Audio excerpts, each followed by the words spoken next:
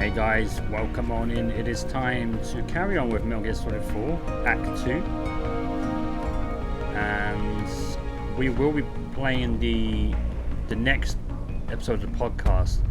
Now, if I remember, they did get it wrong with where in the story. They did, I think it was episode 5 of the podcast.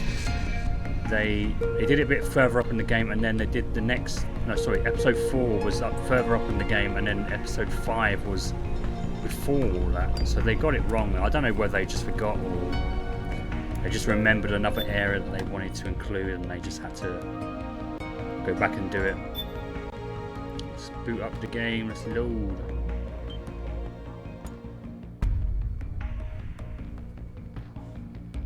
And then we'll play more Road 96 of, I think it's the second episode. Have a teenager story.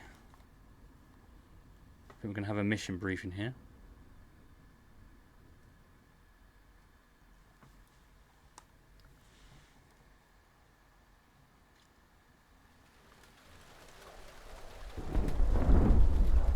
Now during these scenes I'm going to be using the Mark II to move around and see what we can find. Sometimes you'll find some iPod tracks and just various stuff, batteries and stuff.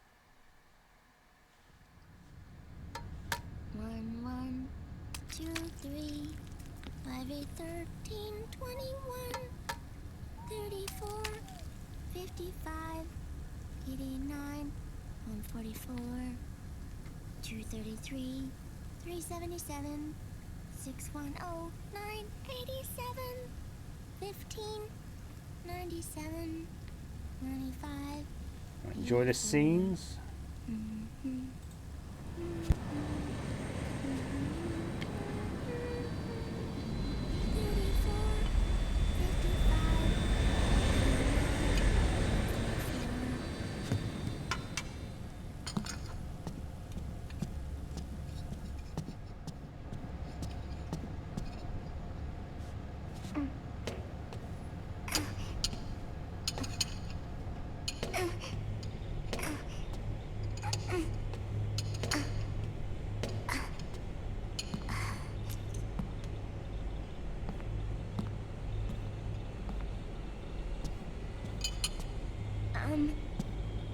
Uncle Hal?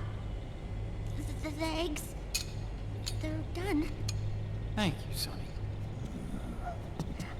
Snake! So, back from the dead? I don't remember the sun being so flat. Sorry. I'll dig in right away, Sonny. And would you make some for Snake, too? Okay. Hey, none for me, Sonny. Shh.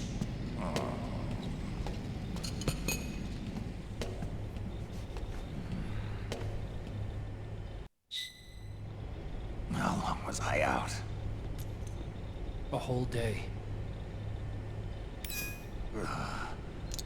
Someone saved my life. Yeah. It could have been Meryl and her boys. Don't worry. They're doing fine. Liquid got away. You okay? My body just seized up all of a sudden. This is normal. It's not my joints or muscles. It looked like the PMC soldiers all went haywire en masse, too. I thought it might be a form of ADS, but I didn't detect any aberrations in the EM. You were lucky. Some of those guys' hearts said they'd stop.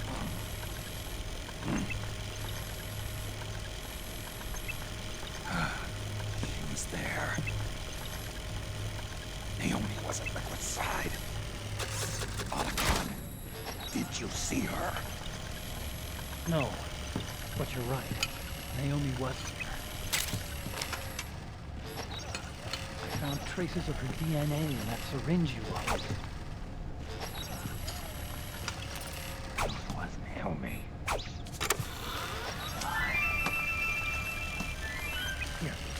let me show you something.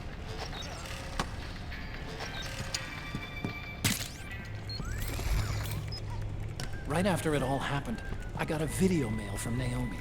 It was sent to my old address.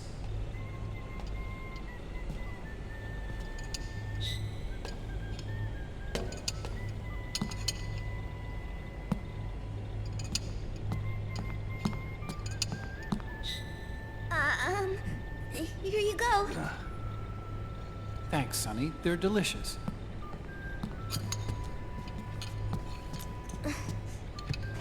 But you haven't even eaten any.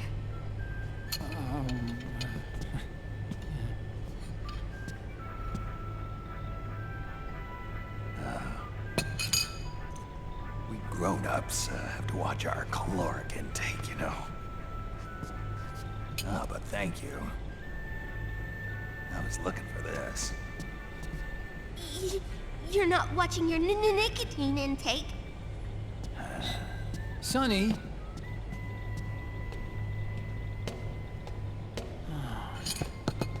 You really hurt her feelings. Yeah. Why don't you teach her how to cook eggs then? Oh, like I know how to cook. Hey, check this out. The data's been quarantined, no viruses. The voice print matches Naomi's, and I'm fairly confident the video isn't digitally synthesized either.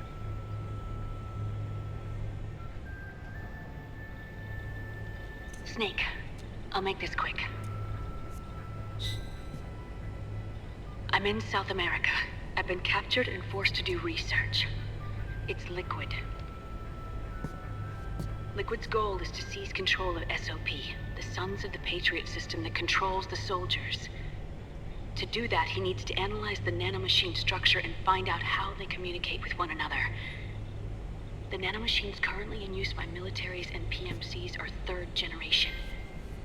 But their design is derived from that of the first generation. And the basic technology is still the same. First generation? I was the one who created the first generation. A nanomachine colony, part of which was Foxdie. 9 years ago, at Shadow Moses, I injected it into your body, Snake. The technology used in Foxdie was incorporated, inherited really, by SOP. That's why Liquid has me helping him hijack the system, because I know how Foxdie works.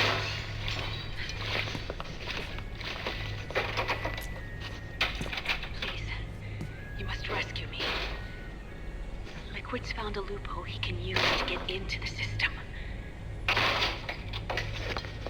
Preparations for his insurrection are nearly complete.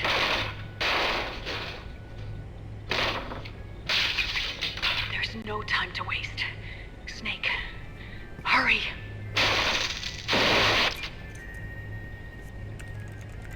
Naomi sent her location data in a separate file. What the hell is that?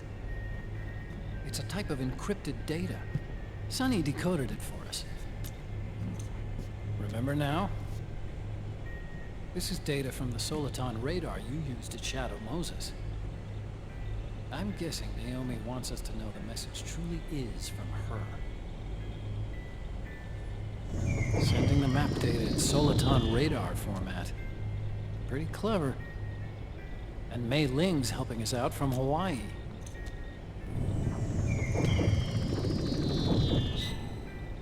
The data she sent was 4D sound data. I don't know how Soliton radar works, but all I had to do was change the audio data into video data. It was easy. This Naomi lady seems pretty cool.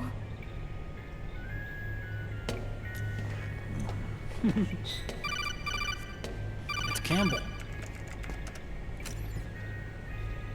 Snake, as you'll recall, following the Shadow Moses incident 9 years ago, Naomi was detained by the authorities. But someone arranged for her escape. Yeah, I hear they added that to my rap sheet too. I suspect it was actually Liquid. He must have taken her prisoner himself and forced her to do research at his facility in South America. Chances are, the location Naomi gave us is the site of Liquid's main base. But there's no actual proof. There's an ongoing skirmish between the new regime put into power by PMCs and a rebel army formed by remnants of the old one. The rebels have hired a small-scale local PMC of their own to stir things up. It's the quintessential example of a war economy market. The new regime is still in shambles, so it's really pure moment, one of the PMCs under Outer Heaven control, that's calling the shots. You might say it's a perfect place for Liquid to make his haven. Or it could be a trap. True, but even so, the payoff would greatly aid our efforts. I had Sonny trace the origin of the name's name. The address is fake, but Sonny was able to track the message back to his proxy based on access date times and date of transfer. Apparently, the message originated from a server in South America. I wouldn't exactly call it 100% credible, though. Colonel, where's Meryl? Well, I know she left the Middle East in pursuit of Liquid. I'm sure Arsak is on to us by now. We can't chase that line too far. Which leaves Naomi as our only lead. I've secured you landing clearance at El Dorado International Airport. You'll be acting as a UN inspector. South America. That's about 20 hours from here. Then what's the plan? I'll arrange for them to get you a 4x4. The location Naomi gave us, the PMC's base, is in a mountainous region surrounded by forests. Use the 4x4 to get as close as possible to the PMC security perimeter. From there on, Snake, it'll be a solo sneaking mission. Right.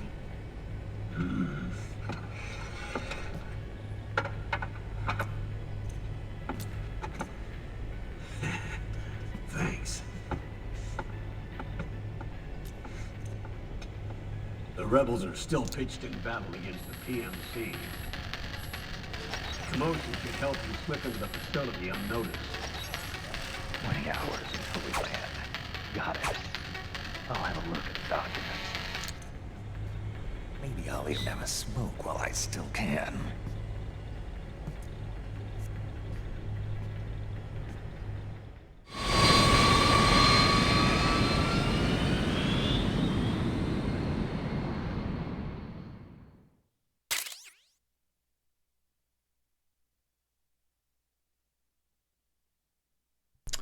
Ooh, a camouflage skull cap that uses same content as his actual camo, shaped to resemble Raiden's face as a cyborg.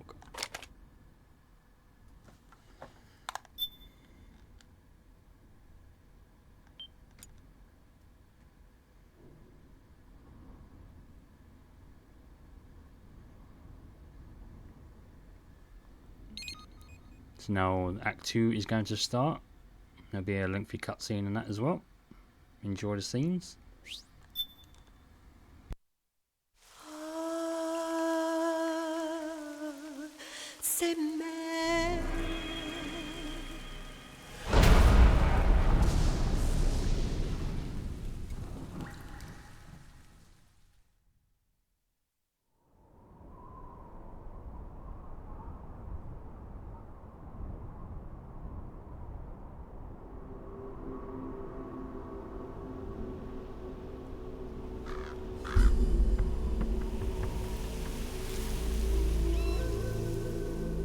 Colonel, how deeply are they involved in all of this? The Patriots, you mean?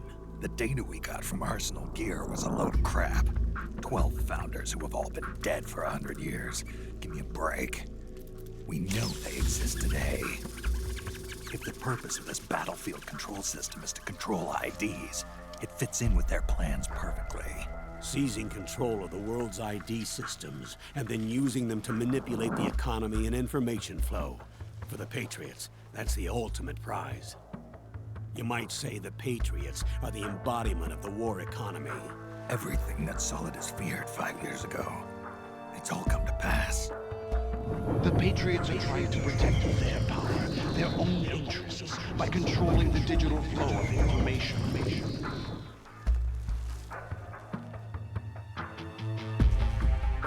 Now, with the media and global opinion under complete control, not even the UN can stand up to them.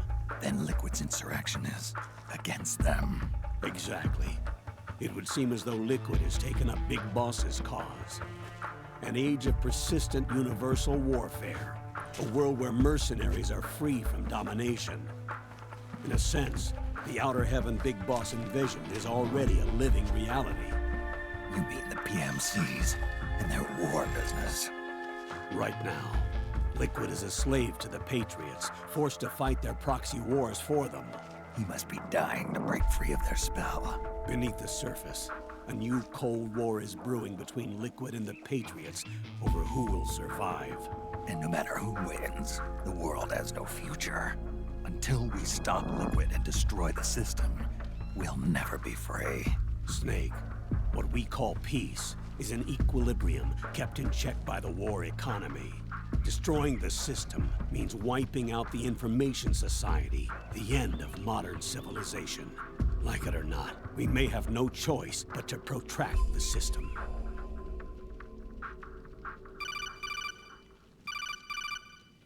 Snake, here's what we know about the current battle. Rebel guerrilla units are advancing on the base of the government PMC troops. That base appears to be Liquid's safe house. According to Naomi's data, she's being held prisoner inside the compound. That's where she is. Assuming the data is correct. And one more thing. What now? The government PMC troops have been operating at high altitudes. We have reports that it's starting to upset the balance of the nano-machine control system. Meaning? Meaning the low blood oxygen content seems to have an effect on their nano-machines, giving them a slight edge in battle. Be careful. Steer clear of altitude sickness. Got it.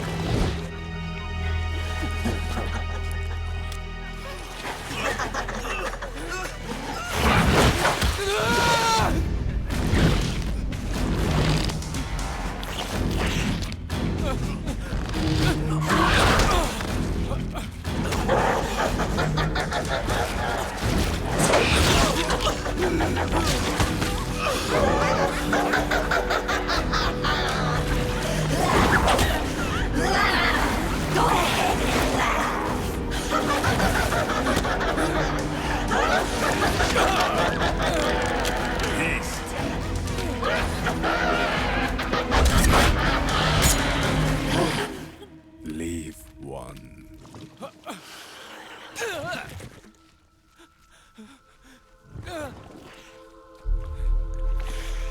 Don't forget this face. This is the face of the bastard who killed your comrades.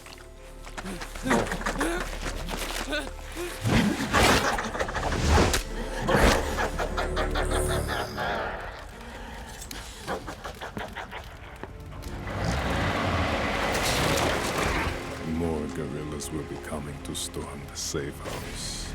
He must be among their numbers. Sooner or later he will come. Don't let down your guard.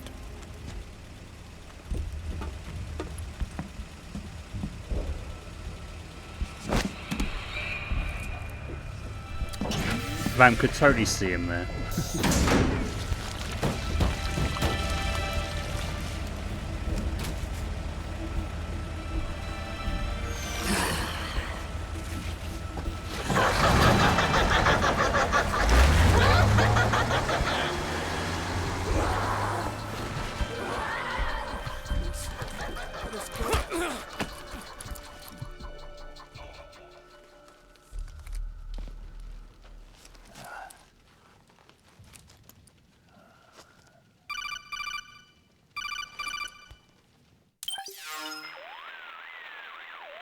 Otacon, what the hell? That was Vamp. I'm sure of it. I'll never forget that face. Those were PMC soldiers with him. Is he involved in Liquid's plan? We watched him die in Manhattan. Damn it, he won't leave us alone. Snake, could Vamp be immortal? Not a chance. This is the real world, not some fantasy game. I swear, the next time he shows up... Not now, Otacon. Otacon, what are you gonna Right. do? Seriously. I know. Snake, according to satellite imagery procured by Mei Ling, the facility where Naomi's being held is to the north, along a mountain road. I'm sending the location to your map. Mei Ling? What's she up to these days? Taking command of the Missouri, apparently. The Missouri? That's a World War II battleship. The museum contract in Hawaii expired some time ago. I hear it's now being used as a virtual training vessel. No kidding. Not for actual combat training, of course, but rather to get sailors used to seamanship on an analog vessel. Or so I hear. After the mess at Shadow Moses, Mei Ling kinda got put out to pasture. Even so, making captain at her age, that's pretty impressive. Rumor has it she caught the eye of some lecherous old admiral who got her promoted. She always did have a thing for older men. Maybe it's too early to retire after all. Thinking of taking a little training on an analog vessel, Snake? No. At this point, I've got no need for any more training. Fair enough. Listen, Snake. When you get there, remember, the conflict between the PMCs and the rebels has nothing to do with your mission. There's no reason for you to get involved or take sides. That said, creating some sort of impact on the battlefield could produce better conditions for sneaking. The rebels are targeting the facility being used by the PMCs as a base. This is more or less the same spot where Naomi's being held. If you aid the rebels, they might get rid of some of the PMCs and help carve a path for you to sneak in. That freak I just saw, with the tentacles, was it using the same octo-camo system as my suit? Yeah? I thought that technology was of your own design. Actually, I kind of based it on some designs Sonny snagged off the net. And the data came from? DARPA? So in other words, we're on equal ground technologically. Sorry. I guess I should have told you. And by the looks of things, they know I'm coming too. Yeah, it could be a trap. Stay sharp. Okay. Let's get me back. Head for the research lab where Naomi's being held. It's to the north. So let's talk about this solid eye for a moment. Now, as you may have noticed, this solid eye does drain battery. Doesn't drain as much battery if you're using it normally on the normal as we're currently on. But if you're using it on the night vision mode, it will drain the battery more. Move along. Not only that, it will give your position away because it does make a lot more noise. Now, obviously, we can't really hear the noise, but apparently it does. Move.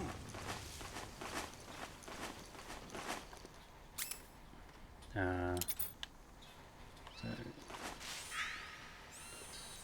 I don't know what they're doing. I think the PMCs are executing the rebels. So we have a chance to be a hero and just take them out.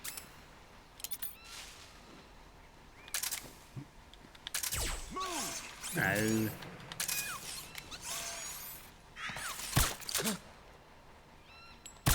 Hey.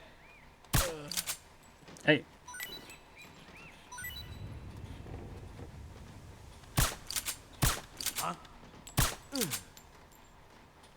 Move along.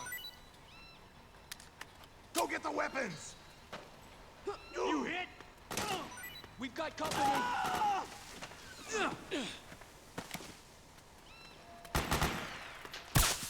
Cover!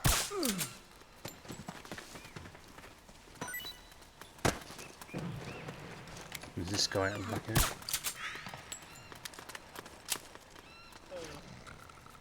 Split up.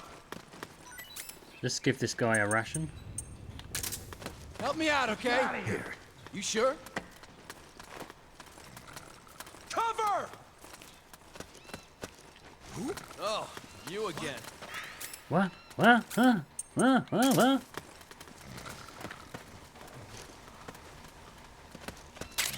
Hopefully they should be asleep for quite a while. Right, remember to check all these buildings as well, because there's going to be like quite a few things in here. Let's put night vision on. Playboy.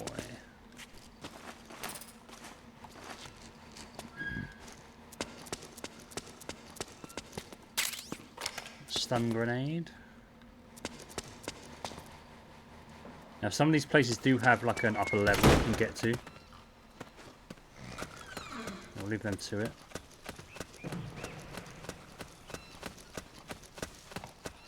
I don't think you can get up. Can you get up there? I don't think you can. Doesn't look like there's anything up there anyway.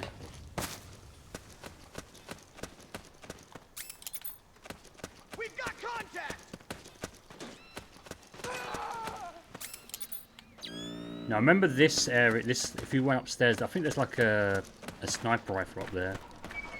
That's if you're playing this first time around, or maybe just playing it on a completely new game. So we've got C4.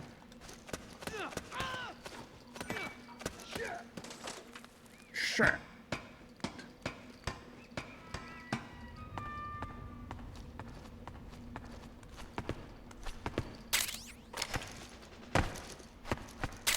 Pentas. So yeah, there's the SVD. So you have to do a forward roll. Sometimes it would take a couple of tries.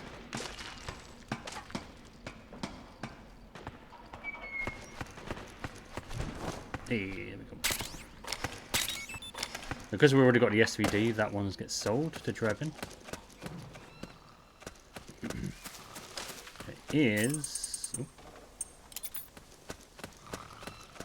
We go in here as well. There'll be a...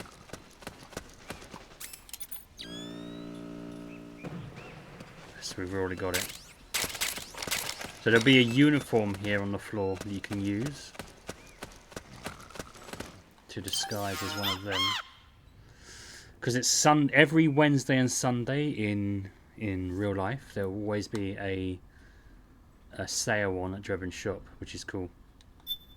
Even after 17 years they still do it. So I think it is this one, so we can disguise as a rebel. I've never really used this one, to be honest, but I can use it anyway. But as you can see, the battery's draining a little bit. Oh, someone's got up.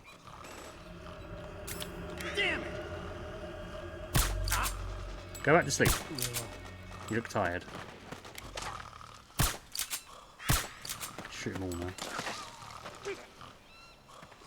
Huh? Oh, this guy.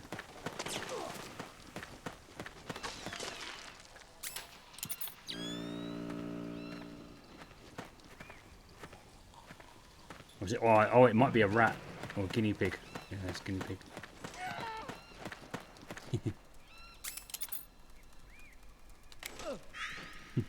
Oh, I'm not going to shoot them. They're cute. So to get to that bit, I think we need to go around the back. I think. Nope. Maybe it's up there.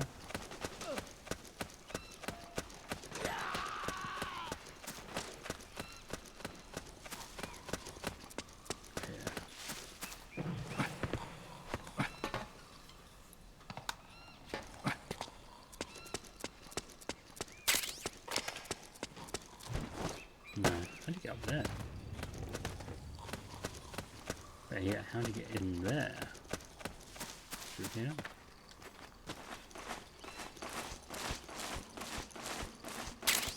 Regain.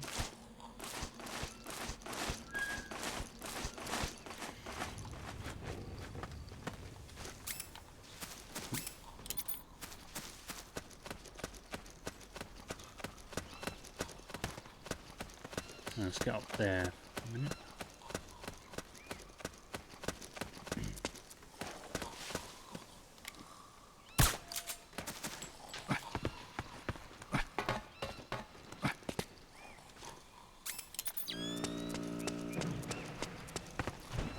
No! Sometimes you have to jump like literally right on the edge.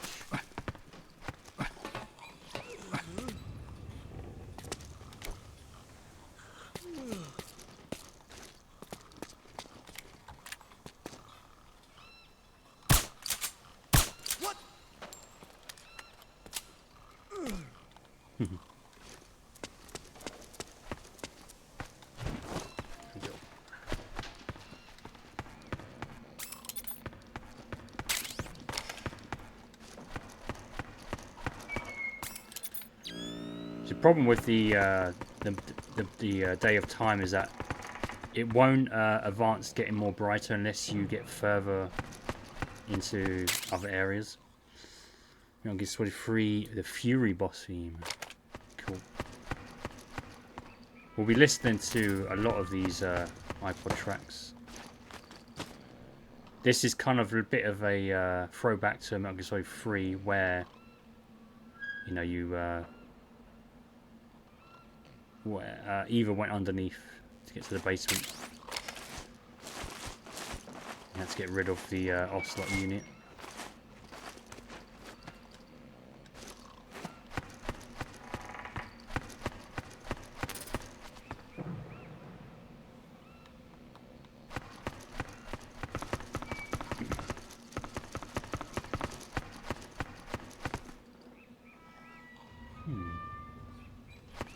So I'm kind of wondering how you get over there. I mean, I don't think Snake could jump that or forward roll that.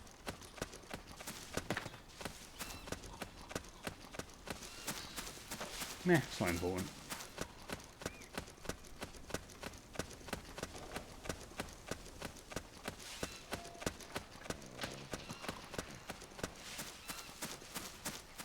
Okay, I think that's pretty much everything in this area. Go over here, see what's over here.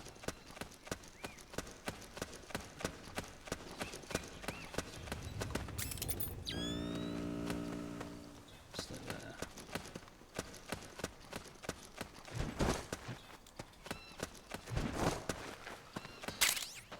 there? N94.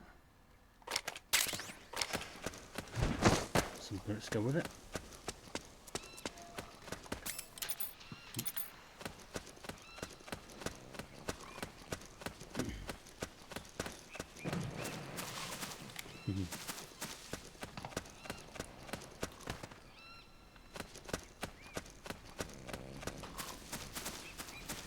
I don't know if I remember being the poster there.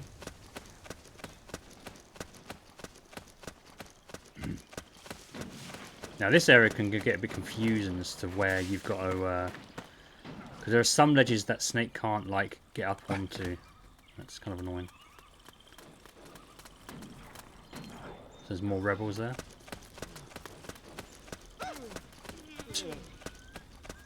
Oh, they've woken up.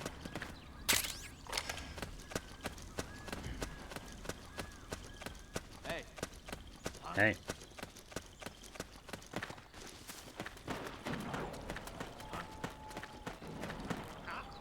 Ah. Ah. Let's go down here because there should be other stuff down here as well.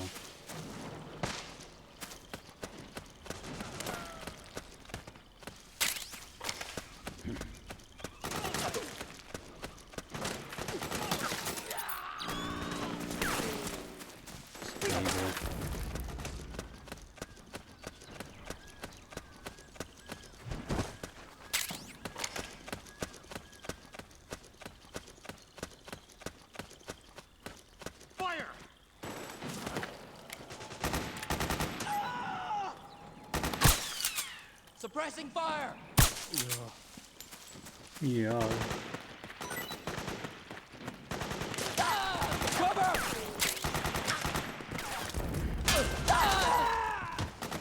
Okay, he died. So you can see where all the footprints are, and you can kind of follow those as well.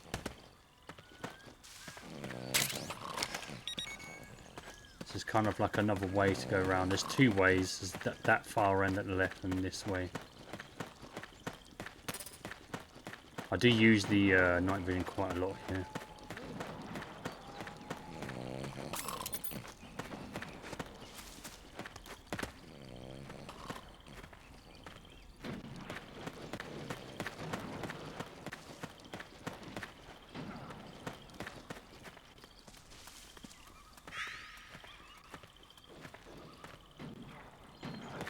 I think they ran on.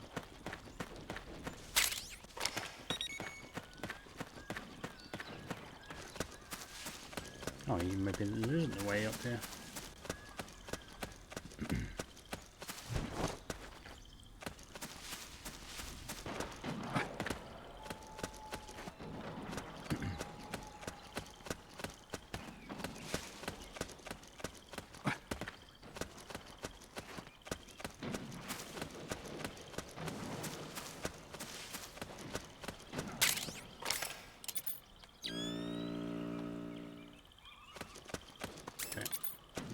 Over there. Okay,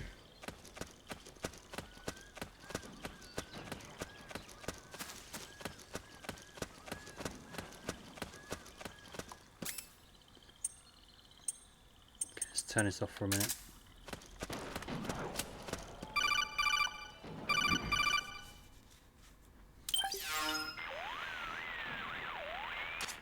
Snake, there's someone I'd like you to meet. A member of the mission staff. A psychological counselor. Psychological counselor? A lot of soldiers can't handle the stress of battle, end up panicking. She'll be useful in helping you understand the mindset of both the PMC and rebel soldiers. She? Rosemary.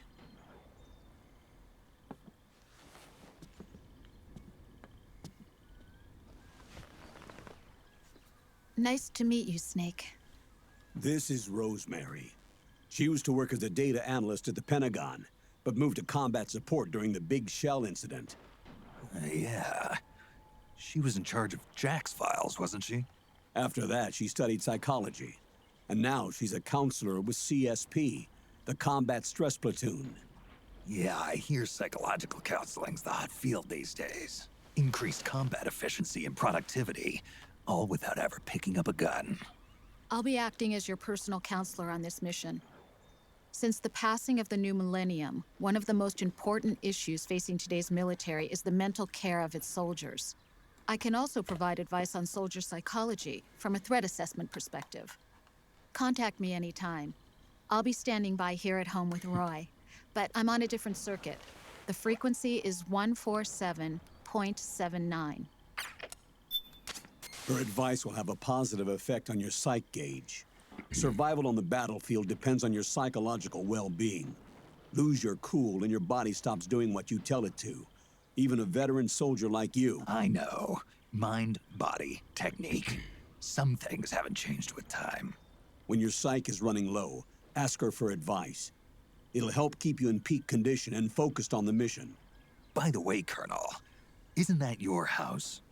Well, yes. Then the woman you married, the one that Meryl was talking about. Is Rosemary, yes. Didn't I tell you before? News to me.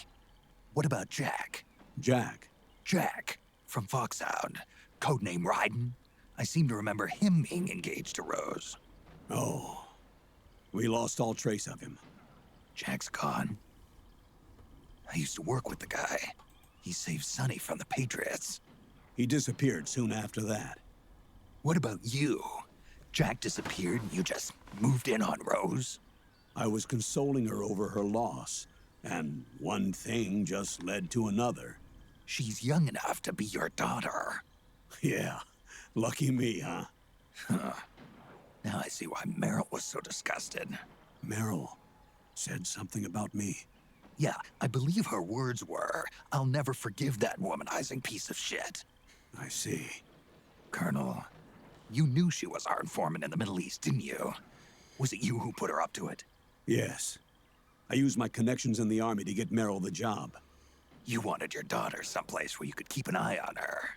Look, everybody involved in the incident at Shadow Moses either lost their job and status, or in the case of Meryl and Mei Ling, got brushed aside. Meryl wanted to make a comeback, a difference. We can't all be as strong as you, Snake. Some of us can't bear living like pariahs. Since Shadow Moses, I've been branded a criminal. I think of it as my own small way of making it up to my daughter. My own flesh and blood. In any case, call Rosemary if you ever need advice. It's quite rare to hear Snake swear, because he just never does that. No matter what.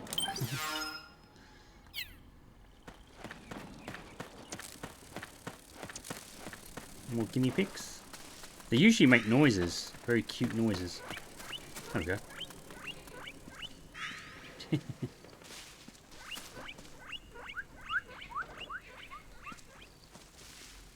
It's kind of horrible to see that guinea pig got eaten there. Now, let's see. Is this the area where they start the podcasts? I don't think it might be the next little area. Problem is wearing this disguise is it probably doesn't get much help with the camo index. Let's leave here. Put some more in this.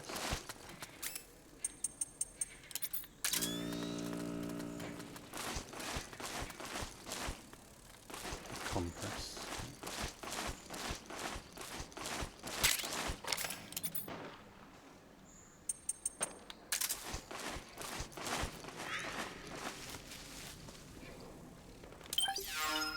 Okay, so I think this is the area. Am I right? No, maybe not actually.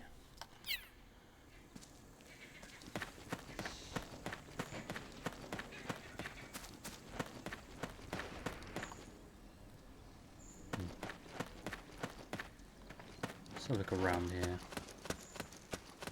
Definitely going to be exploring a lot more of this act than I would normally do. Huh? Where's the enemy? Oh, it's them.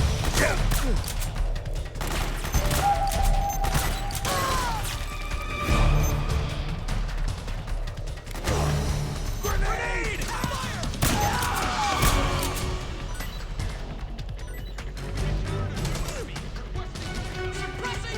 This area is actually a lot bigger than I thought it was. Sending reinforcements now.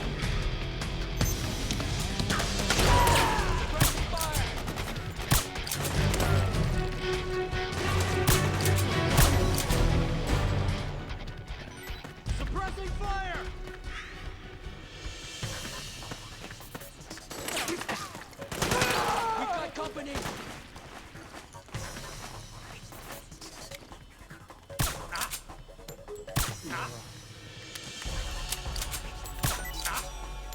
Hey. Are you serious? Hey, it went down. Good.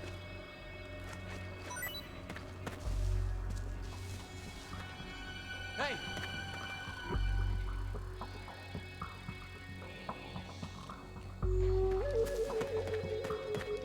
Wake up already.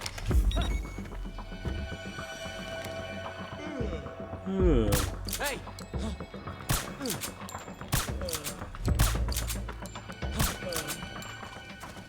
It's sleep time.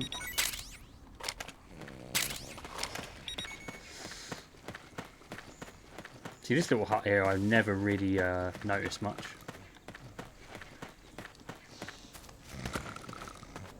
You go on, yeah. Can't go over that.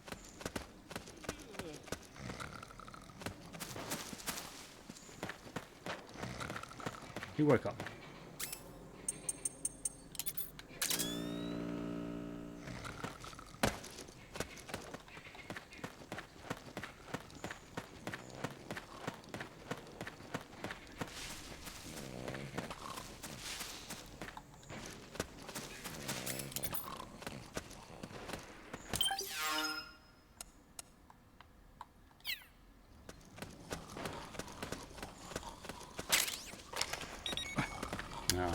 Everyone's so tired.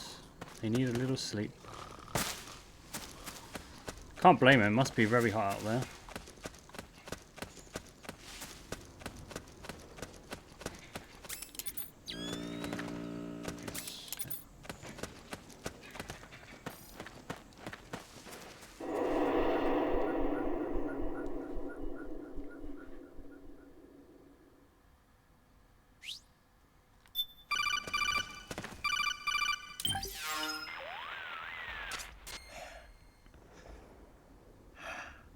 Who is this? Snake. That voice. There's an ambush ahead. Government and PMC troops. You could be shot from anywhere. Watch your surroundings. Look to the distance. Is this Jack? Jack is dead. Snake. I'm at your side. Wait. Oh. Right, is it this bit? I think it is this bit.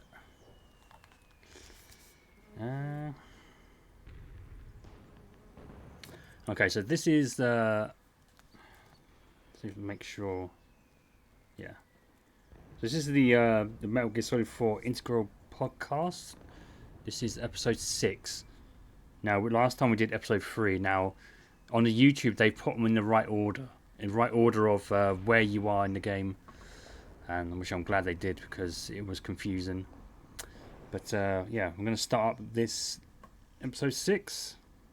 This is quite lengthy, this one. Solid 4 Integral Podcast. Broadcasted from Konami HQ in downtown Tokyo, it's the world-renowned Metal Gear Solid 4 Integral Podcast. All right, welcome to episode 4 of the MGS4 Integral Podcast. I am Sean Eyestone, and once again, I'm here with Aki Saito. Hi, everyone. And producer Ken Imaizumi. Hello. So, Aki, what do we have in store today? Okay, it's February right now. What's happening in February? February 14th? All right. Oh, Valentine's Day. Yeah. Good topic, Ken. Sean, Ken, you guys might know, but it's totally different in Japan, what Valentine is like. So let me just explain the difference. All right. Okay. In Japan, the boys receive the chocolate from girls. Yeah. And I thought this was worldwide. But when I grew up in America, it was totally different. Right. The boys have to give something, right? Chocolate is pretty common. They give chocolate, but it's usually the guy to the girl in most cases. Either that or it's kind of, they exchange presents mutually. Oh, really? Yeah, that happens also. Oh, okay. So it was kind of interesting when I first came to Japan as an exchange student quite a while back. And, I got a bunch of chocolates from all these people. And So you were trying to tell us you were very popular. No, I'm just saying it is weird. In America, it's always just chocolate to somebody you care about, and it's not that everybody just exchanged chocolate as a formality. Why the Japanese Valentines, the girls give the chocolate to the guys? No, actually. Do you know who started with, these custom? No idea. No. That's, Japanese chocolate company started. Just because they wanted to sell more chocolate. Wow. Okay. So that's why conspiracy here. Yeah. That makes sense. Yeah. So in Japan, the boys get anxious during, the 11th or 14th. They give a candy stuff, like who started this white day? Forward alphabet. So probably... I'm going to backtrack a little bit. I have no idea. I would assume so. I don't know. Just wondering. Is this universal? Is this universal? I mean, we're going to go to the South America power station. So, Sean, could you hook up the game and... All right. So we're going to load the save right now, and we want you to just load the save and don't move, first of all, because we're going to point out a few things. So, first of all, you'll see a couple of rebel soldiers in front of you. So just follow these guys a little bit, and you'll come to a fork in the road where it goes left and right. If you just watch these guys for a while, you'll see that they're using some pretty realistic battle strategy. How would you say it? Like, I guess, battle strategies that, Mori-san. Yeah, that's what we learned, yeah. Right. Everybody on how soldiers should move and act in a battlefield. Right. So all of these movements that you're seeing, these guys are doing are based on reality. It's all been checked for authenticity. And we paid a lot of close attention to that while we're making the game. So they kind of stop here and there and they say, okay, and then move forward. Right. And they kind of move along in two-man cells. They have watch each other's back and take cover as they move forward. Okay. So, anyway, so you'll come to this rock and you'll see a fork in the road that goes to the left and to the right. So what we want to do is head to the right And as you head to the right, you'll see kind of like this ledge leading up to the right, and another path heading straight ahead. And we're going to want to take the ledge heading up to the right. Okay. But before we do, let's just head over here because there's some crops that I want to point out. These things look like corn. Oh, yes. Yeah. Yeah. But actually what some people might not realize is that these are actually potato plants. Potato plants? From what I hear. Actually a lot of the staff went to South America, and they went to Peru. And I guess they saw these plants growing around, and they thought, well, it's about the right size, right height for people to hide in. And so they wanted to use it in the game. And, a lot of people thought it was corn, but I guess when they asked one of the locals, they said actually it was a type of potato. Very, very tall plants. Yeah, and, supposedly, potatoes are, I guess, from Peru originally. So, yeah, we wanted to use some of the native plants and animals in there, so. Yeah, one more thing. I wanted to talk about the plant name is Munya, which is like a real plant, not like, we made it up or something. It's a real plant.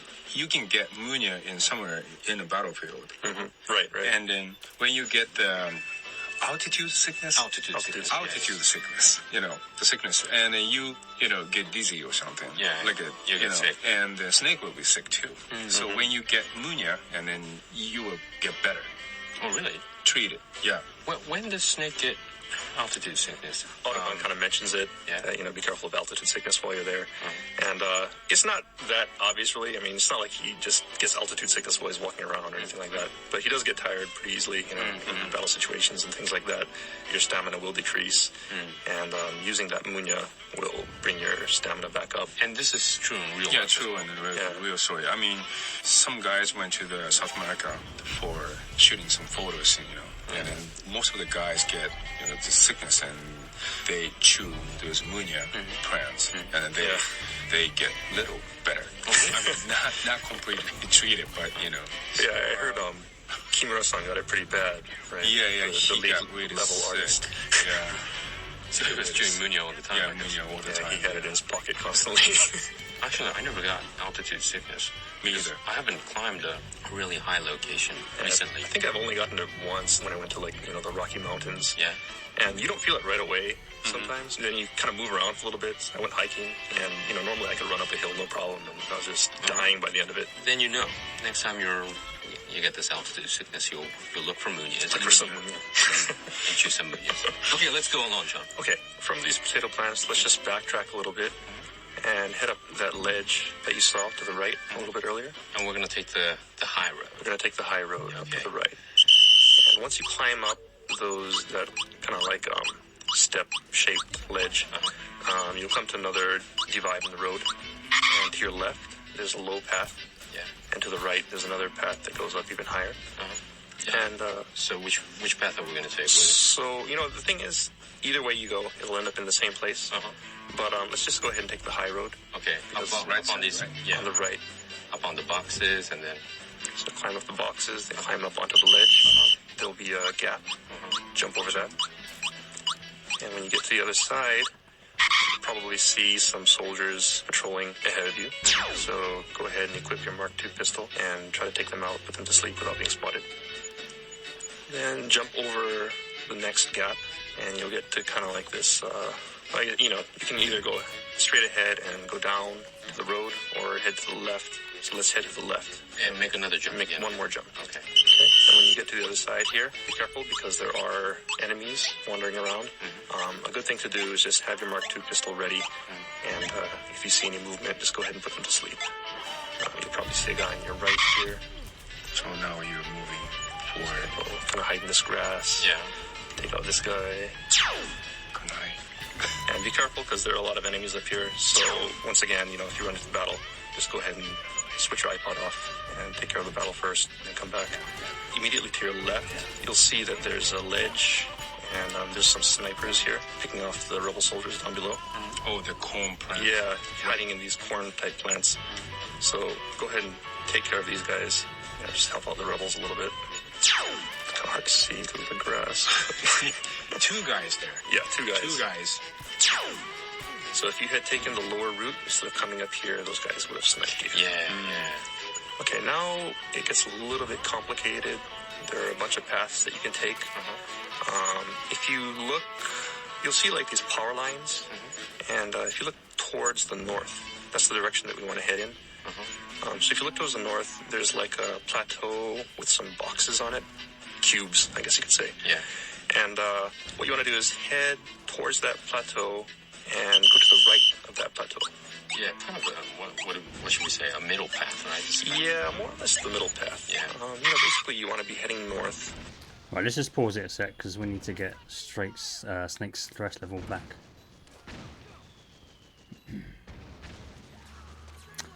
So the best thing is to just stay in the drum.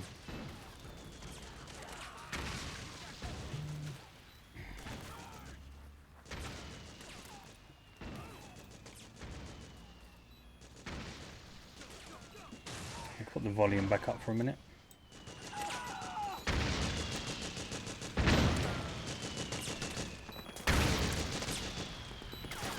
You can use that as well to take out the enemies if you want to. Help the rebels out. Kind of win this little war going on in this area.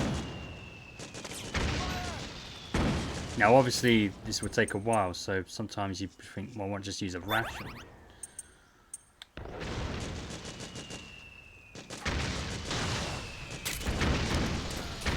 Oh, we've got another one. No, I didn't see that.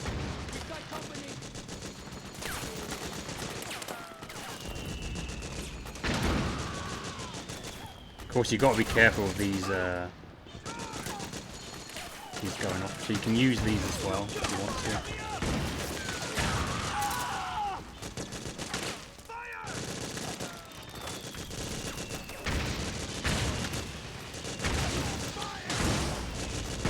It's R1, I think.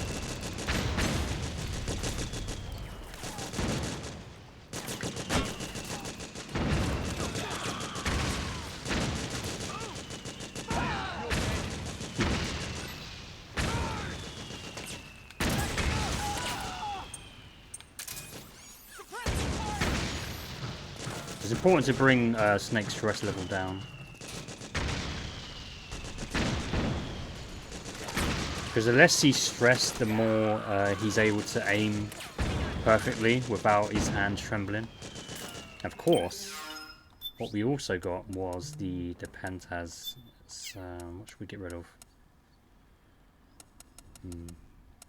Might as well get rid of the compress. We can use a compress for now, I suppose, and then get rid of them.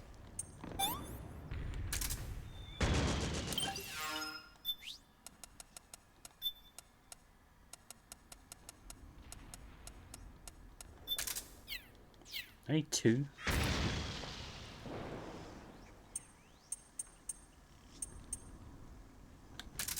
I guess we can just use this for now.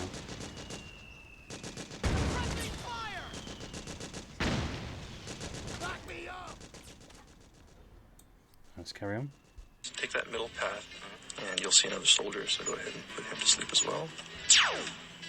And then you'll come to another split in the road. And there are a couple paths leading to your left, another one more or less straight ahead, and another one to your right. So let's just head straight ahead. From this vantage point, you'll see a billboard towards the, I guess, northeast. So head towards that billboard. Billboard? Where? And as you run towards that billboard, you'll notice you come to a clearing, and to your left, you'll see the power station and a mortar up on this ledge here. Basically, we headed for this motor, actually. Right. So yeah, the goal here is to get to this mortar. You know, this is a really nice vantage point. So I think people should just kind of look around and take in the surroundings. You know, one thing to notice is that this scenery that you're seeing right now is very, very accurate. You know, people from the team actually went down to Peru, went down to South America to get this look. We wanted to make something that was a little bit different from Metal Gear Solid 3. And we wanted to have a jungle setting, a forest setting, but not have it be exactly like Metal Gear Solid 3. So, you know, Shinkawa-san and Kimura-san, the lead level artist, went and looked through a bunch of photos and tried to find what location they wanted to use. And South America kind of stood out for its kind of unique landscape with these rocky mountains and kind of sparse vegetation, I guess you could say. I mean, it's still a forest and still a jungle, but, you know, it's a completely different feel from Metal Gear Solid 3. Yeah, it's not as much as jungly, you know, with all these, the color settings is different. You have the dirt color, you have the greens and moss greens and things like that. But there's one thing that's really standing out in this, especially when you look to the right. That there's a. Ken, you want to explain about this? Oh, the sign? Yeah, the sign. Right next to the tower, there is one sign. That's a PMC sign. The white billboard, right? Yeah, white billboard. White and red? Red, top and bottom, and red lines, and that's a PMC sign. And, you know, it does kind of stand out, and that's intentional also, is, you know, we wanted the player to kind of have this feeling of paranoia while they're in the jungle. No matter where they go, PMC is always there, and they're in control of the area. So like in the Middle East where you see, you know, PMC flyers on the walls, we wanted to do something similar in South America, so we went ahead and put these giant billboards in here just to kind of raise the level of paranoia. Yeah, well, who in the world would kind of see this billboard, right? I mean, in the middle of a battlefield. Well, it's for the people who are fighting, right? Yeah, well, but some soldier might gonna, you know, change their mind. Joining a PMC. Exactly. I see. It's really odd once you notice it. When I played the game for the first time, I didn't really notice at first sight. It was more maybe subliminal, but when you actually see it from the location of the motor, it really stands out. It's really strange because you don't see any advertisement usually in battlefields. I mean, especially in the middle of the jungle. Yeah, if it's an industrial area, that's a different story, but it's really funny, come to think of it. Right. Any interesting stories, Ken, Sean, about this area and this part? Well, one interesting story about the mortar itself is, you know, if you press triangle to go ahead and use the mortar, when you're moving it around, you hear kind of this clicking sound that it makes when you rotate it. Yeah. And that was in there from the beginning, and we wanted to do that because the mortar actually makes that sound when you rotate it, so we wanted to keep that. But something that got added later on in the development process was the fact that when Snake gets really tired, he starts swaying around, you know, swaying, and he becomes really unstable. And, you know, at the end, we kind of put it in there where whenever he's using any weapon, including the mortar, you know, he'll be weak and unable to hold himself still. And so what happens is he's kind of like, you know, swaying around on this mortar, and the thing is just constantly clicking. So annoying. Yeah, it was very annoying. But the problem was, because it was added late in the development process, and nobody really bothered to check this mortar, and it was too late for us to fix it. But luckily, you know, I guess you could say it's luck. You know, the game came back for another reason, and that gave us another chance to go ahead and sneak this fix in. So we went ahead and did that, and now, you know, we got rid of that annoying click, even if Snake is tired. Yes, very lucky. Very, very lucky. Oh, so the people will never kind of actually see what was the original. Right, they'll never see that annoying click. Okay, all right. Okay, so next let's move on down to the power station itself.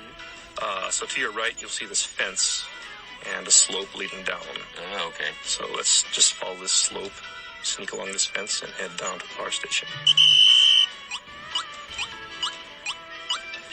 You'll see some lumber piled up at the bottom. So let's take cover behind the pile of lumber to your right. Okay, so we're going to sneak into the power station from the right side. Right? Yeah, okay. So if you look at the power station, it should be right ahead of you. There's a truck parked in front of it, and there's two ways to get in.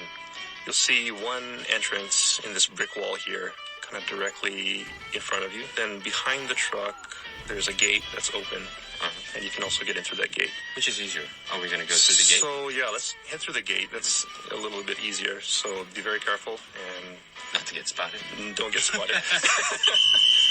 And just kind of run over to behind this truck and take cover. Be careful. Careful. Yeah, there are guys on the other side of this fence also, so duck down, get your octocamo working, and take these guys out before you move forward, or you will be spotted. Well, if you get spotted, let's say you turn this off and take them out, and then come back. Yeah, exactly. You know, right now we're in the middle of a... Right, let's make sure that we've cleared this area first before we come back here. Let's win this little area for the rebels.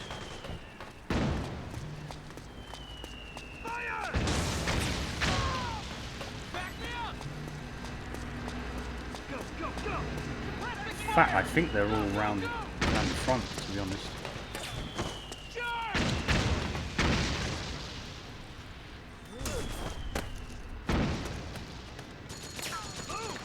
Let's not care about the alert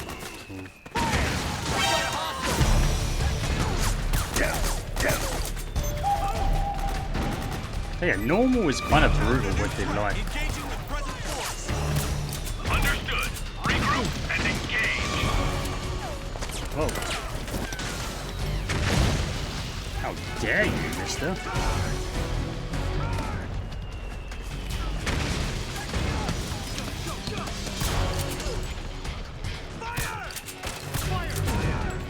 Fire! Move! Charge! Go! Very nice!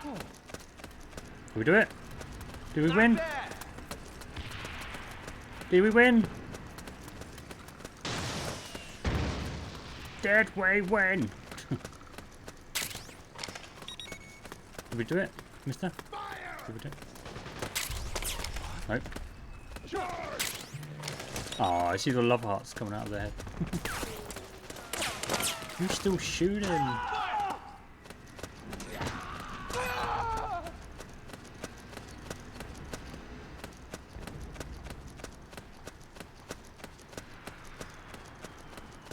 That's just every animal, isn't it? Wait.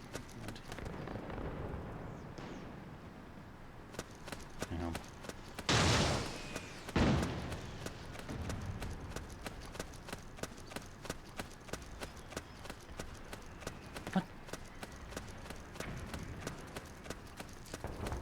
Assholes coming from?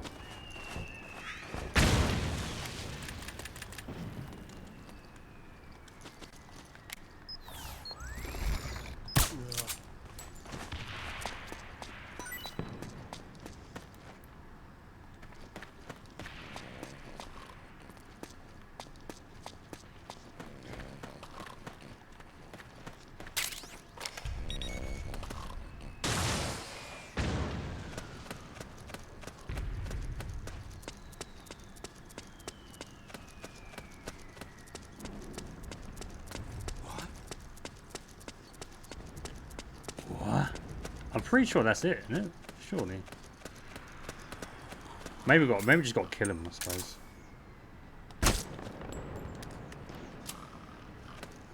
Who else is asleep?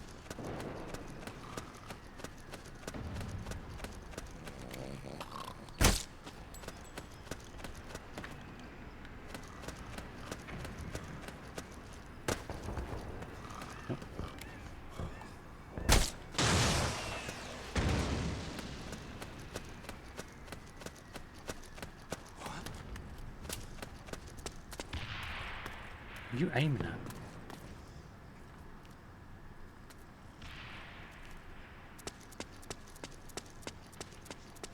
Maybe it's the guards up there who I put to sleep. Maybe they come back awake.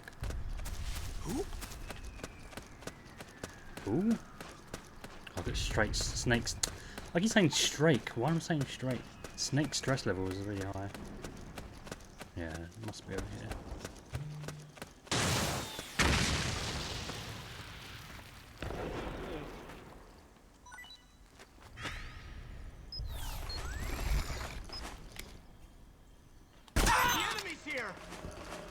Oh no, the enemy's here.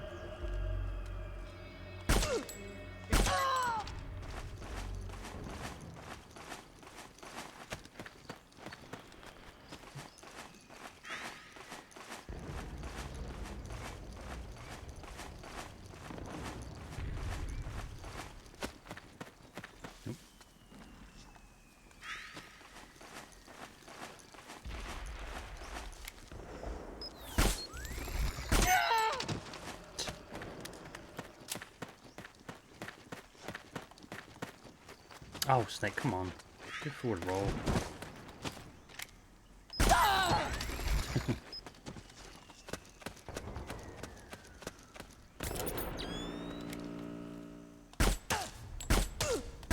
It's the enemy. Oh, come on. Seriously? Hey.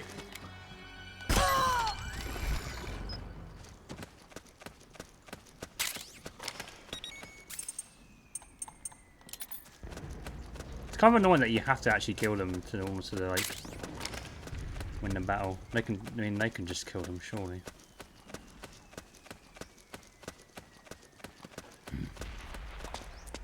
better not jump down there. Yay!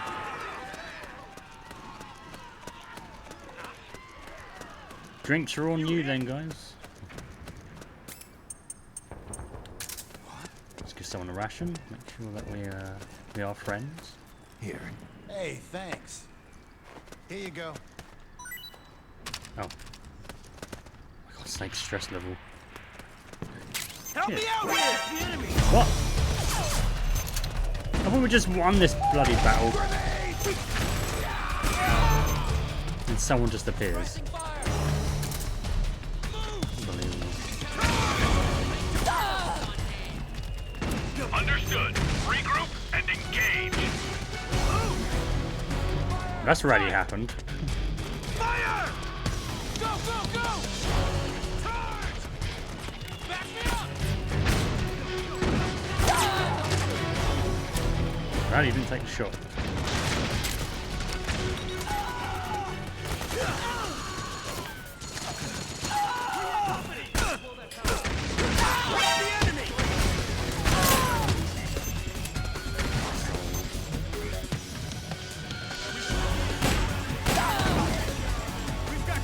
Understood. Regroup and engage. Fine.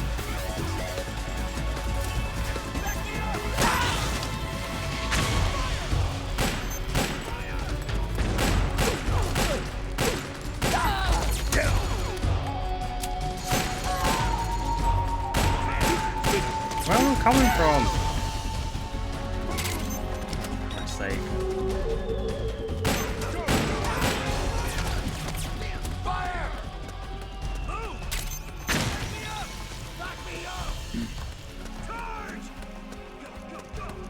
It's kind of annoying when they say, oh yeah, we did it, and then there's just suddenly more coming.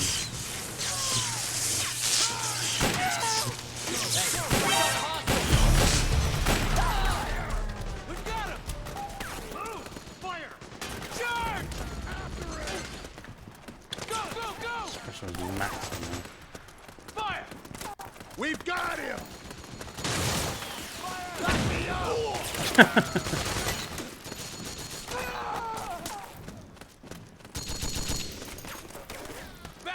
The enemy! Move! Alright, we find. Thanks. What? Oh, it's you.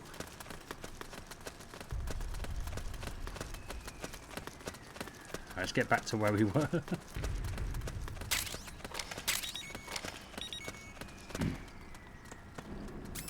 Let's like de-stress now. Warzone, so I'm sure a lot of people are having to fight their way through this, so don't hesitate to take your iPod off and just come back. Okay, so we'll go through the gate, and then there's a staircase to this building. right on the other side of the gate, kind of to your left. So head up that staircase and enter the power station Get through up. this door on the north side of the building. Okay, you'll see a fan near the door, so you know you're in the right spot. And go ahead and head through the door directly ahead of you, and that leads into another room kind of in the southern half of the building. Yeah. And in this room, you'll see the generators. Yeah, Generators on the right, and then at the far end of the room, you'll see a window, and to the left of that is a board that controls the generators. Yeah. And what you want to do is blow this up to disable the power. So he blown up. And, there's actually two ways to destroy this. You can blow it up yourself by using explosives, or if you just kind of sit around and wait for a little while. Once you get into this building, the rebels will kind of fight their way in also, and they may come in and go ahead and blow it up on their own. Yeah, that's what I thought, because when I played for the first time, there were so many enemies around you, so I didn't notice that I had to blow this up. But it kind of shut down automatically, so I thought it was kind of an event. Well, it happens either way. So you can blow it up yourself, or you can wait for the rebels to bust in and blow it up for you. Does it eventually, the rebels will blow it up if you don't do it? It depends, right? It depends, right? If you manage to fight your way into the power station, then you kind of open the way for the rebels to follow you, and then they'll come in and blow it up. If you just sit outside of the power station, it won't move forward. Basically, it's a stalemate with, the PMC fighting the rebels, and nobody really gets the advantage until Snake kind of pierces through the PMC defense and gets into the power station. I see. Then the rebels can come in and blow this up. So what's the advantage of shutting down this power station? Well, one thing is, as I'm sure most people have noticed by now, once the generator is stopped, the war zone kind of settles down. And, basically it means victory for the rebels, and the PMCs have pretty much pulled out of the area at that point. You can tell that the power's off, because if you look around, you see those fans, the circulation fans that were turning earlier in the room that we came through, are now stopped. And the generator will no longer be humming, so you know that you've accomplished your mission, and the rebels have succeeded in shutting down the power plant. Okay, so what you want to do is there's a window at the, near that control panel that got blown up. There's a window to the right of that, so let's just go ahead and jump out that window, and you'll end up behind the power station. If you climb up this ladder, it goes up onto this tower. Okay, so we're going to climb up the ladder. We're climbing up the ladder now. Okay. One thing I want to point out, too, is, a lot of people don't really realize how much effort goes into making the octocam for Snake. But, every surface in the game had to be assigned a certain octocam texture, including, this grate on this electric tower. Some really interesting patterns that you can take. So if you, go down and take this octocam, you can see Snake kind of has this fishnet kind of texture. Yeah, it's kind of a snake-looking, fishnet-looking pattern. So you can get these kind of cool patterns. And one thing to point out that some people may not realize is that you can actually save these patterns. And oh, that's right. Right. So yeah, maybe let's just point that out. If you go into your menu and go down to camouflage, you'll see there's cloth and chest. So go ahead and select cloth. So right now we have this camo called fence camo. Right. So that Sean just picked up. So I have the fence camo, and if you select from the camouflage menu, you select cloth, and at the bottom of that you'll see an option that says to register camo pattern. If you do that, you can register it as a new camo pattern, and it'll be added to your list of patterns. And you can select that at any time during the game by loading that pattern. So, no matter what stage you're on, you can load these kind of interesting patterns just to kind of customize Snake's looks. So, it's kind of fun. And there's some pretty weird patterns in the game, too. Like, if you lay down between two surfaces, and half of your body is on tile and another half is on some kind of grass. Or, some people might want to go and gather some patterns if they're interested. But anyway, here we are at the top of this electric tower. If you head to the northwest corner of the tower, you'll see there's an electric line heading off to another tower to the north. And you can actually hang off of this line and head to that adjoining tower. So let's go ahead and do that, because there are some really cool items on that side. So go ahead and jump over the fence, grab onto the wire, and just kind of inch your way along to the other side. Okay, now this reminds me, when I first played, as I explained, that I didn't turn off the power plant. And I was just, sneaking. There's a lot of enemies, but I knew there was a way to get to the other side of the power plant.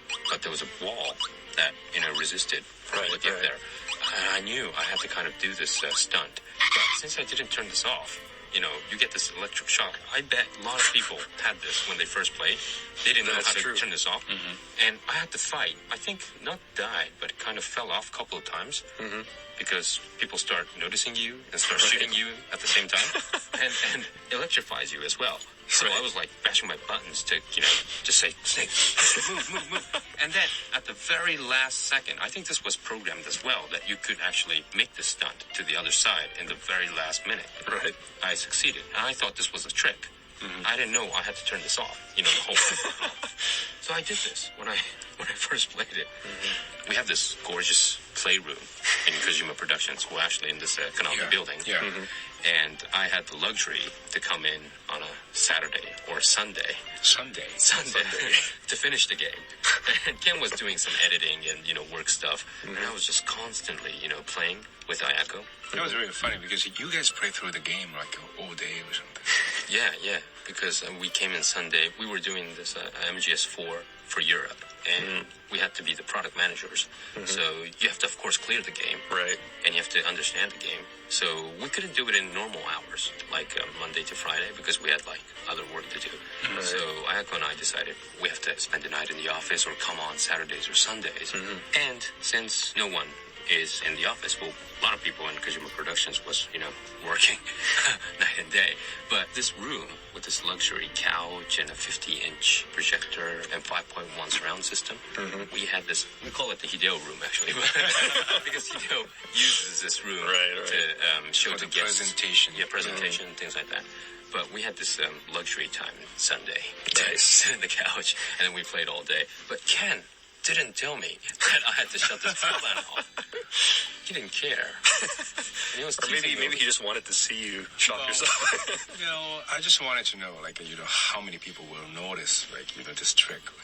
Well, Ken always said that. Ken always said when I was stuck in other places as well. He didn't give me, he gave me hints at the end when I was constantly trying to, defeat the boss or something. Yeah, that was Vamp. I couldn't figure this one out. Because the reason is, at that time, the Autocon's... the codec call wasn't in yet. Yeah, right. So there was no hints. Right. So I had to figure this out, which is almost impossible. Yeah, it is. You don't have this snake. Why not try doing this? If I don't have this, I don't know what to do. Yeah. And I was asking Ken across the room, saying, Ken, what should I do? I've been stuck for 30 minutes. And I don't know what to do. And he said, call Autocon. And I'm doing Autocon. But Autocon's saying the same thing. You gotta hide, Snake, but, it doesn't make sense. And Ken says, it's not in yet. But this was another point in this power plant where I had to climb and hang on this electrical lines, which is, I think, really, really programmed very well. That even if it is electrified, you could actually make this move to the other side. So you can just barely make it. The distance is there, so you can make it to the side. It was so cool. Okay, sorry. What's the main item around here? Okay, so you see there are a few items here, so let's just go pick it up. The most important thing is this rifle scope that you'll see in the corner here. And, of course, this is an attachment for your M4 rifle. And, we really want to encourage people to do a lot more sniping. So we put the scope here, and it's a really cool item because you can totally trick out your M4, put a scope on it, silencers and things like that.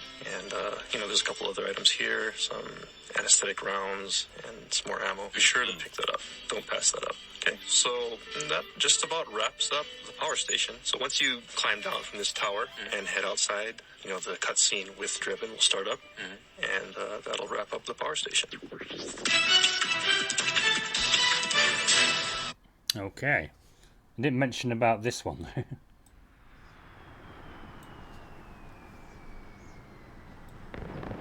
I didn't mention about this weapon here. Kind of a big deal. Really good weapon in Peace Walker. I think it's this one. Peace Walker. I didn't mention it though. I don't know why I didn't. I do prefer the P90. I think it's just because of the mag. Mag's bigger.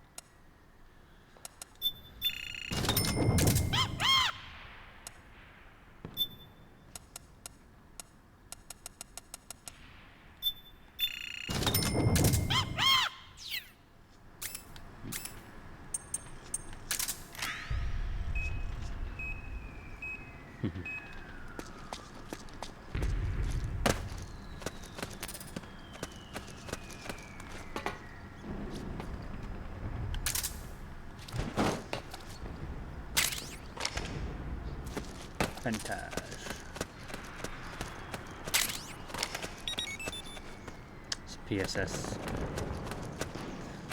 So in order to get out we have to go over these boxes. And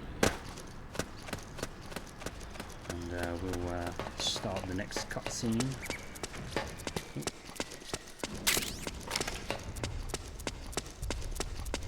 Shame there was no iPad songs though.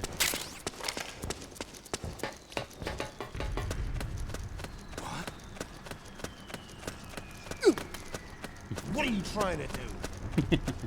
What are you trying to do, huh? Let's come on.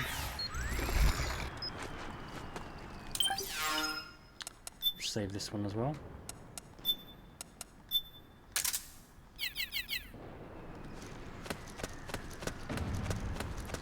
Enjoying the new next scenes.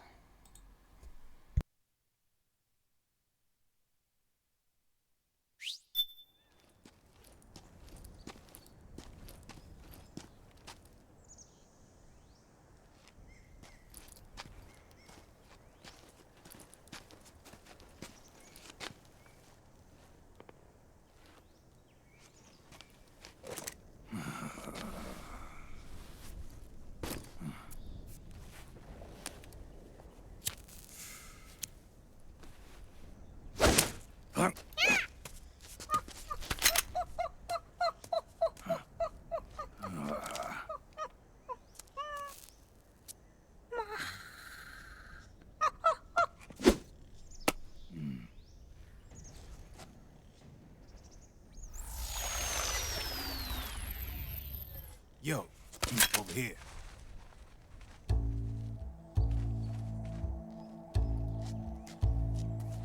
You. Come on, hop in. It's getting rough out there. I don't think so.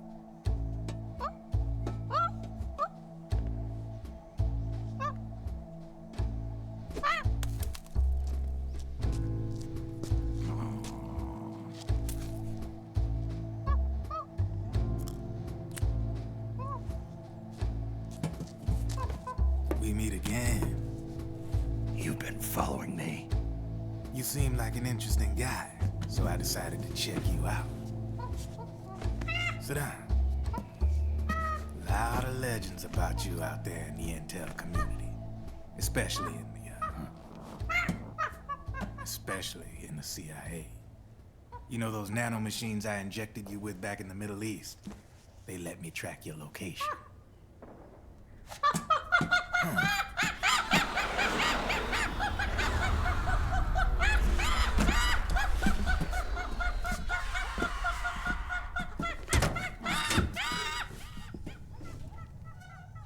Figures. The B&Bs are here.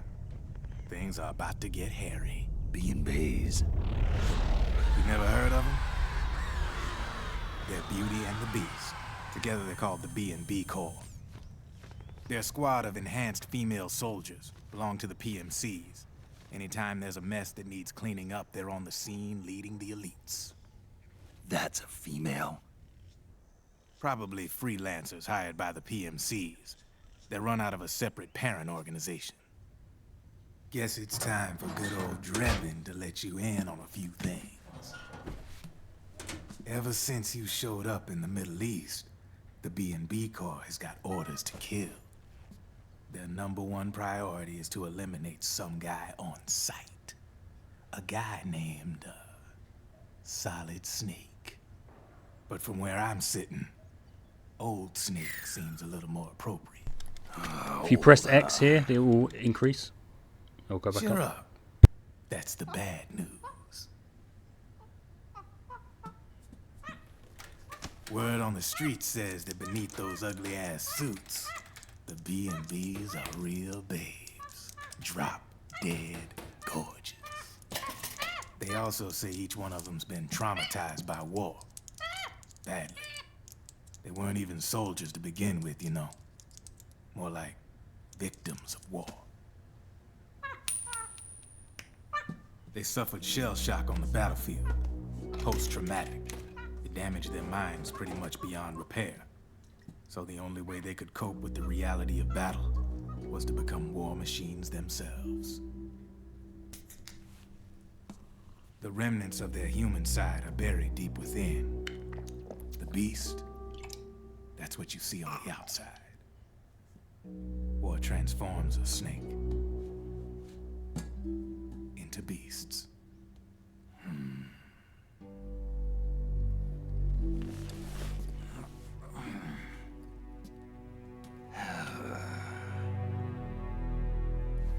War transforms us.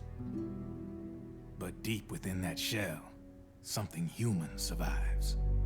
A fragile, scarred heart. Without a shell to protect it, it's like the yolk of an egg. word going round is their natural flesh and blood bodies can't survive in the open for more than a few minutes.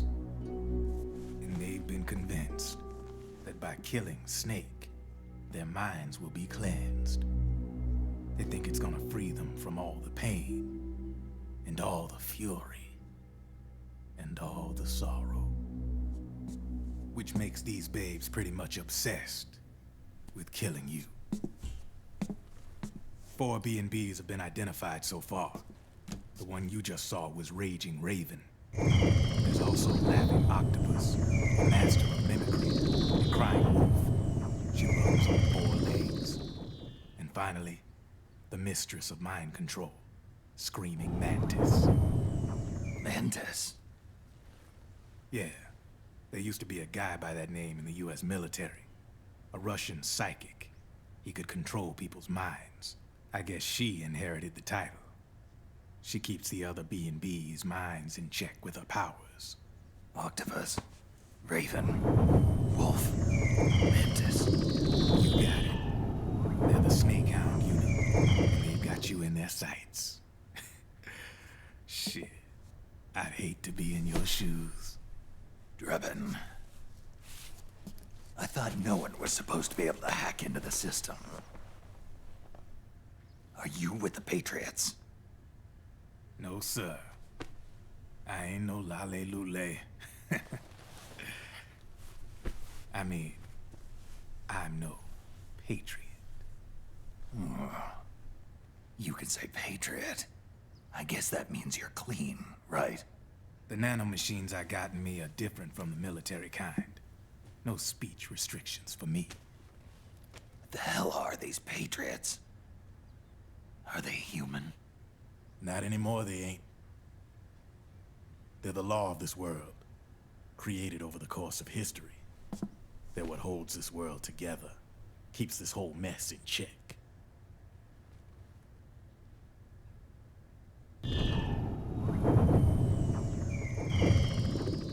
The Patriots are America, the world's greatest military power. They are the war economy. Which makes you and me just cogs in a much grander schematic. I mean, someone obviously had to start the whole thing at the beginning, but now their law has taken on a life of its own. A life of its own? Yep. The country, the war economy, it ain't run by people. It's run by the system. No need for high-level decision-making authority. It's all handled by a massive, yet simple information processing system. An AI. It works just like natural law. The world's a much simpler place than most folks realize. Every aspect of the Patriot system is closely monitored by 3 peripheral AIs and a core AI that ties them all together. The SOP system is one part of that. It's all backed up by a foolproof control system. So not even yours truly can sneak inside the Patriots' AIs. What if, hypothetically, someone found a way? If they could fool the IDS. I guess they could use it as a haven to lay low. Haven? You know, like a tax haven. In the internet society, we have net havens, data havens. A haven is someplace where social conventions and the rules of the net don't apply. Back in the 20th century, the super rich would open bank accounts in countries without income tax laws. Not a bad way to evade paying taxes. Now we've got us a society where everybody's DNA and personal info is totally controlled by the nanomachines inside their bodies. Won't be long before people start using havens to escape from ID control. I guess you could say my gun laundering kind of borrows from the haven concept, after a fashion. Even so, good luck finding a way to access the Patriots' AIs from the outside. It's absolutely impossible. No chance in hell. Like I said, there's no breaking into those AIs from the outside. But Liquid's got something in mind. You sure there's no way?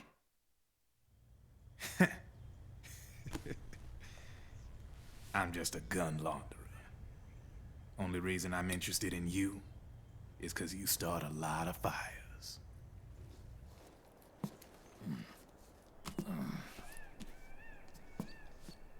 All right then. You need me? Just give me a ring.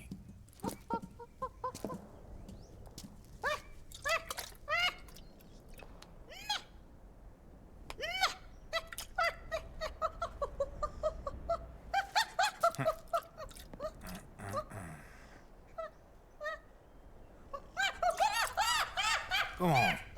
Get your ass back inside. Now! I have you.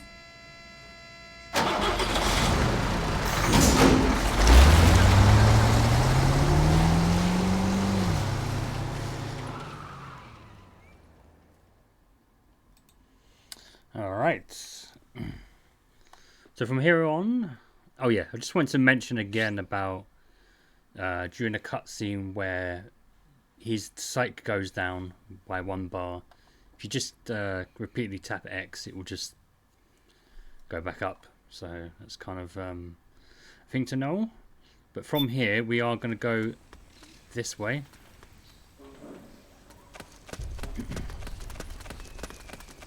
And the advantage of winning this little area, because normally if you don't win the area and you just go straight to that van to start the cutscene, there will be PMCs going up this way, and there will be 2 PMCs coming from the right as well.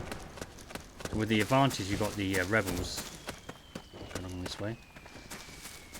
There is another podcast going to in a minute. What? Hello. Just to get some stuff here.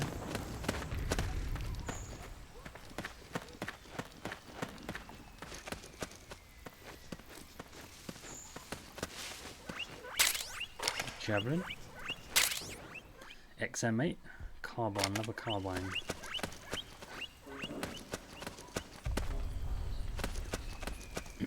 I think we're gonna go up this way, I think.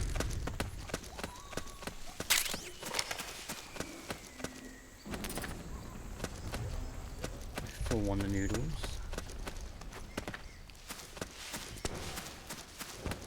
Let's see what's up here. Nothing. It's just another place to hide, basically. Oop. What's that underneath here?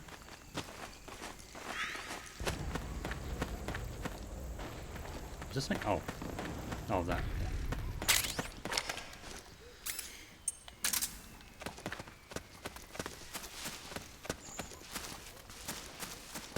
What? Oh, it's you again. Hello. Hello. How do you do?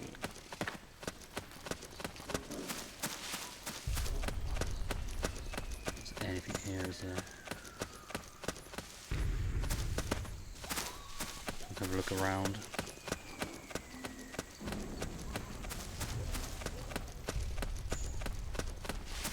Let's go!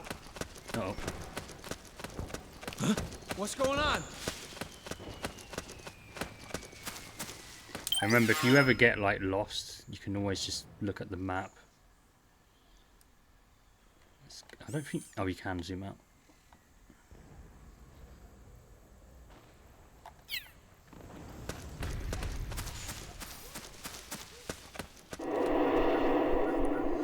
I think this is where the next podcast starts.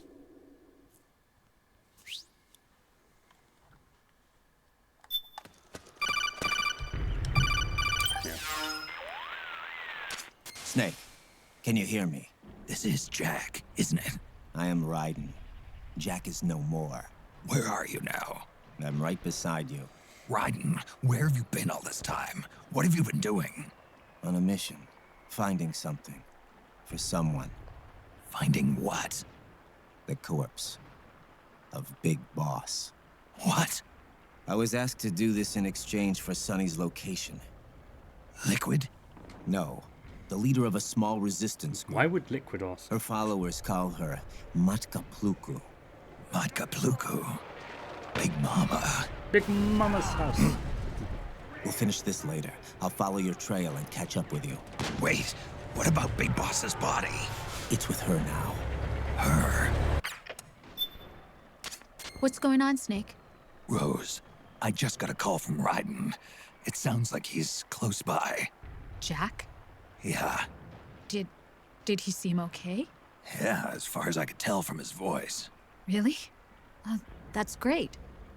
Snake, I have a favor to ask. What?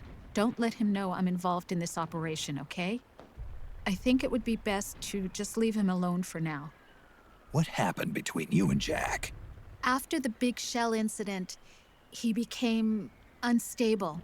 Memories began to resurface from his childhood when he fought for Solidus in the Liberian Civil War. And in the midst of all of that, the baby we had together, it hadn't even been born yet. Jack slowly stopped coming home. And when he did, he'd be dead drunk, sometimes covered in cuts and bruises. Roy was worried. He was Jack's commanding officer. But Jack just avoided him. I was all alone. And Roy was so kind to me. He's the one who encouraged me to become a counselor. I know it sounds like I'm making excuses, but I needed to get over it, to move on with my life. I'm worried about him, of course, but I'm also afraid of him. All right. I'll keep my mouth shut. Thank you, Snake. Yeah, whatever. Let's see what I'm going to say before we just to the next one. Snake, you're now passing through a salt pan. Groundwater saturated in halite springs to the surface, then basks in the sunlight to produce salt. Deep red earth encrusted with sparkling white salt. It's quite a sight. As you can see, though, the view is a little too good. One false move and you'll be spotted. You better be extra careful as you move through there. This is what the guys are going to talk about in a second, about these salt pans.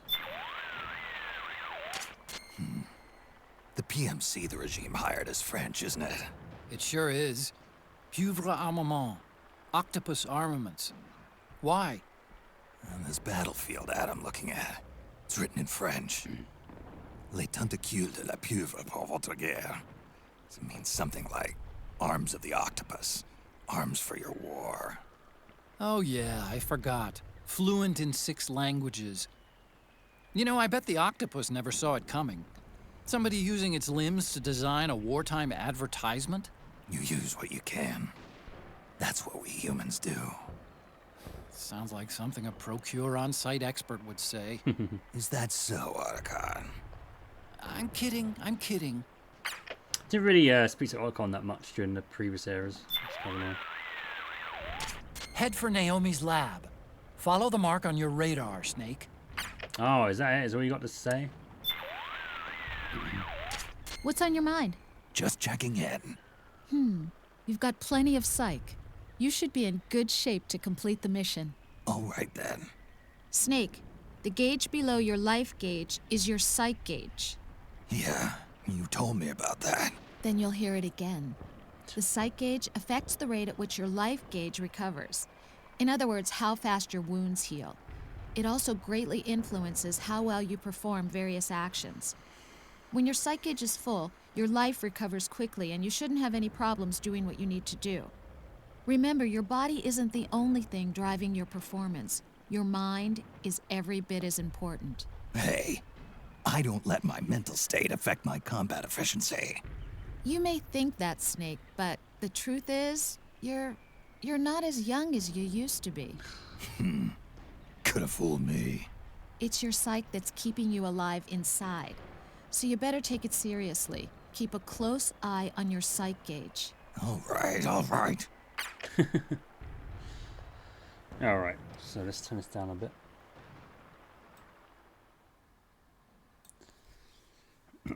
Let's do this next one.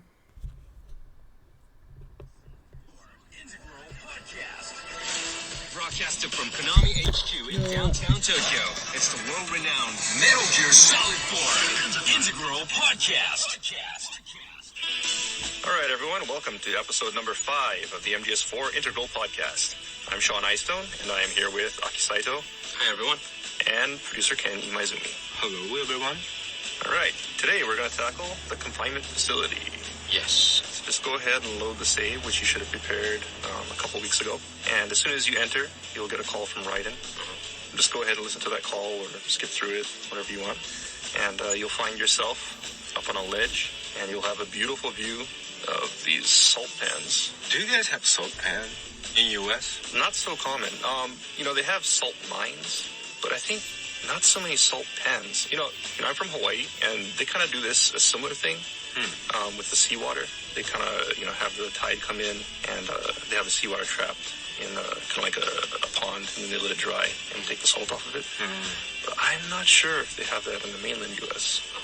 It's kind of funny how this ended up in here because, originally the crew that went to South America, this salt pan area wasn't on their tour originally. Yeah. And they were supposed to go somewhere else that day, but for various reasons they couldn't go on the tour they intended to go on, and the tour guide suggested they come to this salt pan area and took them on a tour there. And, the group went there and saw this scenery and thought, wow, this is really great. We want to put this in the game. And so here it is. It's really, looks pretty beautiful because, these white thing, the salt thing, it looks so real. Well, at first I didn't know what it was. When I came to the stage, I didn't know what they were because, I was so anxious proceeding forward, actually. But when you take a good view, well, actually, I think a lot of people did, but, traveled around here, up on the salt pans here and there, made you kind of look again, look twice. At first, I thought they were like kind of huts. Kind of like burrow, kind of like a living underground kind of thing. During elementary school, I had this class where of Native Americans. No, the Incas. Incas, and we kind of clay modeled these houses and huts that was made of mud, and this kind of reminded me. Oh, okay. The house? Yeah, houses and things like that. So I thought it was like that. But actually, it isn't because, the height is so, as a house, it's just too small. Right. That's true. But one thing about the height, actually, is that when they actually went to these salt pans, they were actually much higher. But when we wanted to put them into the game, they were a little bit too high because it's just too easy to hide. So the game didn't really hold up. So actually, the height was intentionally lowered a little bit to make you have to kind of crouch and hide as you proceed through the area. But, since you mentioned the Inca thing, actually these salt pans, according to the tour guide, have been around since pre-Inca times. Oh, really? So it is, an old tradition in Peru where, the native people do this. There's like an underwater stream, and they irrigate it into these salt flats. So the water that comes out from underground, of course, is full of salt, and then they let it dry in these pans, and that's where they got their salt from. Well, yeah, it definitely kind of reminded me of that elementary school art class that I had.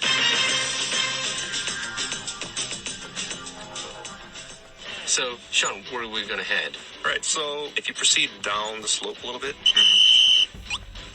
first thing you'll see is a military vehicle coming in from your left. Yeah. And when you get to the bottom of these steps, to your right, you'll see an enemy. So let's put him to sleep. Okay, so let's try and climb up onto one of these salt pans, because there's a cool octo camo that you can get up here. As long as you're laying down, you won't get found by the patrolling PMC soldiers. So let's just talk a little bit. In the last stage, we talked about, being able to save octocam patterns. Yeah. So for people who are trying to collect really unusual patterns for their octo camo, you can actually get a unique pattern of these salt flats, which you can get nowhere else in the game. Cool. So for anyone who wants to have a complete collection of obscure octocam patterns. Okay, so we got this unique, this stage only. Right. The salt pan camo. Yeah. If you go and save it, you'll notice it's actually not called salt camo. It's water camo. But it's a really unique pattern. And, basically, the different camouflage falls into different categories, like, water camo or soil camo. And, it's called the same thing, but the textures are all different, all unique, depending on where you took the sample. This definitely doesn't look like water. Yeah. It's more... Well, it's salty water, right? Yeah, it looks quite cool. That was really tough job you guys are doing in making those camo patterns.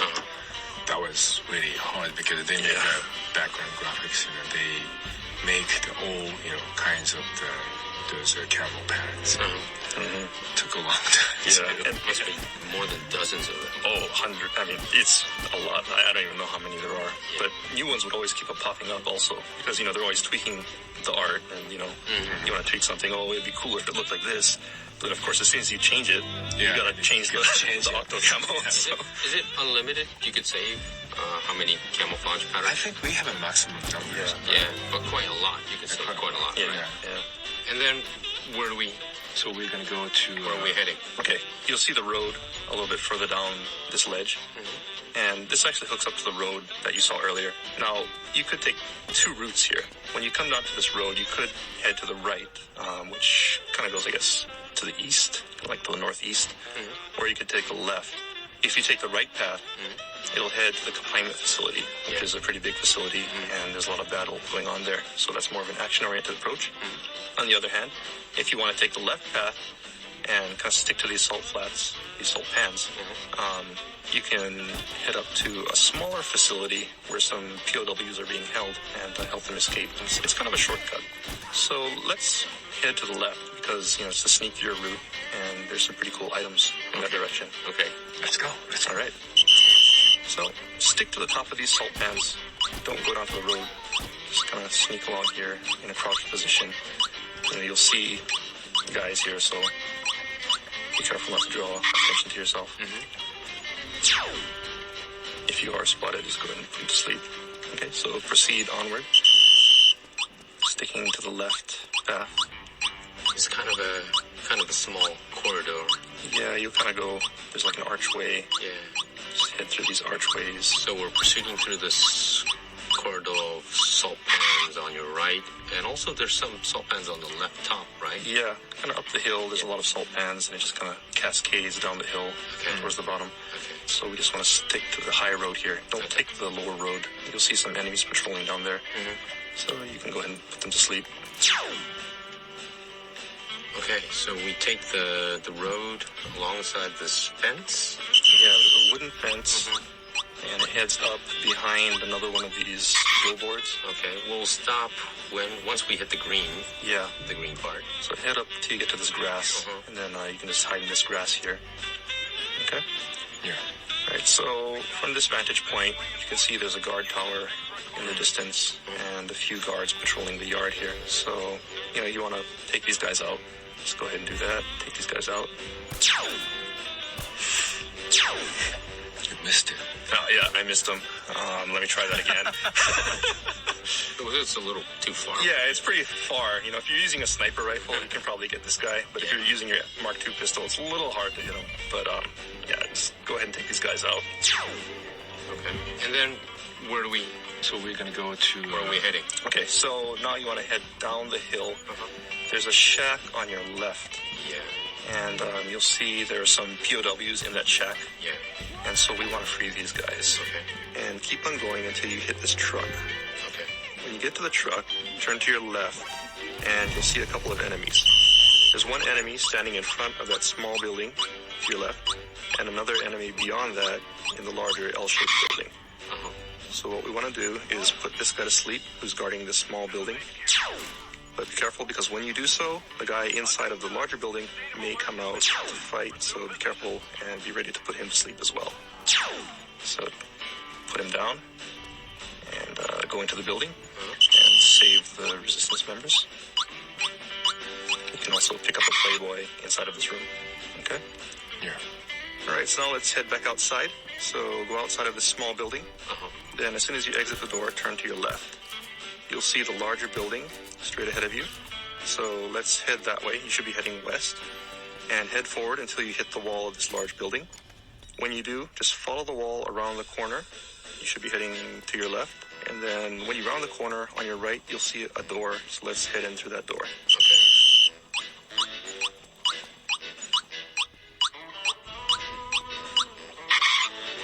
Once you enter the building, you want to just be heading north and go through the door on the north end of this room, and beyond that you'll see another room with a hole in the floor.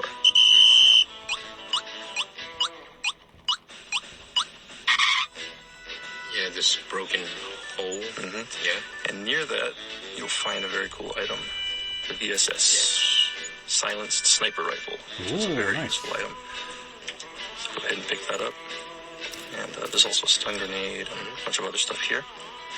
You can also drop down to the hole and pick up a bunch of more, cool little items.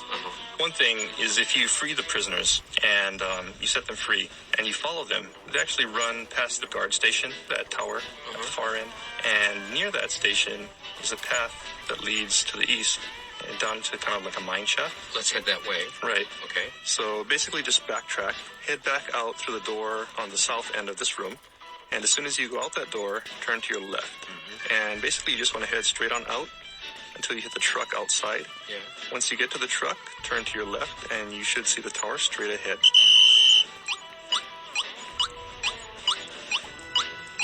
So if you head that way, you'll see this mine shaft. And this is actually a really huge shortcut. You can skip over the entire confinement facility itself. Oh, really? And head straight to the Vista Mansion from here. Yeah, well, actually, I didn't notice this when I first played at all. So I went the official route, so to say. The whole thing about people noticing, from the very beginning, I think there are a lot of paths where you can take either left or right. Yeah. Especially right after the power station, you have either the road or there's the forest path. And I think a lot of people tend to take the road because it's, really obvious. It looks like the path that you're supposed to take.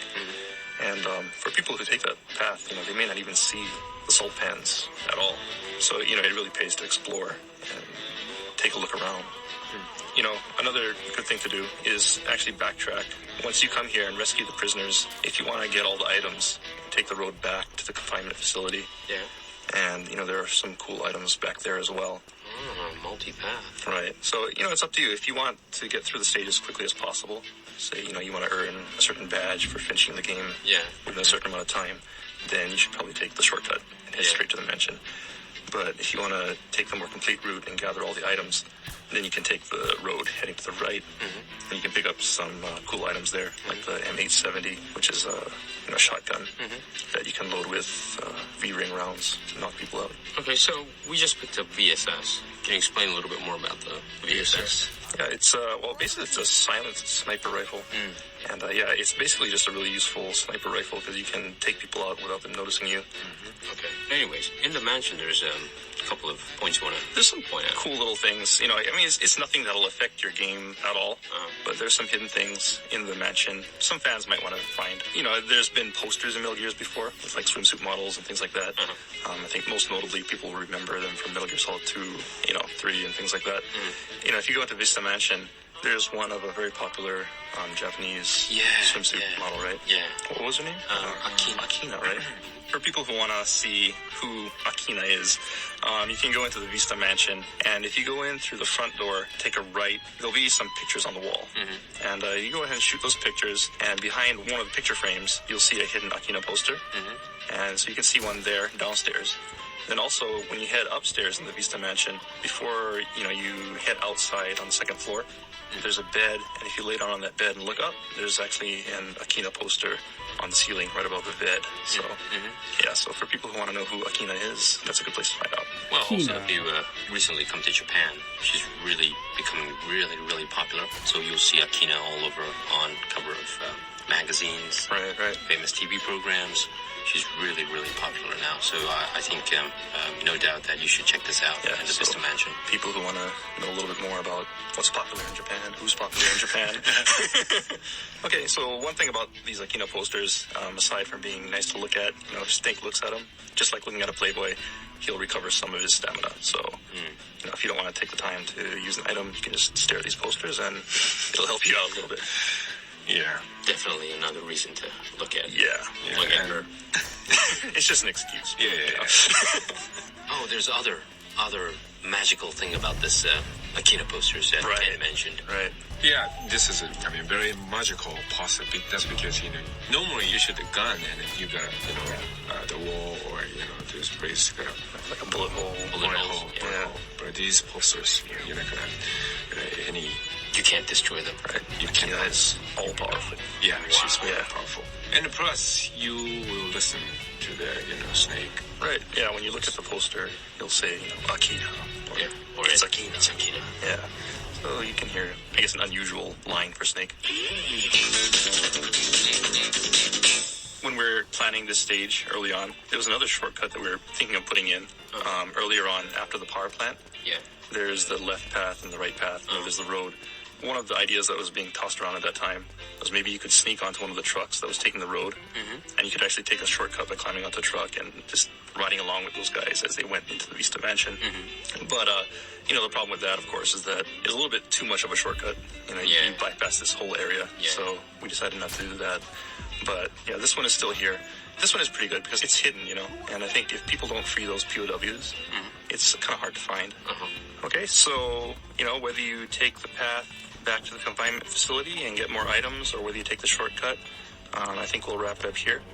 Either path you take, you'll eventually end up at Vista Mansion and continue on to the next stage. Well, I kind of noticed, Sean, Kent, that there's differences. Of course, Japanese and English phrases are different. Like names. Yeah, it's different. Pronounced differently. Right. From Japanese, a famous one is probably Naomi. Right. In America, most people would probably say Naomi. Naomi? Right, Naomi. Okay, so Naomi and Naomi, most Japanese or people in Kojima Productions probably just pronounce it Naomi, which is a very Japanese way of saying. Others like Otacon. Right. So the team members always says Otacon. But American people say Otacon. Right. Like some character names are totally different. Like the character name from the Street Fighter 2, Ryu. Oh, right. Is a Ryu, right? Right. Ryu in English and Ryu in Japanese. Yeah. So do you guys have a problem to pronounce, like a Ryu sound? I actually did. Before I learned Japanese, I played Street Fighter and stuff, and I always said Ryu. Oh, really? It's just because in English, when you write R-Y-U, that's what you would say. There's no Ryu sound in English. Oh, okay. And so, unless you speak to somebody who speaks Japanese, or you listen to an example, I don't think anybody would think of pronouncing R-Y-U as Ryu. They would always say Ryu. Because that's the way it would be pronounced. One that's a big problem, it's actually Raiden. Because, in Metal Gear, from the very beginning, there's voice acting, so they know it's Raiden. But most people, when they see Raiden written, they think it's Raiden. And so, in other games, there have actually been characters named Raiden. Oh, the fighting game. Right, like Mortal Kombat. Yeah. And most people always said Raiden. Or even the old shooting game, Raiden. Right? People would always say Raiden. Yeah. So I think for Metal Gear, it's not so much a problem because there is voice acting, so people can hear, the correct pronunciation. Okay, that's another Kojima production terminology.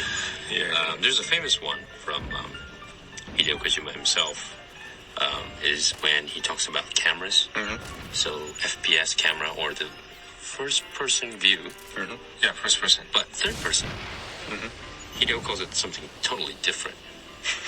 He calls it the ass camera.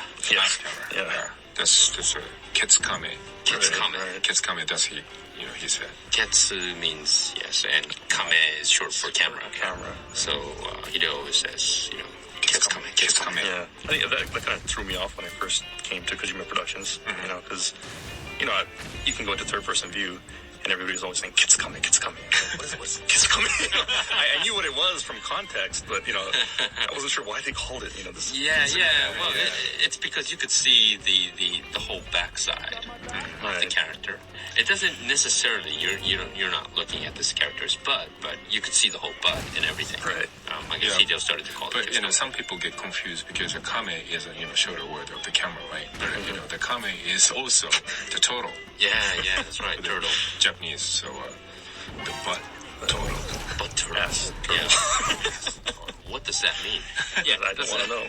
It's another one. And also, a lot of people get confused about how we say the cutscenes. Oh, yeah. Yeah, that I actually mix up a lot. Yeah. Just because I've worked in a Japanese company for so long, I always say it the Japanese way, which is demo, yeah. Right? So you watch this demo. But in English, most people say cutscene. Yeah.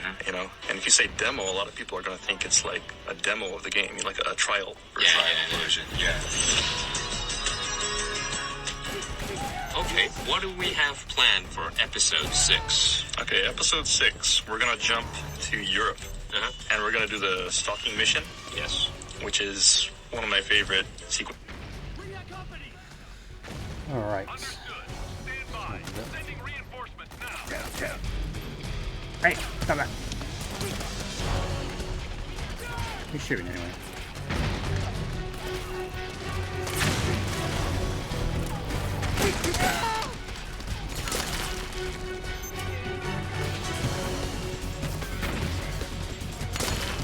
Oh, he's shooting up there, you bastard.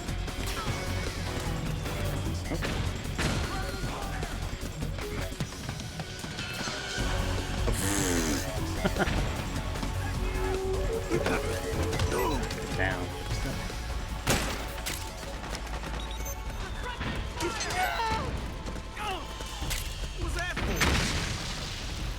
Nothing. Just trying to get to the enemy. Where's the enemy?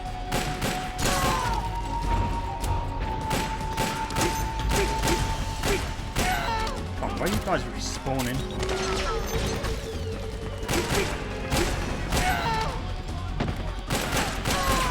Understood.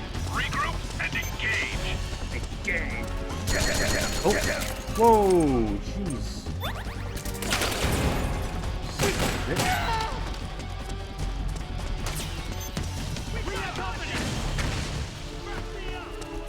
How are they spawning in from?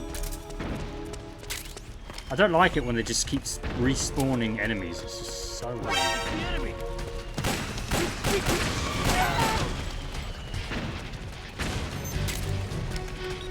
Come on. Eventually just got to end something. Understood. Regroup and engage. Put all aim on.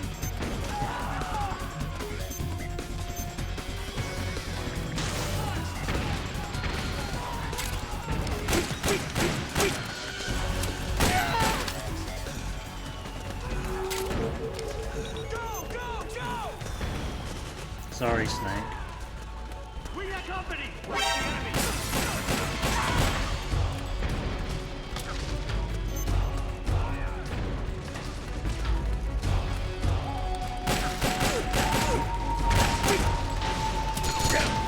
Understood.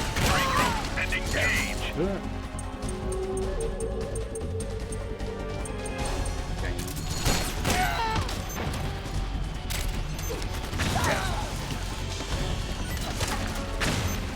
You an enemy? Whoa. Just non-stop spawning in. The enemy. You enjoy all the killing. That's why. Liquid.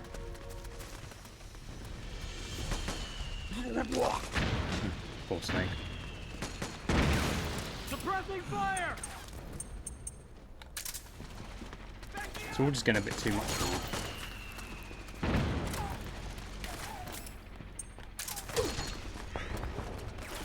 Oh my god, literally right next to each other.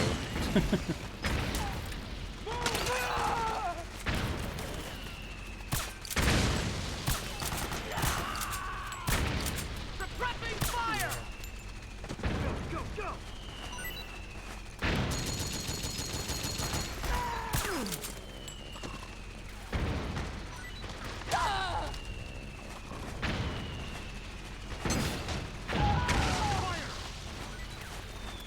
Hey.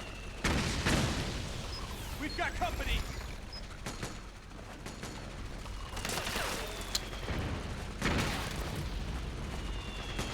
Back me up.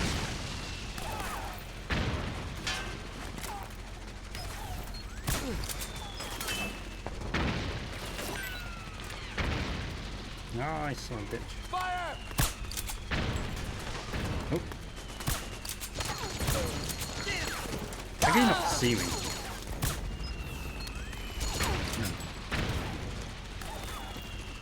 Come on, you come down.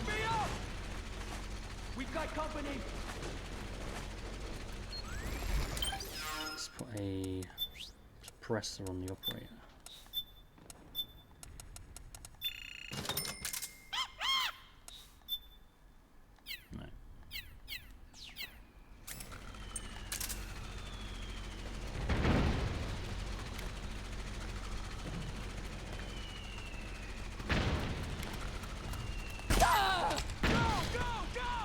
fluke.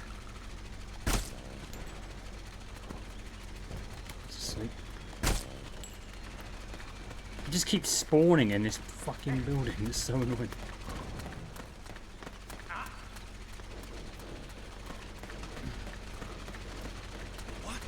Get him, guys! Come on. Got my back? Where's the enemy?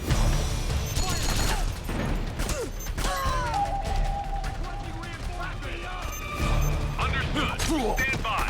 Sending reinforcements now.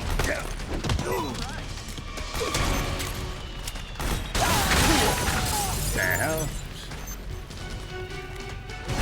Oh,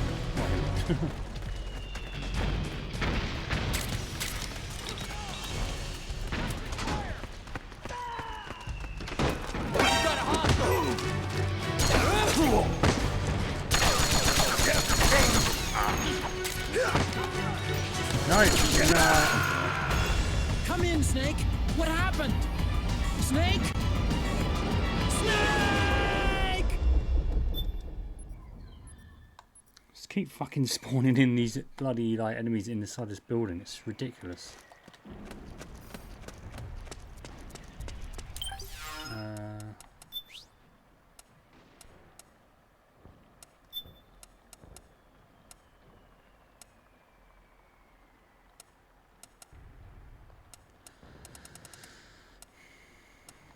Fuck's sake, man. Absolute joke. Why do they keep respawning enemies? It's so annoying.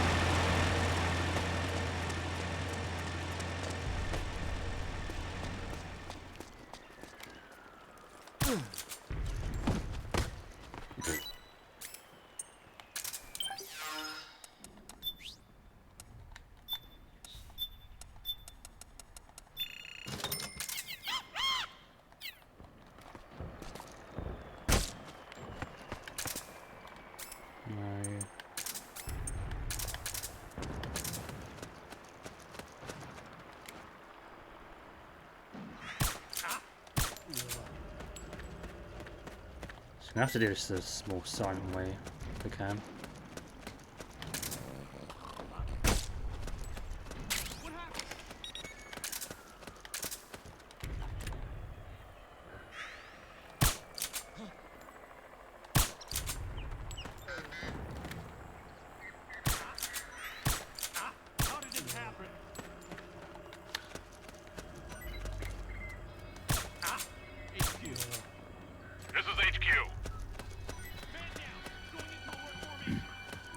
Acknowledged. Sending reinforcements. Use extra caution.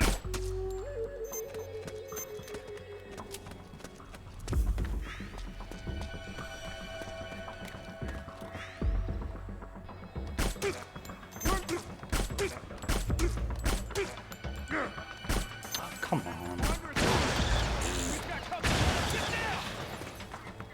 And Boogie.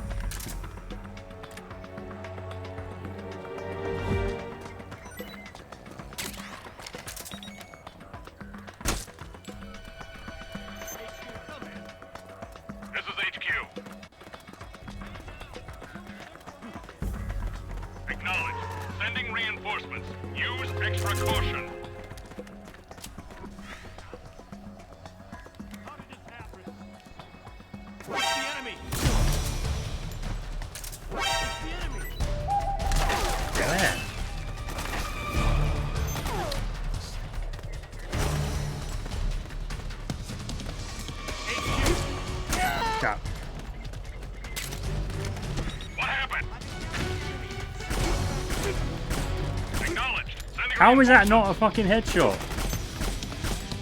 Oh my god.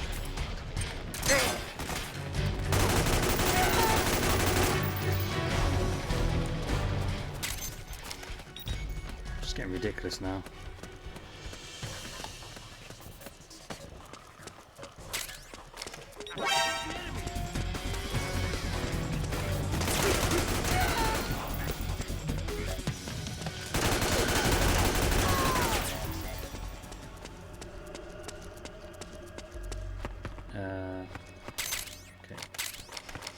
So what I kind of really wanted to get was just that now.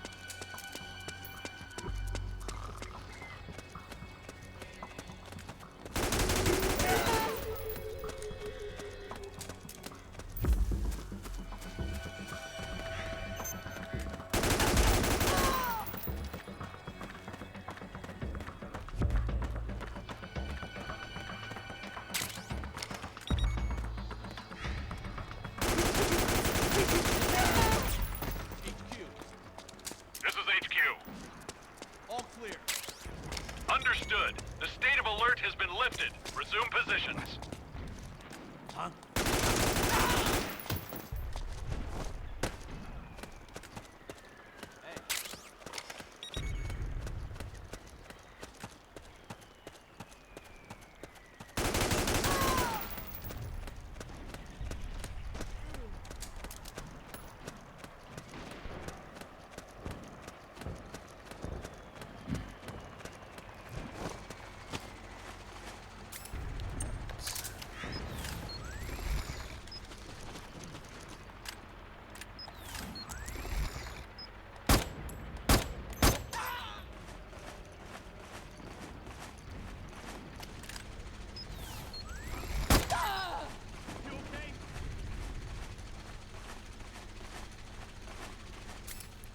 Let's take this out. Okay, it's not active. Ah! Huh? What's wrong?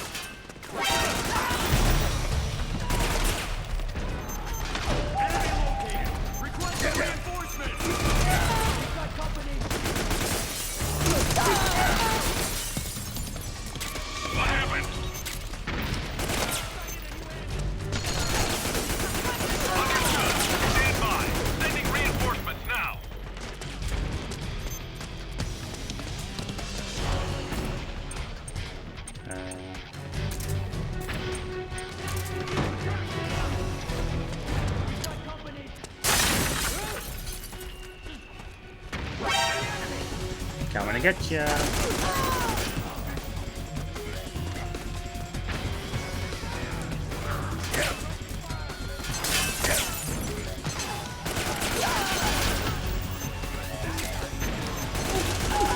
Oh no, shit. Were they rebels? Oh no, they were the fucking rebels.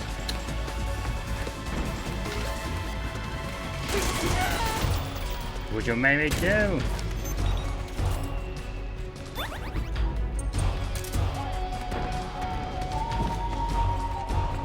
Oh, my portrait.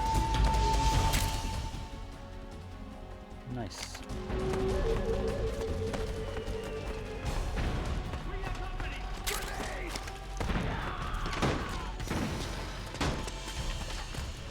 What the hell?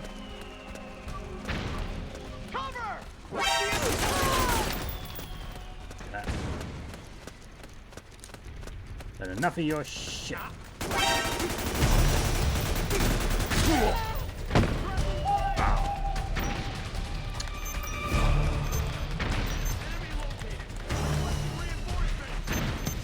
Understood. Stand by. Sending reinforcements now.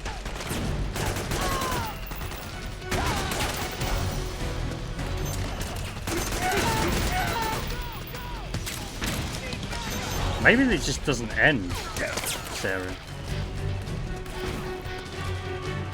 Maybe they just keep spawning in and it just never ends.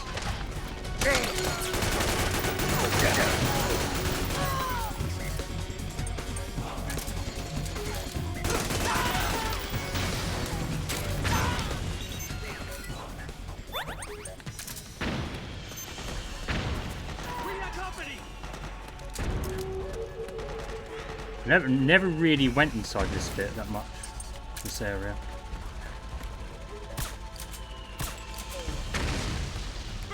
You okay?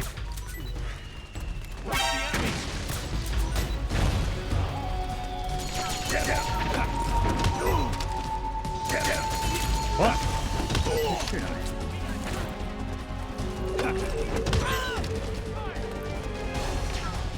Understood. Stand by. Sending reinforcements now.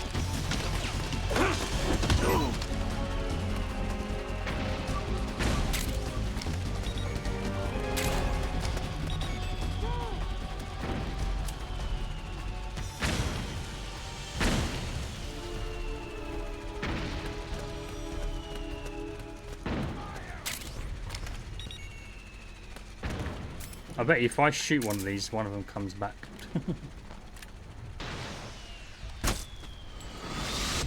You enjoy all the killing. Yep, look, someone respawns in.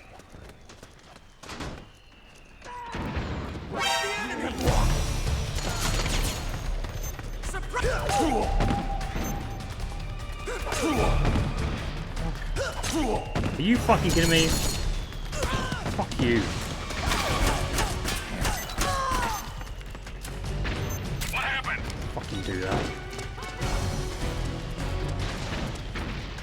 There's something wrong. Support unit, confirm their status.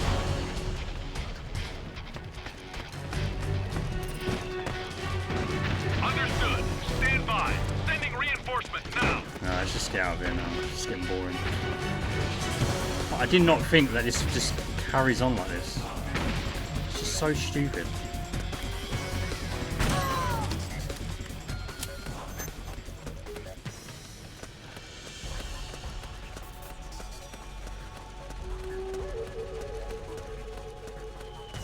Is there a way up here?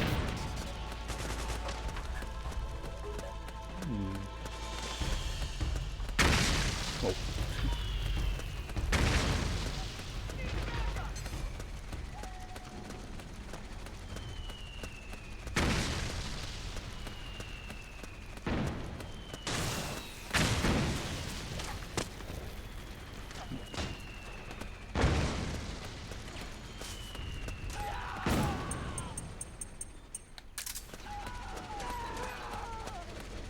Wait, what if I take out this?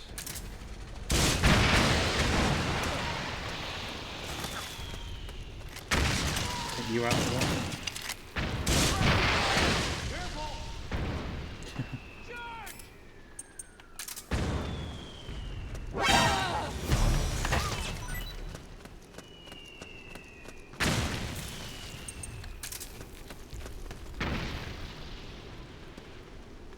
It's just non-stop.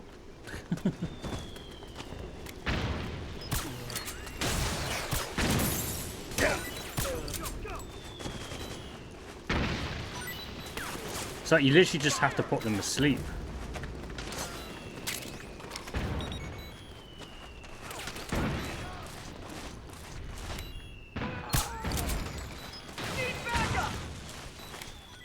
No, where are you going?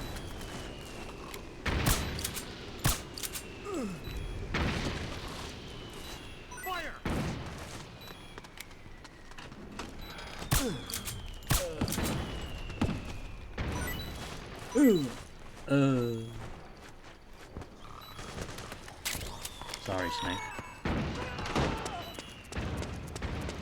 They just keep respawning in this little area here. I wonder if we can blow it up.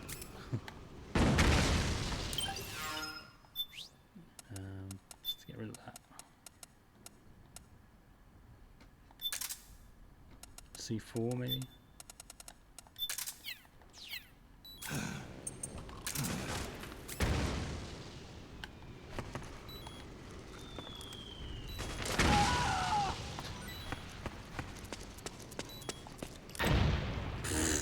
It won't make any difference. It's so stupid.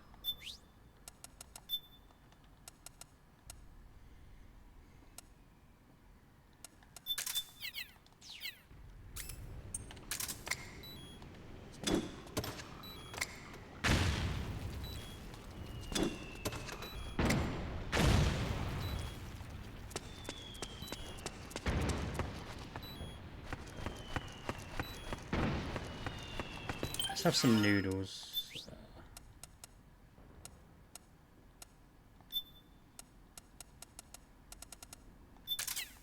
Loads.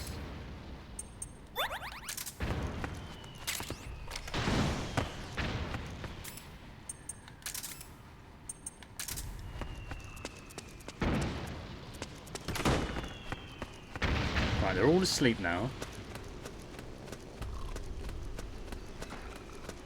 Come on, guys, come in. Come in and take over.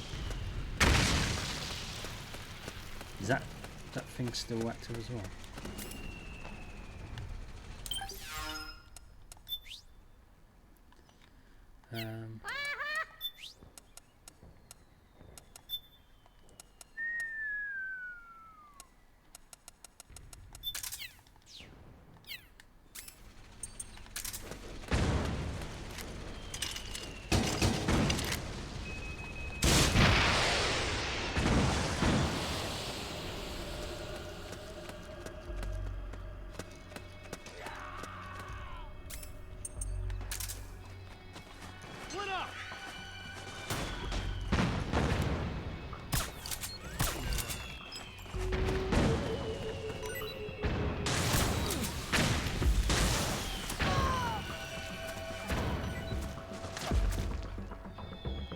Yeah, it's just... I don't think you can actually win this area.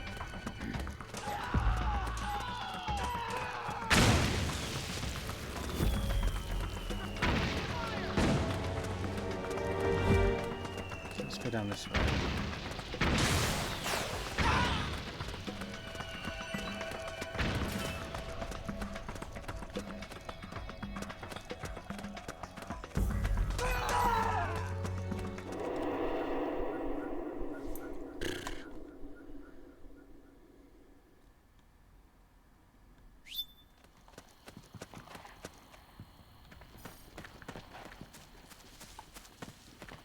Okay, so this is the area that So we that's where you were. What? Get to the mansion. It's the enemy. What? All right. Back me up. Damn, you're good. Save me.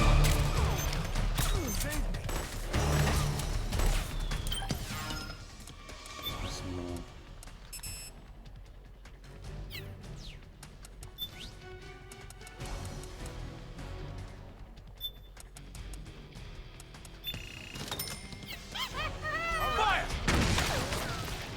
Fire! Move! Charge!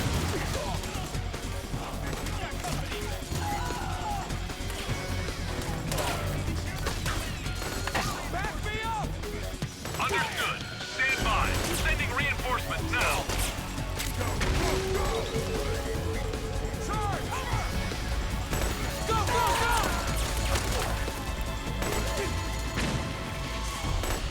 Let's cut him. Fire! Whoa! Go, go, go! Back me up! Fire! Fire! Okay, let's try to ignore these guys.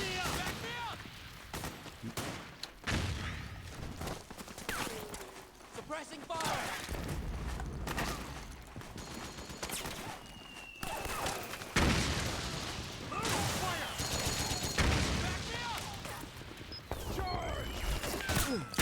Let's take these guys out in case they spot me. Charge! Suppressing fire! Won't need to worry about these guys once we get to, up to this bit because there'll be a little in-game cutscene.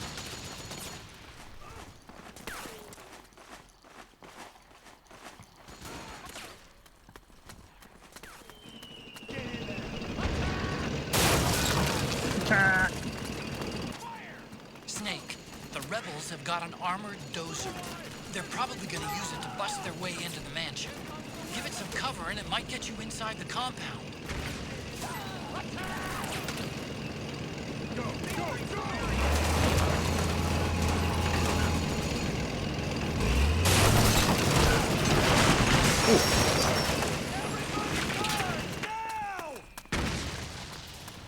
And everyone now is dead.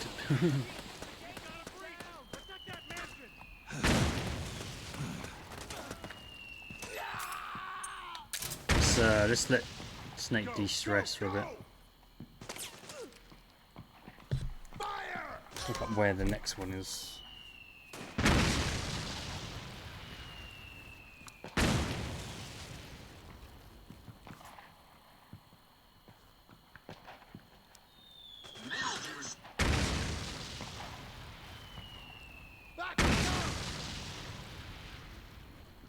Charge! No, that one.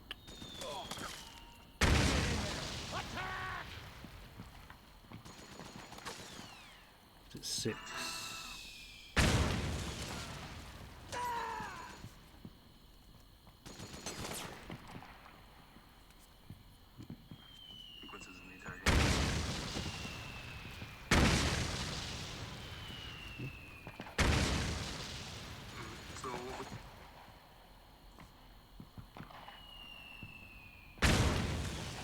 Okay, so it's this one. Back me up! We won't start that one until after a certain point in the game. Move! Okay. Go! Go, go, go. Fire! Advance!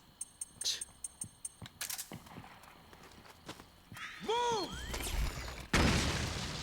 Go, go, go! Ah! Back me up! Move! Fire! Fire, fire, fire, fire, fire. I'm gonna try and get to the bits where they were talking about with the posters. Naomi's lab is somewhere inside those mansion grounds. Proceed immediately. Infiltrate the place and find out where she is. I really hope that this gets onto another on part of the Master Collection, Volume 2. This needs to be free from the PS3. It really does.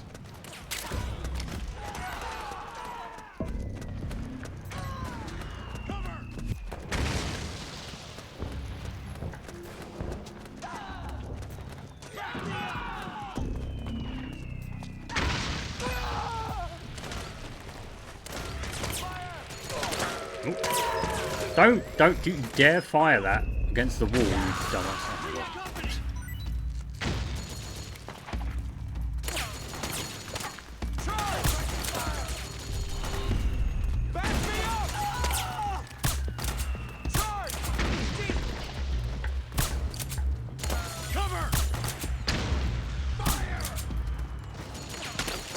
Get in there! Attack! Back me up! Go, go, go! Move! We've got a breach! That's how you do it! Go, go, go! Fire! Fire! Nice work! We've got company! Fire! Grenade! Nice work! Nope. We have company! Advance! That's how you do it! Too much moving around. Fire! See my ass. Just gonna have a look around here. I don't think I've ever looked back here before.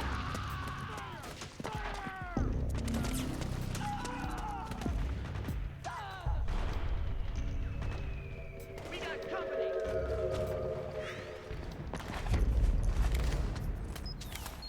We've got a hostile! Nah.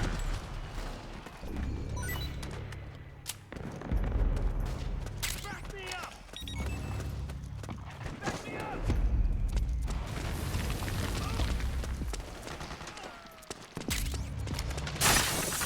Back me up! Some of the artwork there. Fire!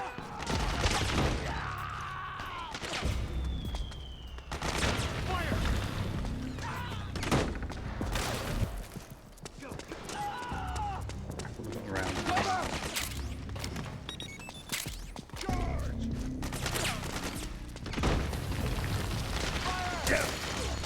Ow.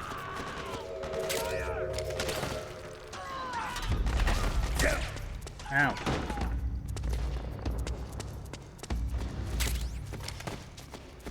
Back me up! Too many of them! Kill them all! Below!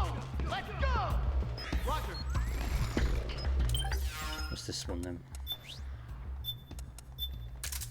Tile.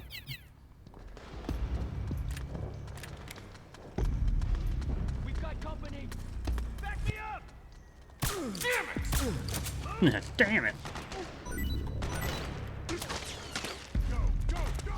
Suppressing fire!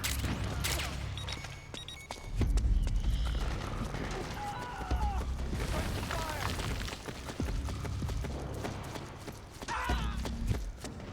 Cover!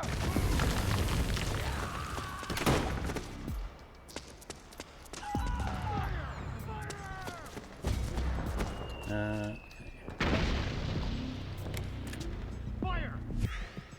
It's a Kina. It's a Kina. Charge! Need back! What if Oricon says anything about it? Nope. Yes, Snake? Just here for my checkup. No. There should be a passageway leading to Naomi's lab. Look around for it, Snake. There should be a passageway. Nah. There should be a... Doesn't say anything about it.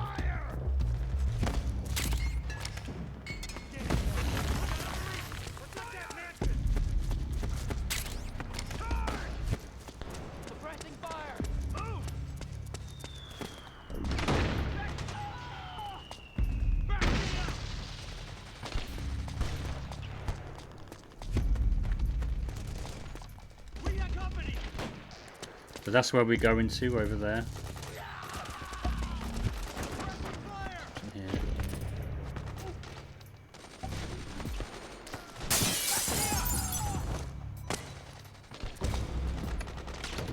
What if Archon says anything?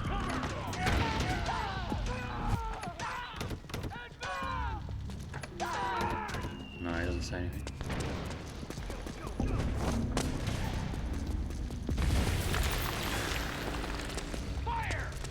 Fire, fire, fire, fire.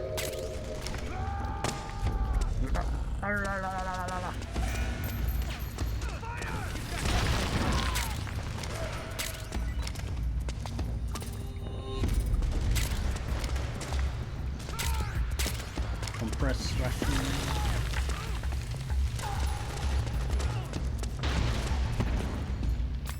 Alright, so there's a lengthy cutscene coming up. Enjoy, I'd say.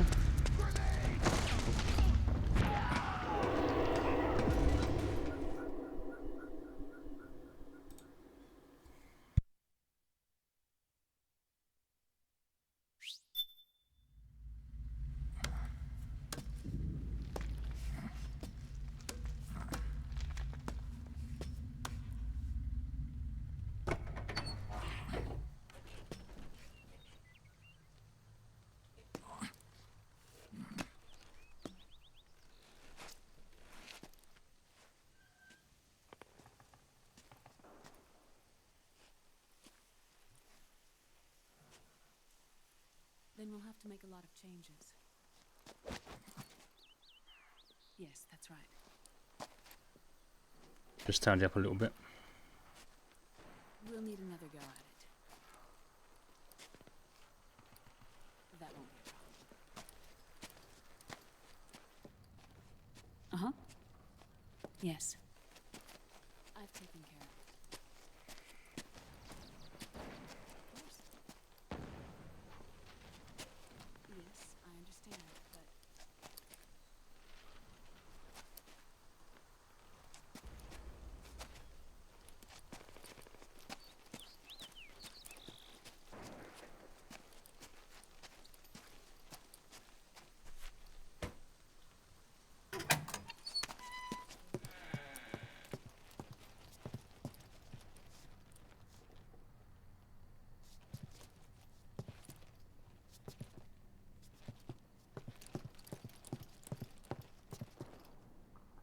Yes, the next test.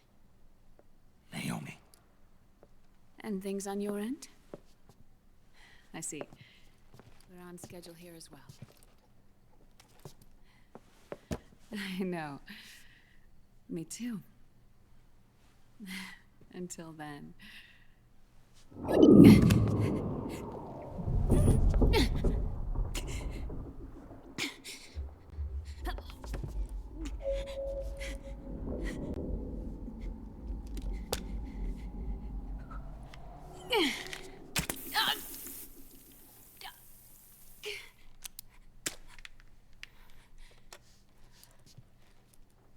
Naomi.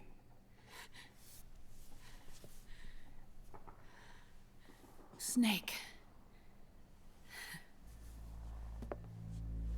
I knew you'd come. You and I, neither of us can escape our fate. I haven't seen you since Shadow Moses. How long? 10 years? 9. And Dr. Emmerich, is he with you? Why? I thought he'd be the only one able to open the mail I sent. Not many people could recognize 4D sound data in a Soliton radar file. How is the good doctor? Otacon's fine. He's the same as ever. Otacon? I see. Who were you just talking to? Liquid. Although I suppose he's really Ocelot, from a medical standpoint. I thought he was here. He's not, at the moment.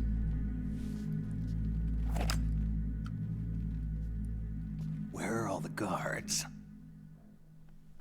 They know I won't escape. I'm powerless to resist. I have no choice but to cooperate.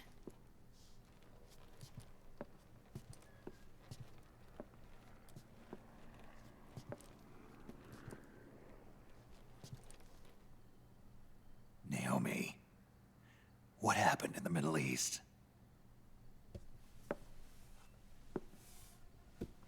What you saw was the soldiers' emotions run amok. Another product of the system.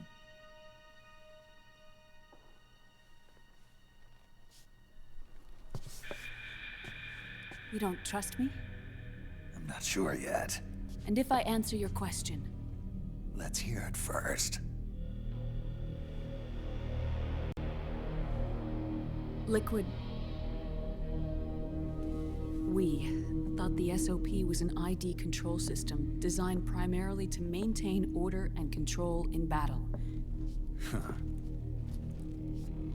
And we were right. But only partially. SOP had another function. To control people's senses. The nanomachines inside soldiers' bodies adapt to different conditions, promoting the release of neurotransmitters, hormones, and stimulants, giving them an edge in battle. They can create an artificial combat high by releasing endorphins at the same time a soldier kills an enemy. Or they can suppress hormones to neutralize the soldier's emotions, prevent them from panicking and engaging in friendly fire or needless massacres. It's all controlled by the system's core AI. It artificially controls the soldier's pain, emotion, senses, in other words, the essence of his being. The skyrocketing demands of the war economy have fueled the demand for more soldiers and more fighting. This in turn led to the development of technologies to rapidly improve their combat abilities and control their actions. The system ensures a steady supply of battle-optimized soldiers at a minimum of cost. But you, of all people, must understand, Snake, that unlike combat technique, a soldier's senses can't be taught. They must be earned through experience. Does this have something to do with that test of yours? The goal was to release the soldiers' nanomachines from the system, but we didn't know about the mental control. And the nanomachines went berserk? No. Our test was a success. At least it confirmed our hypothesis at the time. Just as we predicted, the nanomachines stopped functioning, and the PMC soldiers were freed from the grips of the system. But the moment the system stopped, all the pain and fury and sorrow, all the trauma and stress, all the hatred, regret, guilt, all the sensations that had been suppressed were unleashed within their hearts. Their memories, unlike their senses, weren't erased. Each enemy soldier they'd killed, each lost comrade, each threat of violence against the innocent, every act of war they'd committed was etched firmly in their hearts. In suppressing the user's mind, the nanomachines exact a heavy burden on his heart.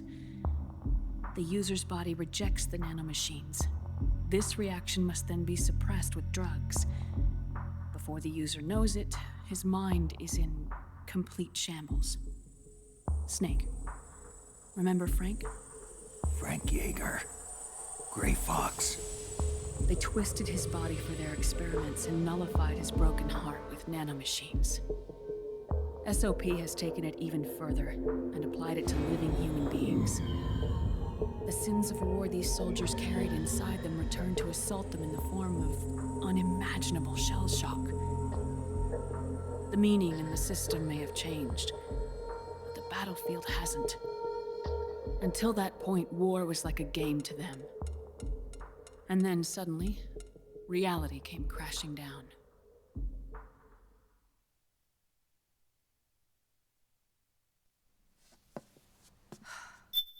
You may have noticed that it said under construction. I wonder if that they meant like maybe the next game, which I think was a Peace Walker, which is pretty cool. And also it may be a hint to like the HD collection of all the games, Legacy Collection, I think it was called, all the games.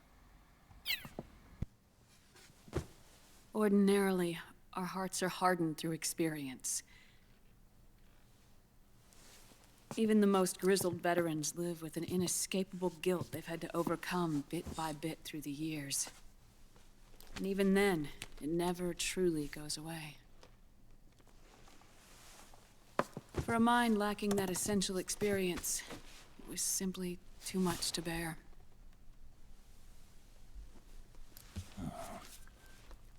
It's a pervert. But what about me? I've never been under the system's control.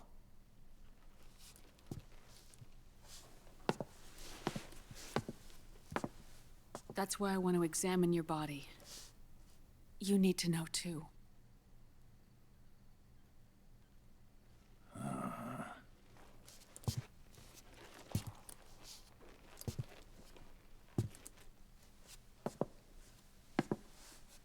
All right, Snake. Undress. Snake, what's gotten into you? Hurry up.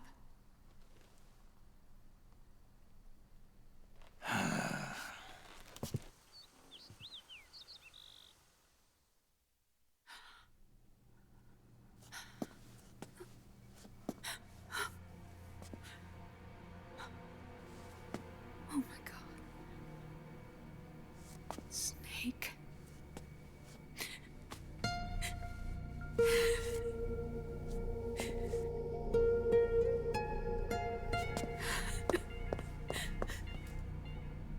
All right, let's just get this over with.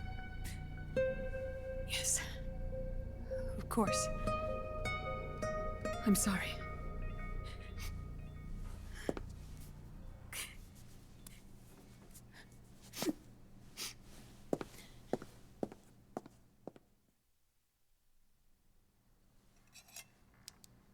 Snake, do you remember what I told you in my video mail about the first generation of nanomachines? The ones you stuck me with at Moses. Yes. The nanomachines are recharged by your body heat. They won't stop functioning until they're all extracted. Or until you do. Most of them were lost through bleeding and excretion, but around 30% still remain inside your body, attached to your cells. I'm not finished yet. The first generation were never ID registered, so they don't react in the same way as the SOP nanomachines. Ready? But they may be interfering with your body, and with your heart. So, does the aging have something to do with Fox diet too? No. Your telomeres were intentionally set up to be short, regardless of the age of the original. One of the genes that inhibit reproduction and aging, the Clotho gene, was intentionally mutated as well. But more importantly, your chromosomes, like liquids, were provided with terminator genes to prevent them from making copies. Why? Your clones created for one purpose: war. And so, in order to prevent you from being abused by clients or stolen by the enemy, they shortened your lifespan and removed your ability to reproduce. It was a safety device to ensure that the seed of Big Boss didn't end up in the hands of others. The reason you're aging so rapidly isn't because of disease or faulty research or Fox die. It's how you were born. It's your natural lifespan.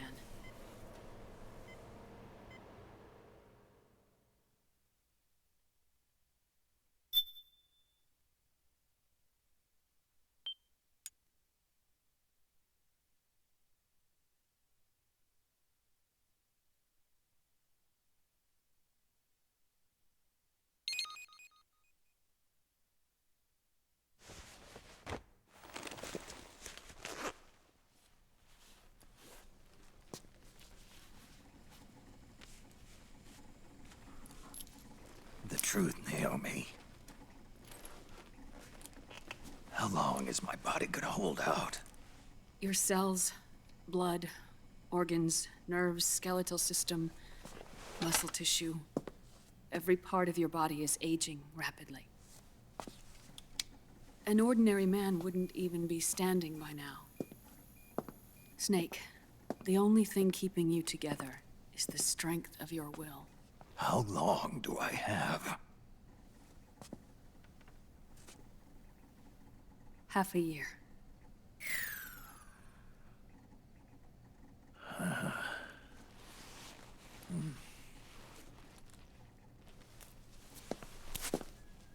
Don't.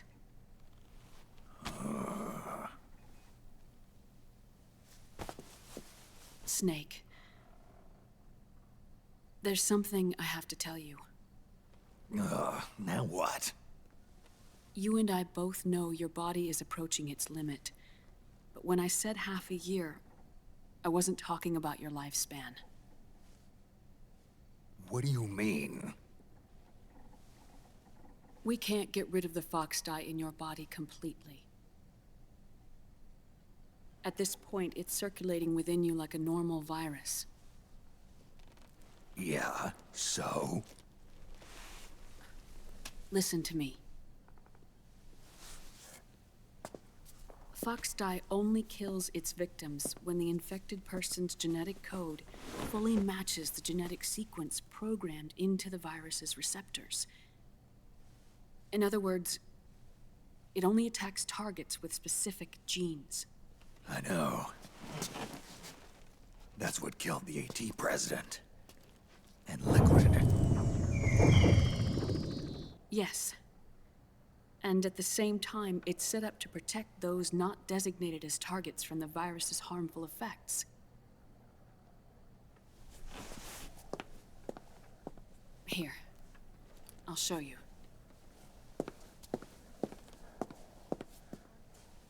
The receptors on the fox dye inside your body are breaking down. The rapid aging process is changing the environment within your body. As a result, the virus is starting to mutate. The viruses on the left are fox dye in its original form. The ones on the right I took from your body. They're already mutated. The receptors, they're wearing down. Meaning? This mutated version of fox dye could activate even if the infected person's genetic pattern doesn't perfectly match the receptors. Which means the virus is becoming indiscriminate about what type of target it kills.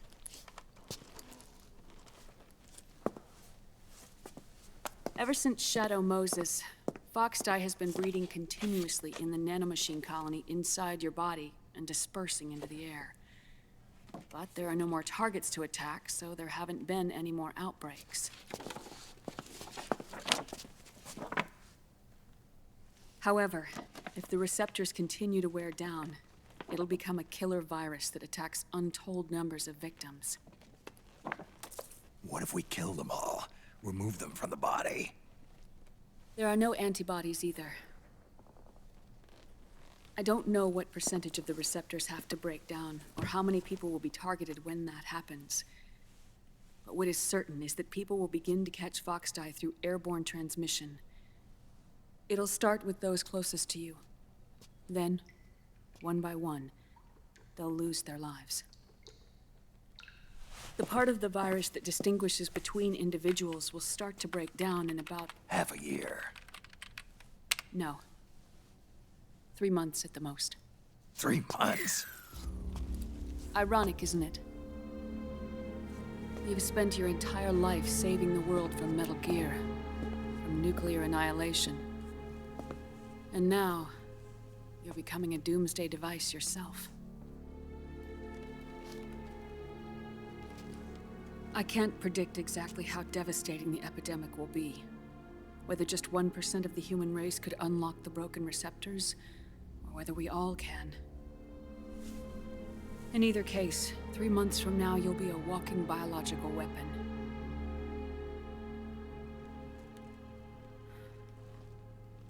If it were up to me, you'd be quarantined already.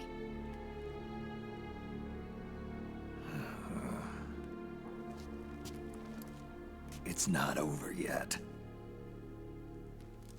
I know. You still have a job to do.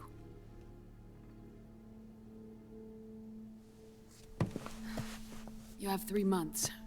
Still enough time to think once all of this is done with.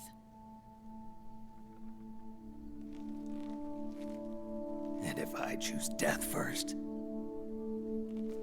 will that stop Foxdie from spreading? When the host dies, the virus dies with it.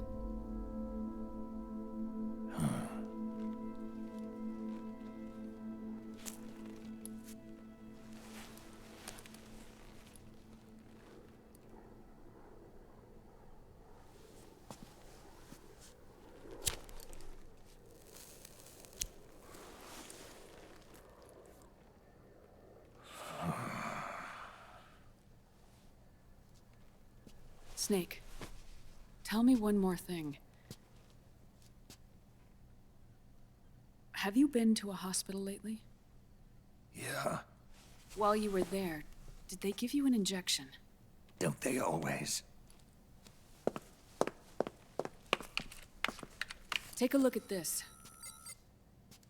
These came out of your body as well. It's a new strain of Foxdie, one I've never seen. Someone must have put them in you recently. Do you have any idea who? Him. The new Foxdie strain is starting to multiply rapidly. What's in it? I can't say for sure. I'll need to do some more tests. Here, take this. It contains the same substance the soldiers' nanomachines secrete inside their bodies. It's a drug that inhibits the nanomachine's ability to regulate the senses. The nanomachines inside the body malfunction when the system interferes with them. It triggers a reaction in the body, which is why you're having the seizures. Give yourself a shot whenever they get bad.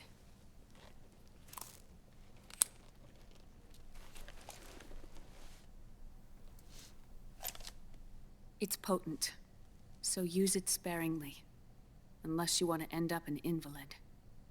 It may restore your psyche for a short while, but use it too often and the amount restored will start to decrease.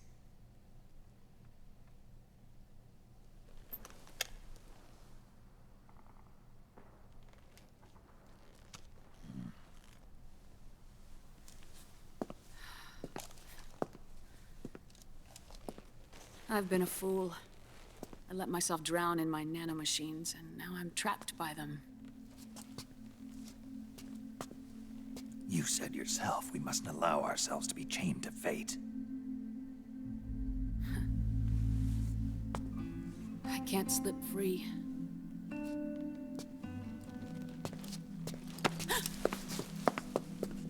Then I'll free us both. Where's Liquid? I can't tell you yet. Not until you free me. Do you even know? Liquid left here last night. Where was he headed? Those are my terms. I can't leave this place of my own will. What are you talking about? I'm being watched.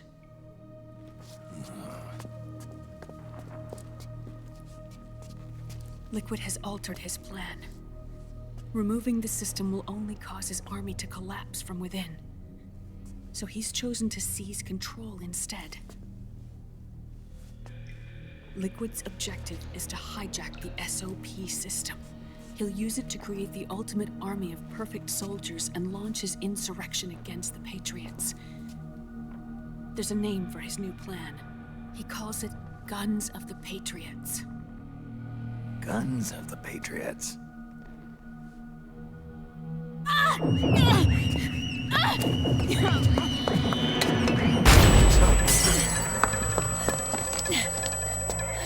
This place isn't safe. Come with us.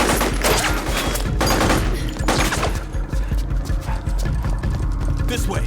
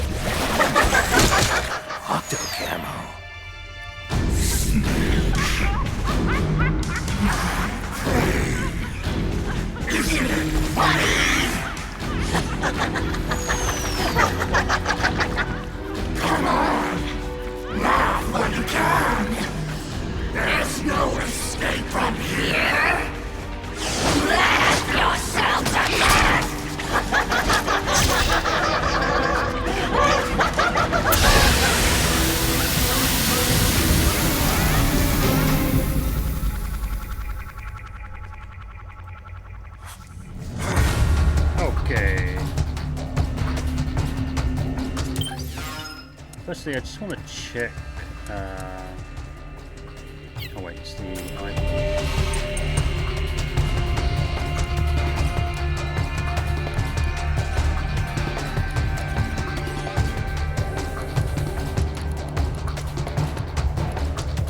I don't think I have it. Oh no, we do have it. Excellent. Okay. Okay, so it's this song you can play during a certain part of this boss battle.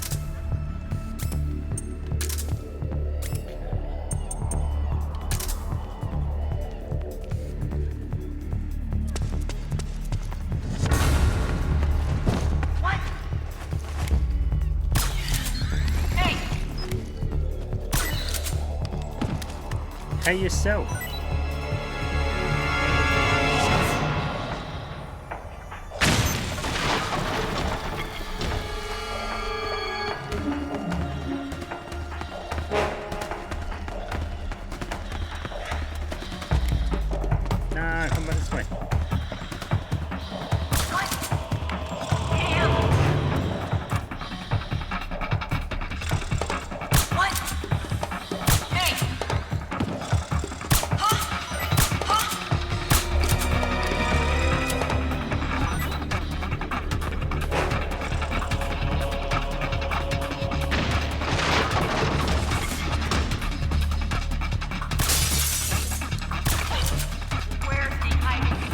Where is he hiding? Good question.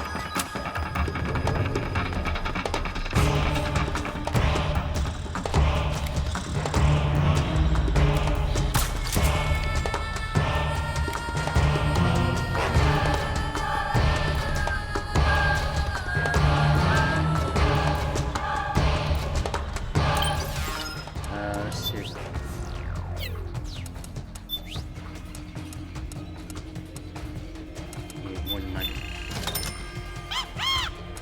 So I do want to take out Laughing Octopus non-lethally.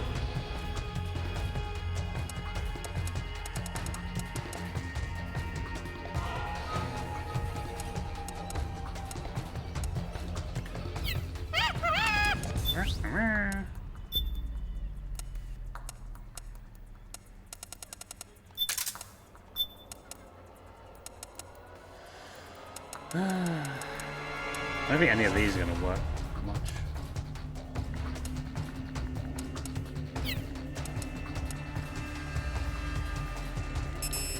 It's a shame we can't customize them.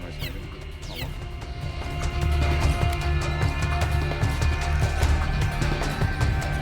Come on, ladies!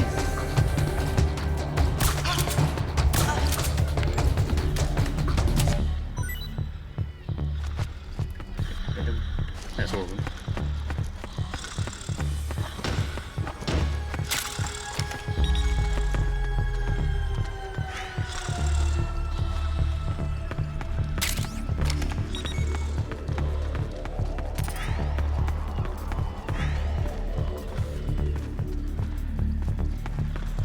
Let's have a look around here a sec. What's in here?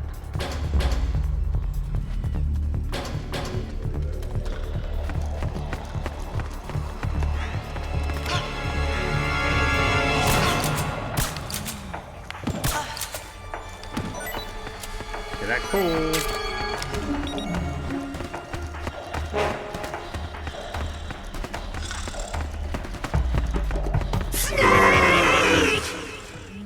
It's a bit too loud, actually. Just turn it down a little bit. It's a really good, like, kind of like horror artwork there. Creepy artwork. I don't know if it was like Yoji or someone else did the artwork.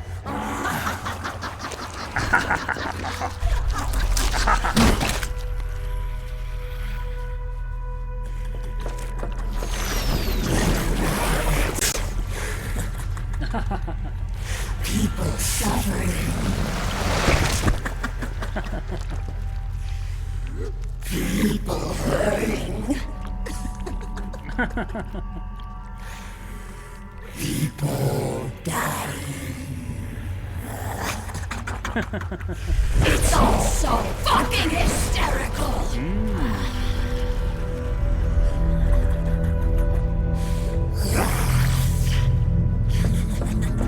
No. Laugh with me.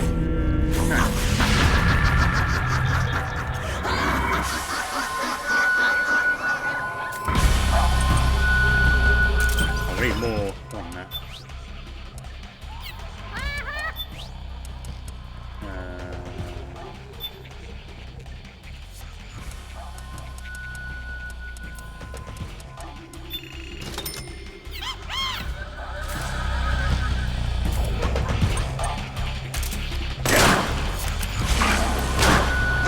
No, stop it. Let's take these out. See these 3 dots coming towards us?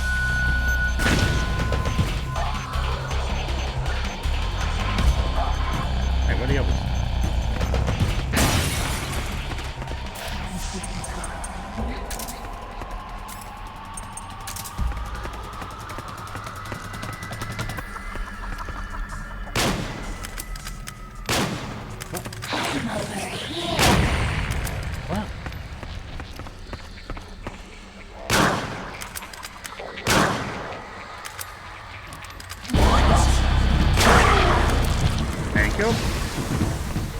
Just allow me to do all that.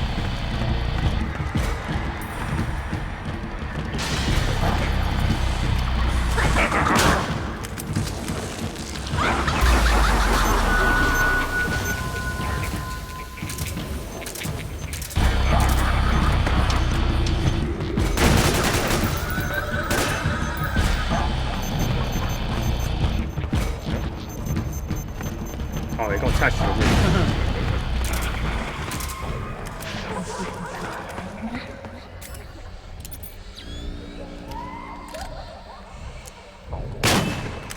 What?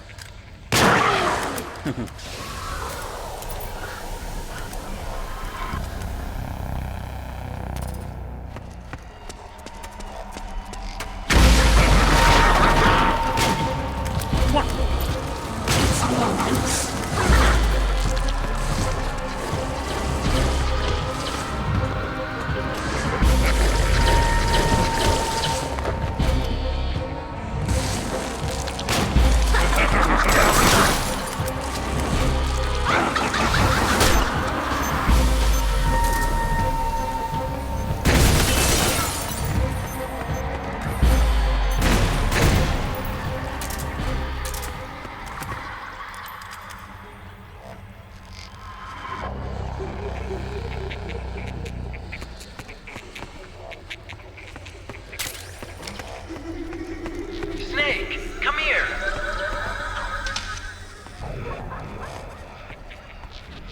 What's Soricon up to, huh?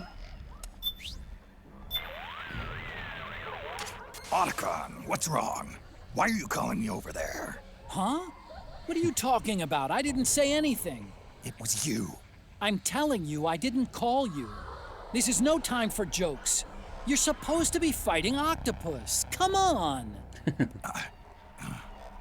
Hey, Otacon. Otacon, what's wrong?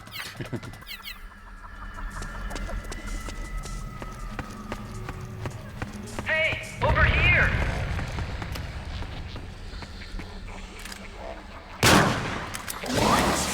What?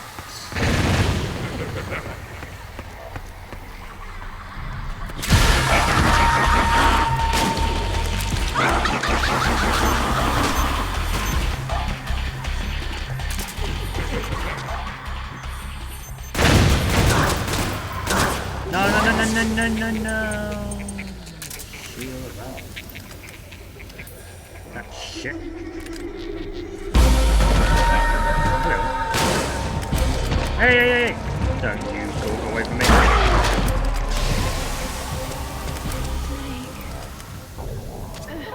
Naomi? But why? Help!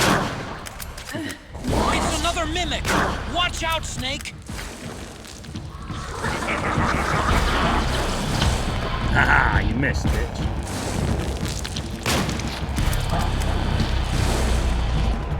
Hey! You walk away from me.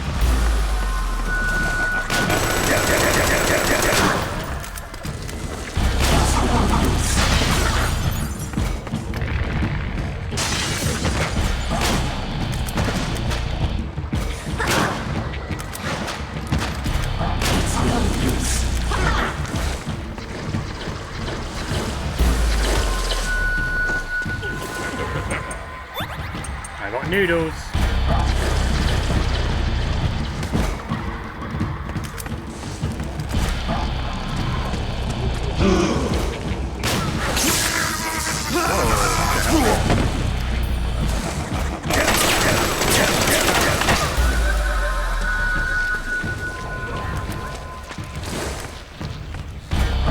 Don't you like my noodles?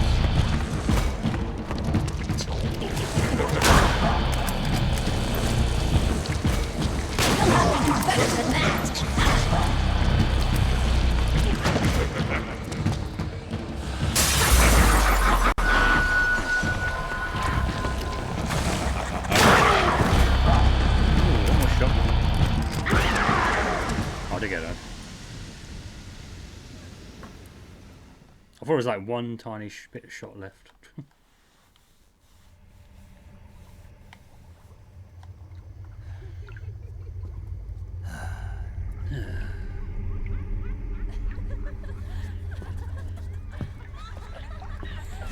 These camera shots.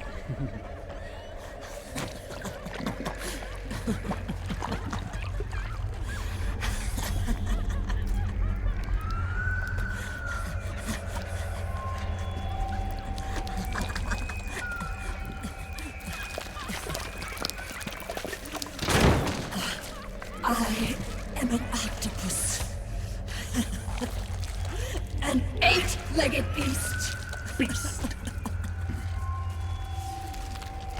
These tentacles are beyond my control. Their will is the will of the battlefield. Oh my god, it's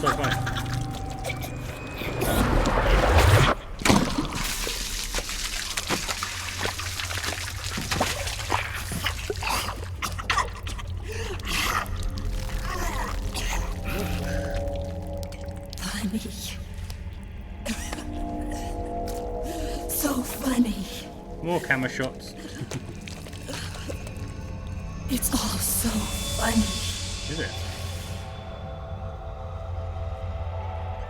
No. It's not funny. Oh, okay.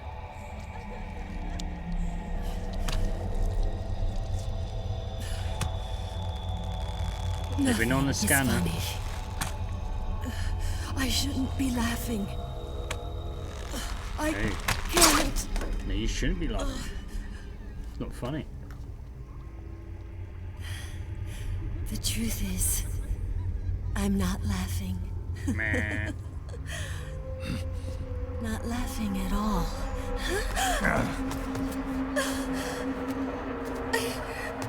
I shouldn't be laughing. I'm scared. I'm really scared.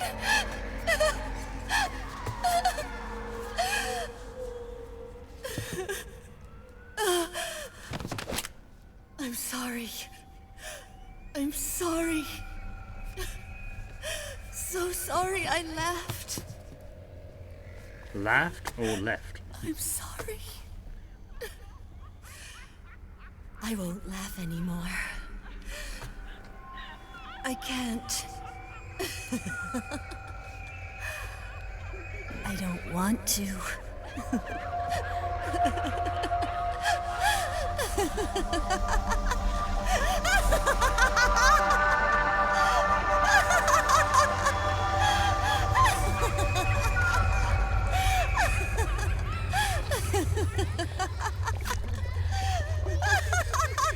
There should be a doll around here. Snake, she's shed her suit.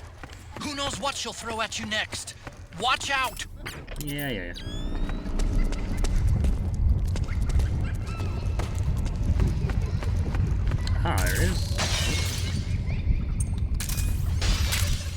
Laughing Octopus doll. So this is what you get when you take them out non-lethally. Action figure of Laughing Octopus customized battle suit. This rare item can only be found in South America. Makes a great gift for Sunny, and it will be in the upstairs part of the Nomad, which we've seen the other one as well.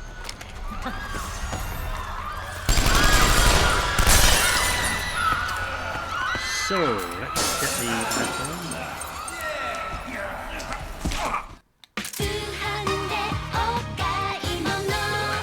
It should dance.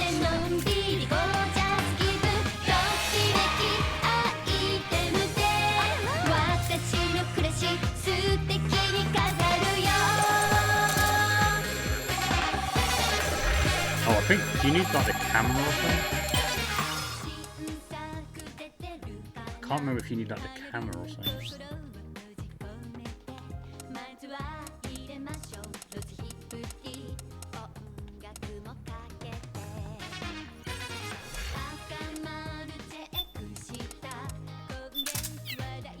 Problem is though, you can't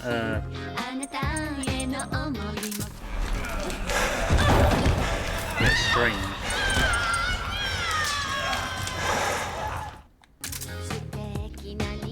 I don't know how you do it. How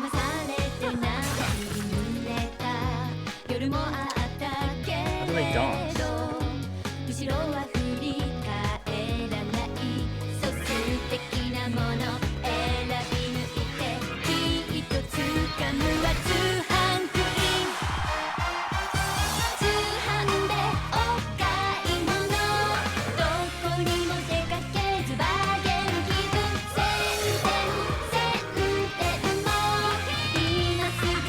One thing you can do.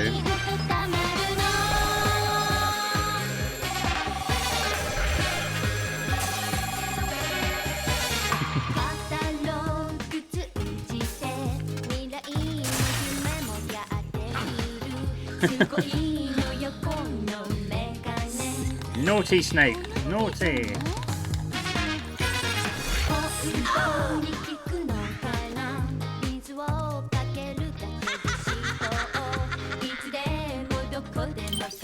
I've got to look this up and see how you do this. It's so funny.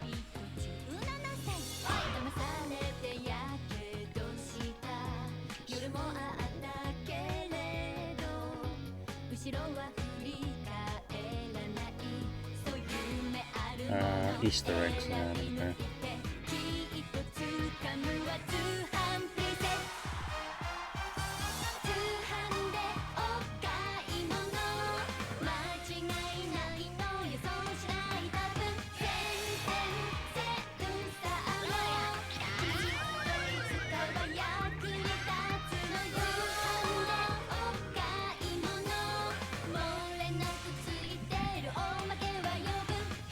See this. See how they do it.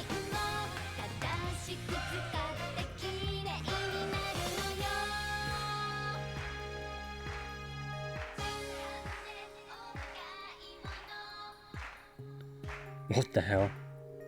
Huh?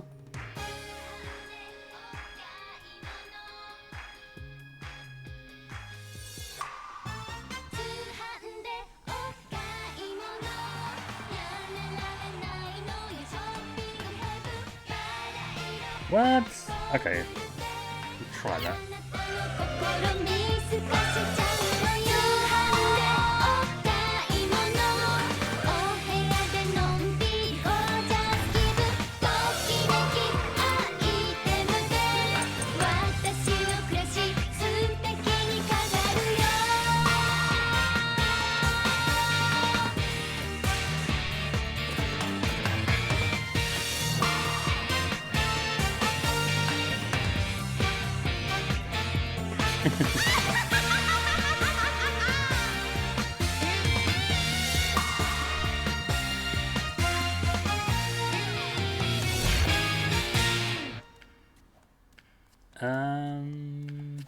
Laugh. Laugh with me!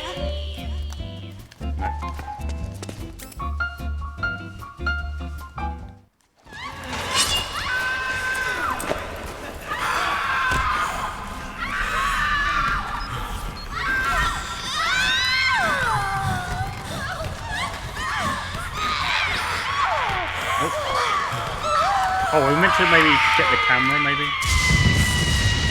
I can't remember now. Oh, here we go. No. Oh, here we go. So if we get the camera...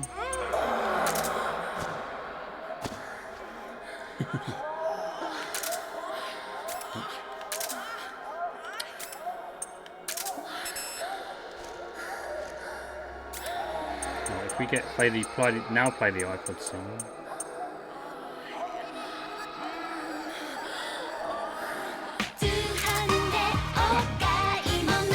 They start dancing.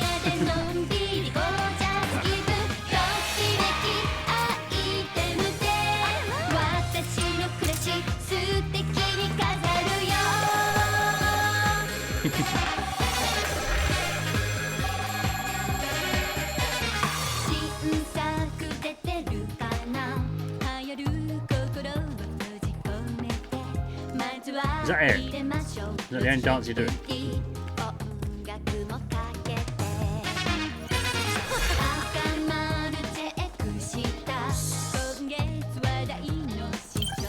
I wonder if you call someone, what happens? Or no response.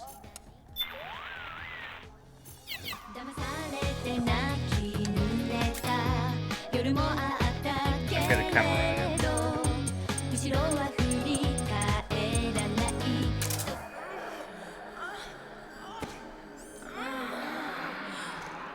Wait. Circle to switch between.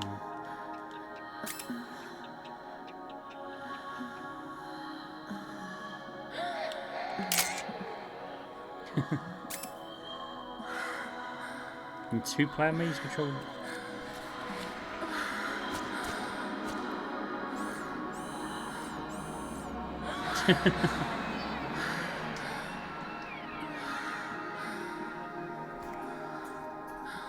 I don't know.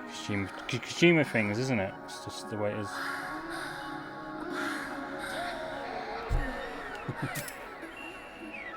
So what if we lay down?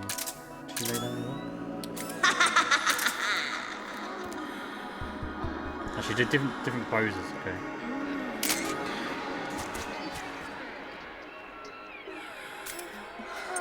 So what if we lay down?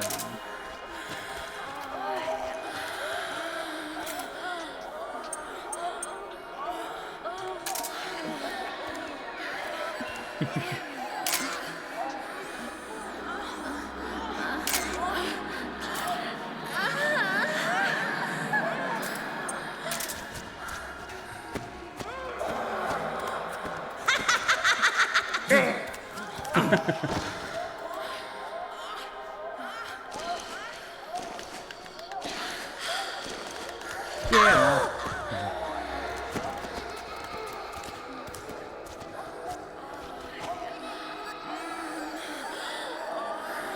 No, we're done that one.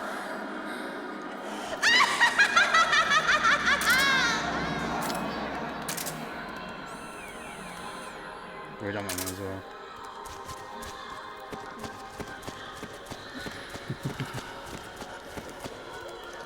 Anyway, just an Easter egg.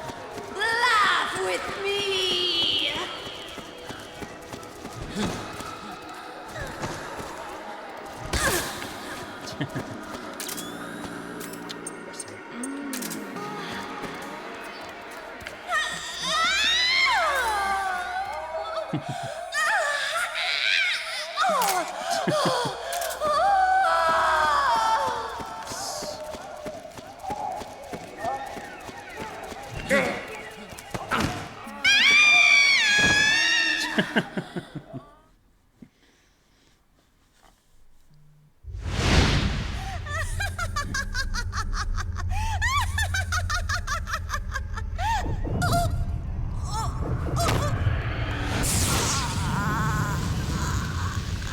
I hope she dies non-lethally.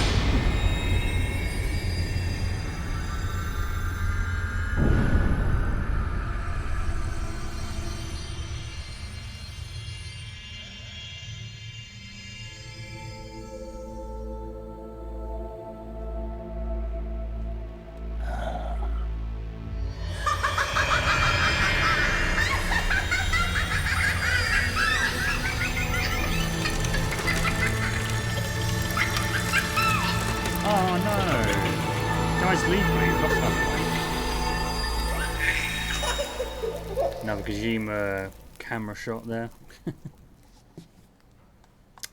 Ah, she dies lethally. That's sad. Because if you just shoot her with the MK pistol or the Mosin Nugget, then you hear her breathing. But at least we got the doll. So it matters.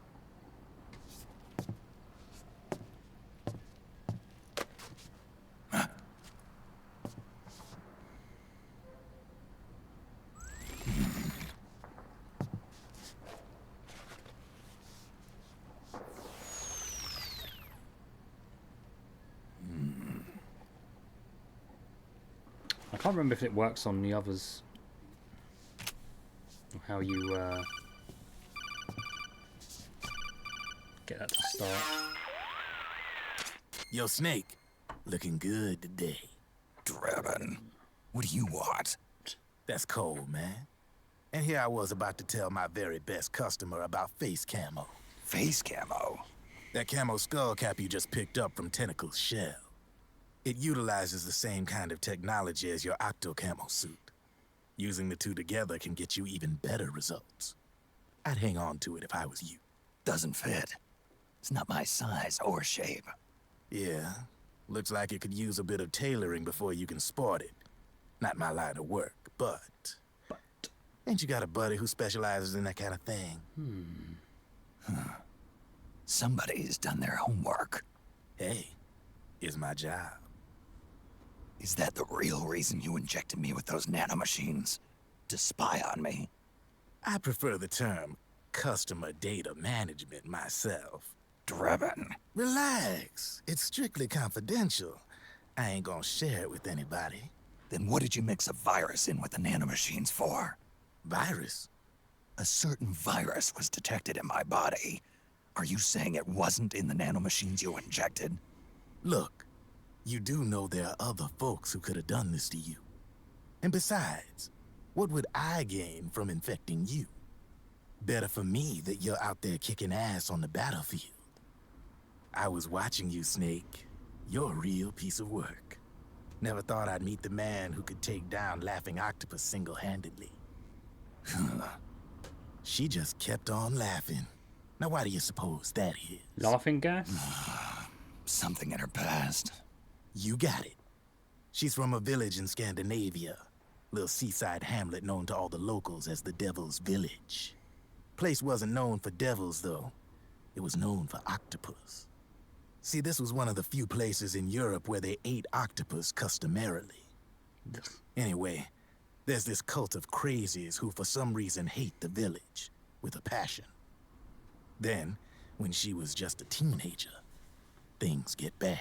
Or got bad, you mean? These nutcases get their hands on some weapons and attack the village. Overnight, her sleepy little fishing town becomes a war zone. They round up all the villagers and execute them one by one. Except for that girl. They had something else planned for her. Something a whole lot worse than dying. Calling her the Devil's Child, they forced her to do the kind of thing you'd expect from one of Lucifer's own. After they made her torture her family and friends, they made her kill them. The whole time they were forcing her to laugh, howl like some sort of demon. Like she was enjoying it.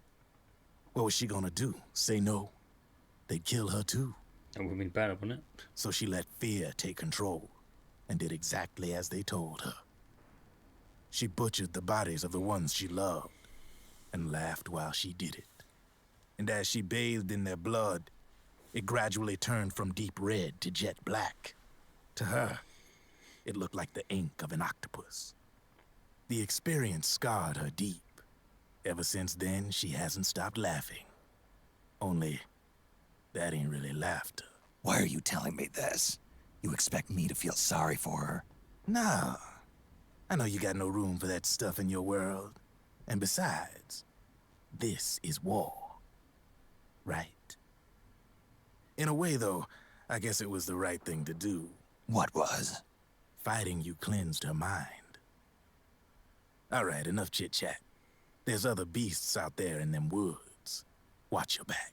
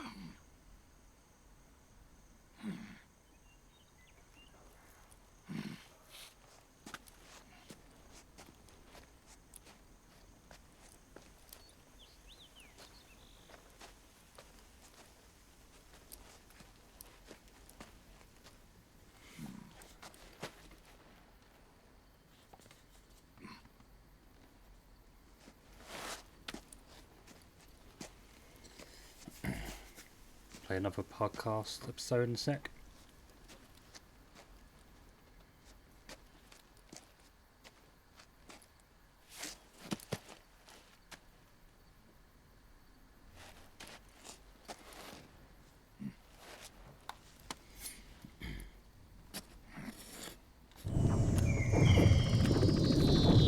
Track Naomi's footprints.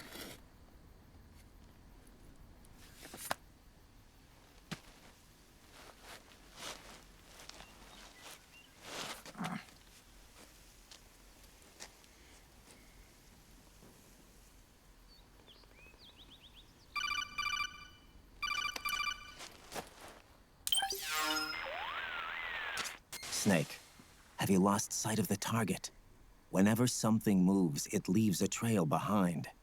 Track and find Naomi's trail. I'm not like Big Boss. Tracking isn't my strongest suit. When did you get so good at it? After saving Sonny, I drifted around the globe. In Alaska, a tribal elder taught me some scouting techniques. Drifted? You never went back to see Rose? Rose? She doesn't exist. No. Rose and I live in different worlds, different times. Her world has no place for someone like me. My place is here on the battlefield. Huh. Listen, Snake. Scouting is based on the principles of hunting. There are two fundamentals: awareness and tracking. Awareness? Awareness refers to locating a trail by paying careful attention to your surroundings. Tracking means to follow that trail. Your target's trail could be footprints, a branch they broke along the way, bent grass trampled underfoot. You need to feel for clues using all your senses: sound, smell, touch, the direction of the wind. Watch how the animals move. Listen for unusual bird calls. These are signs that someone may be disrupting the environment nearby. You sound like a ninja. Exactly. Ninja are the ultimate scouts. If your enemy is a skilled scout, they'll be doing the same thing. You may be the hunter, but you are also the hunted. To avoid enemy detection, move slowly, little by little. Don't disturb the air around you. Try to make as little noise as possible. Your pursuers will be doing the same, trying to sneak up on you without a sound. If you can't pick up the trail with your naked eye, switch the solid eye to infrared mode. That will enable you to see Naomi's footprints and any enemies lying in ambush. Switch the solid eye to infrared. Got it. But the sound it makes while engaged could end up giving your position away. So don't leave it on for too long. All right. Listen to your heart. Trust your senses as much as you can. And you will find Naomi's trail. I'll give it a shot. Naomi's trail. I'll give it a shot. Snake, follow Naomi's trail and find out where they took her. Watch out, though. You might run into a few holdups along the way. So, before we play this, it will mostly look like that for a bit, and then it will look a bit different.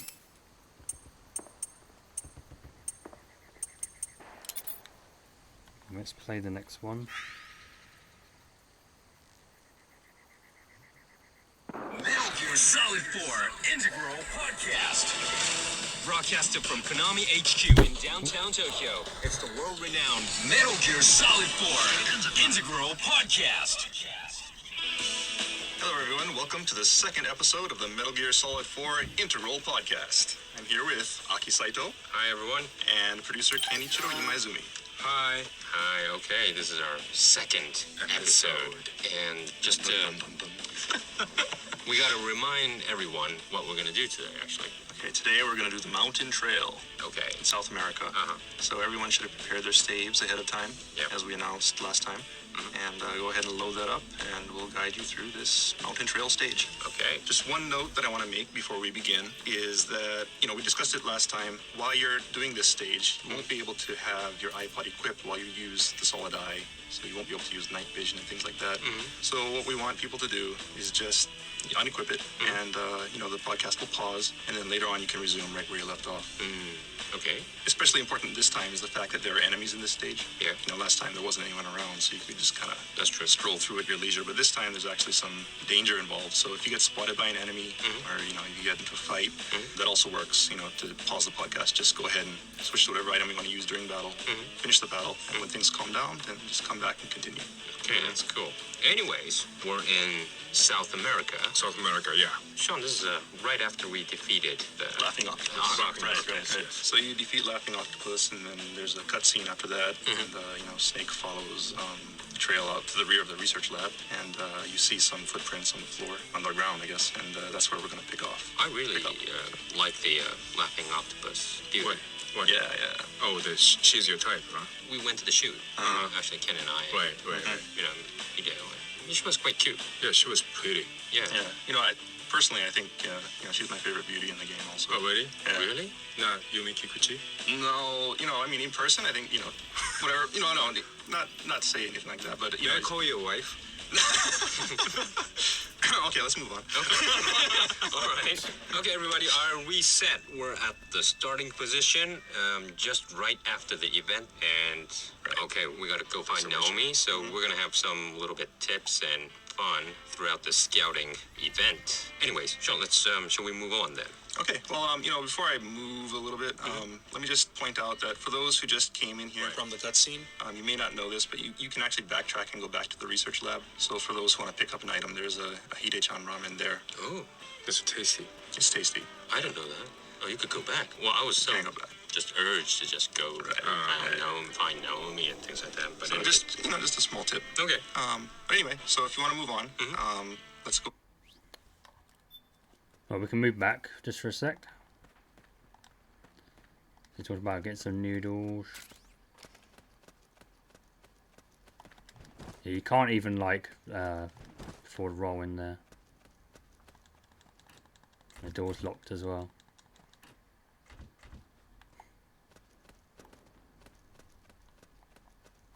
Wait, what does it say?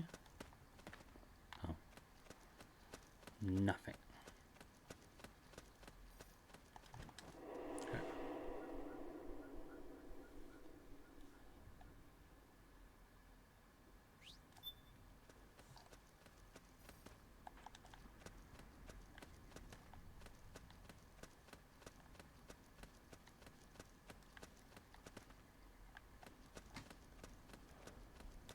Ahead and equip our solid eye. Take a look at the footprints here. Okay. So go to night vision mode and look at the ground. Okay. We're looking at the ground right now, and we see lots of footprints. Yes, we do. And remember, we're looking for Naomi. Yeah. You'll notice that one of the footprints is a little different from the others.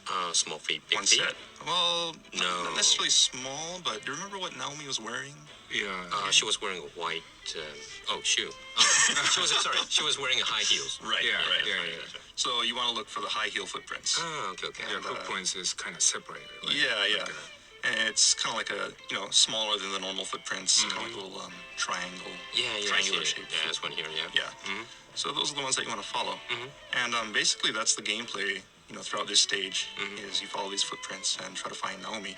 The thing that you want to be careful of, though, is if you get too carried away looking at these footprints, you may get ambushed by the enemy, because there are guards posted around the stage. So look at the footprints and proceed, but with a little bit of caution. Okay. Okay, so what I'm going to do now is I'm just going to follow the trail. All right. This is just a one path. Right. This is quite easy right now. Just one way. Until you get to like this big kind of dead tree. Yeah. There's like a little like dead end to the right. Just go ahead and pass that. To the left, right? So we're proceeding to the left. Right. Yeah. The left side. Okay. Okay, and it kind of. And then it opens up. Now, if you look at the ground here, you'll see that the footprints kind of vanish. Mm-hmm. Yeah. But that doesn't mean you can't track. Oh, really? Because if you look closely, you'll see that actually some of this grass is kind of, pushed over and trampled. Oh. So if you ever lose footprints, just look for the trampled grass, and that'll tell you which way to go. Oh, I see. So you don't have to use the night vision to see this. Right. Actually. Well, yeah, the grass you can see with your naked eye. So, it's And, the normal grass, the color is a little different, too. a little different, yeah. Yeah. It's like when you trample grass, it kind of gets a little green and smushed. Yeah, kind of yellowish, brownish, kind of. I see.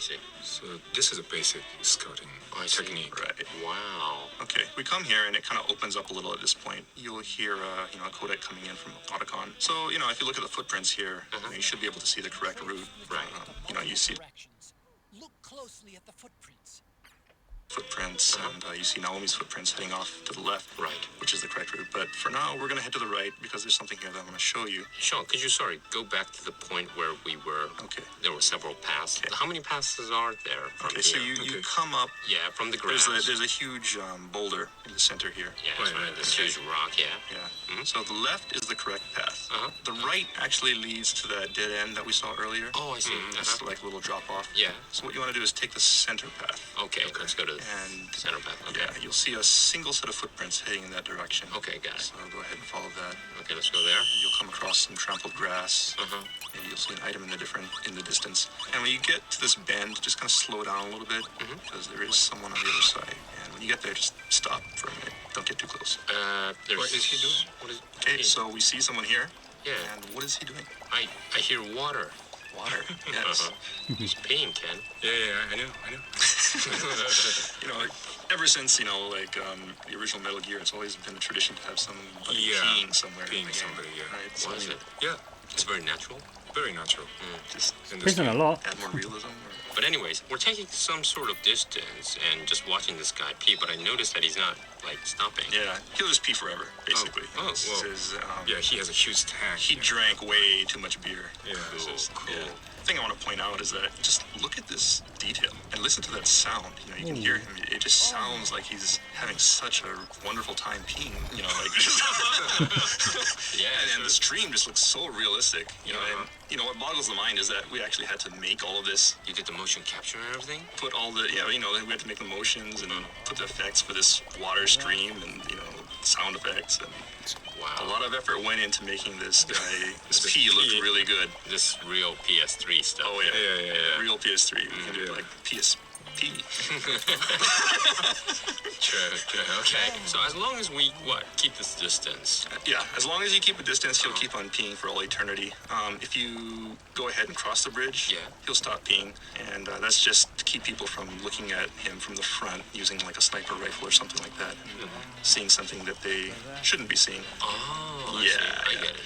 It's funny enough having a guy peeing off this cliff, but in Metal Gear Solid 4, all the collision detection is very accurate. Yeah. And you'll see there's a barbed wire fence in front of him. And when we first placed him here, he was just kind of peeing. We placed him in a spot that looked natural. And what happened was, the urine stream kind of hit the barbed wire fence. So he was just splashing urine all over himself. It was really disgusting. So, yeah, unfortunately, we had to adjust his position and move him forward a little bit. But in any case, enough about that. Okay. I think we have been talking about pee thing for 5 minutes or something. Yeah. But this is important, Ken. This is really important. I mean, real PS3 historical pee. Metal Gear Solid. Okay, now, Sean, you're going to take this guy out with an MK2, right? So go ahead and equip your MK2 and put this guy to sleep. And what we want to get here is some really tasty items. Yeah. Of course, he's holding an M60E4. Cool. But more importantly, the item he was next to is a foregrip B. Oh. Yes. And this is a very useful item. Really, very useful. So people should not just dash off and follow Naomi, but see this P guy. Exactly.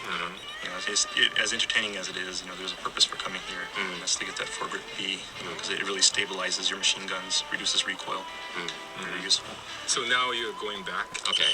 So now I'm going to backtrack. So just go ahead and go back the way you came, out towards, the boulder. All right, then we're going to head the correct path, right? Yeah. So, you'll see some boxes off I guess, when you come in from this angle, it's to your right. And that's the correct way to go. Okay. If you're ever lost, just equip the solid eye, look down at the ground. You're going to see Naomi's footprints. So follow that, and you'll come to a bridge. Very beautiful bridge. Yeah. You can see this nice river here. Oh, that was where we were, actually. Right. Yeah. So if From you look the distance on the right. Yeah. So if you look to the right, you can see our sleeping friend over there. Yeah. Let's just move on. Okay. You'll see some boxes at the far end of the bridge. So just sneak up to those boxes. Right. There is an enemy on the other side of this bridge, so be careful. Don't get spotted. And just kind of wait till you can see him. Yeah. Have your Mark II ready. Oh, there he is. He's there. He's coming from the right. And just put him to sleep. Okay. Okay. Yeah. Well, this is another location where there's a lot of paths. Yeah. So right? there's a lot of paths here. Really easy to get lost. There's one to the left, and the second, right, passing that big boulder. And there's the second path from this left. And then how many more? And then, there's one kind of towards the center, and there's like a branch, kind of like a gate-looking thing over it. And then there's another one here to the right. Wow. Well, so many tracks. So many tracks, yeah. And if you look, you'll see the correct path is actually to the right. And by the way, if you have your solid eye equipped, you can see some graffiti on these rocks. Oh, wow. I mean, you can see it with the naked eye as well, but it's a lot easier with the solid eye. True. Okay. All right, now, which way do we go? Which path do we take? Okay, so the correct path is to the right. Yeah. But let's go straight ahead. Take the center path with this kind of gate thing over it. Yeah, there's wooden kind of... Hang on a second, hang on.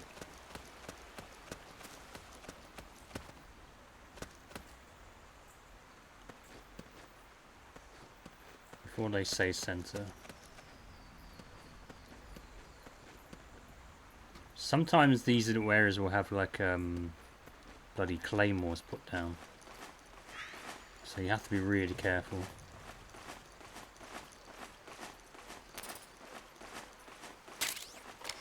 There we go, claymore.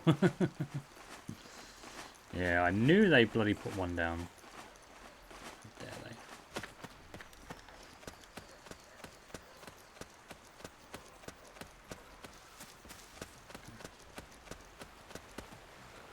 Gate on the top right, yeah, okay. There's something there that I want to point out, so let's just head straight on. It's like we passed the gate and we're... Okay, so you'll come to a shack here. Don't just go running in because there is a soldier in there. Oh, okay. And you'll alert him. So just kind of stop, have a good view of it. Yeah. And if you look in front of the building, you'll see this kind of white board. Yeah. Yeah. Now, it's written in Japanese, so I think a lot of people maybe have no idea what this is. Well, yeah, this is for testing your eyesight. You have to actually say the right or the left or down where the circle is cut. I see. So it's a circle, and the part that's missing, you have to say left or right. Yeah. Oh, that's interesting. Because in America, we just letters on a board, and you just kind of read. They'll randomly choose letters from the top line, the second line, and you keep on going down. It gets smaller and smaller as you go down. Well, this is the same way. Right. I just find it kind of interesting that they use circles rather than just Japanese characters or something like that. But actually, there are some letters on here, right? Japanese characters. Yes, the center line, so to say, reads me ta ru gi a solid do Metal Gear Solid 4, meaning Metal Gear Solid 4. So for the trivia buffs out there, there's a little hidden message here. Yeah, it says the title in Japanese. Right. Cool. And this serves another purpose also. If you equip your night vision and look down at the ground, you'll see that actually there are a set of footprints on the ground that it looks a little bit more worn, a little highlighted. Right. Yeah. And that's actually the correct position to stand in when you look at this thing. So if you stand at that position. The distance, right? Right. And, equip first-person view, then you can test your eyesight. Maybe, test your monitor. How good is your monitor? Are you using standard resolution, 720? I have really bad eyesight. Or whether or not you need glasses in real life. God, really? I can't really see from here. Okay, anyway. Okay. Just a little bit of trivia. So before we move on, let's just go ahead and take a look at this shack here. Be careful, though, because there is a soldier in this building. Inside? Inside. So what you want to do is just kind of sneak up, don't make any sound, and sneak up to below this window. There's a doorway, and there's a window to the right of the doorway. So Sean is right now, going to the right side of the building, right? Oh, you're going through the window? Yeah. Okay. Did you hear that? Yeah, he said, "You never spot me." Right. So, it's just kind of, this guy is laying a trap for you, and he's really confident in his ambush abilities. He's kind of boasting to himself there. All right. But, it's just kind of to point out that, there are places like that in the game where, we have certain scripted events, and if you're really sneaky, then you can hear lines or see things that maybe you wouldn't see if you just ran through. So keep an eye out for that kind of stuff. So now we're gonna go back? Right, so let's head back to the open area. It's gonna be my rifle. This guy's really confident.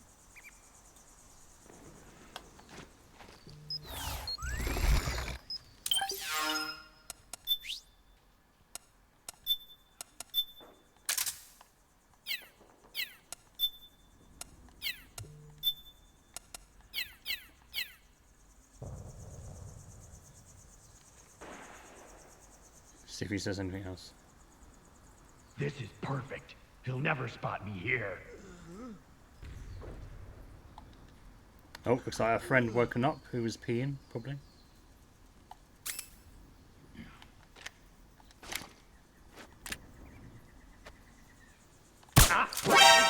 Forget it! We've got to head back! Oh.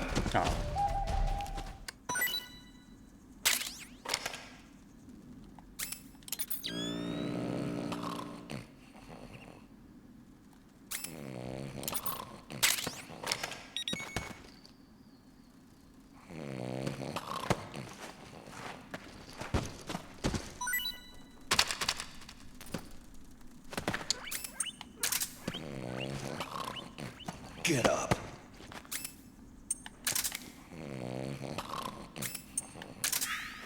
Get up.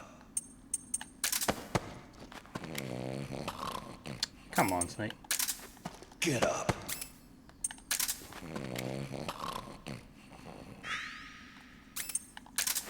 Get up. Hands up.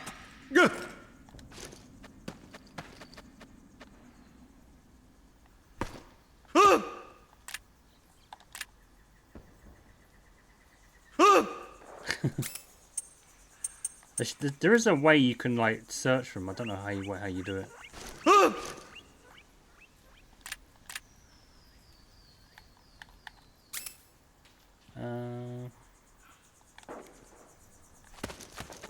No. Okay, whatever. Yeah, a lot of guinea pigs in this little area as well.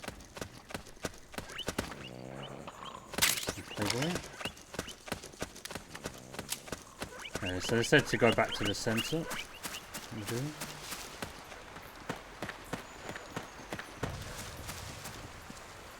Oh, no, he's awakening. Just turn us down a little bit. So let's go back to the open area, back through this gate. One more time. One more time, and we're in this open area. So make sure there's actually a soldier. So make sure you don't get spotted here. Right, be careful. Just go ahead and put that guy to sleep if he's woken up. So we head off. This time you'll see a bunch of boxes. We came through earlier, and the correct route was to the right, next to these boxes. So let's just go ahead and take that route.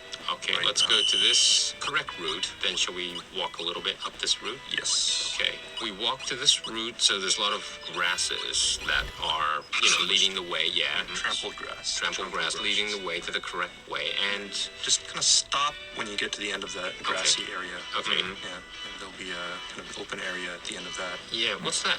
It's a handkerchief, right? It's a kind of a purple, light blue, light purple hanky. Yeah. Okay. Wonderful. I'm trying to explain to the people and make sure that everyone's following what we're doing as well. Okay, Ken? I mean, so we're right in front of handkerchief. Right in front of handkerchief. Stop right here. And Sean, let's take a look around. Anything? Because there's lots of path leading. Yeah, there are a lot of paths here, and there's also a sniper, so be careful. Where's the sniper? Sniper, if you're looking at the handkerchief, just look straight ahead. There's kind of like a stair. Yeah, there's like kind of like an old trail leading up. Yeah. And at the very top of that, there's a sniper. Oh yeah. Kind of looking off to the right. So be careful not to be spotted by him. In addition, you'll see a trail leading to your left. another one going straight ahead, and another one to the right. Okay. And where are we gonna go? We're gonna... Okay.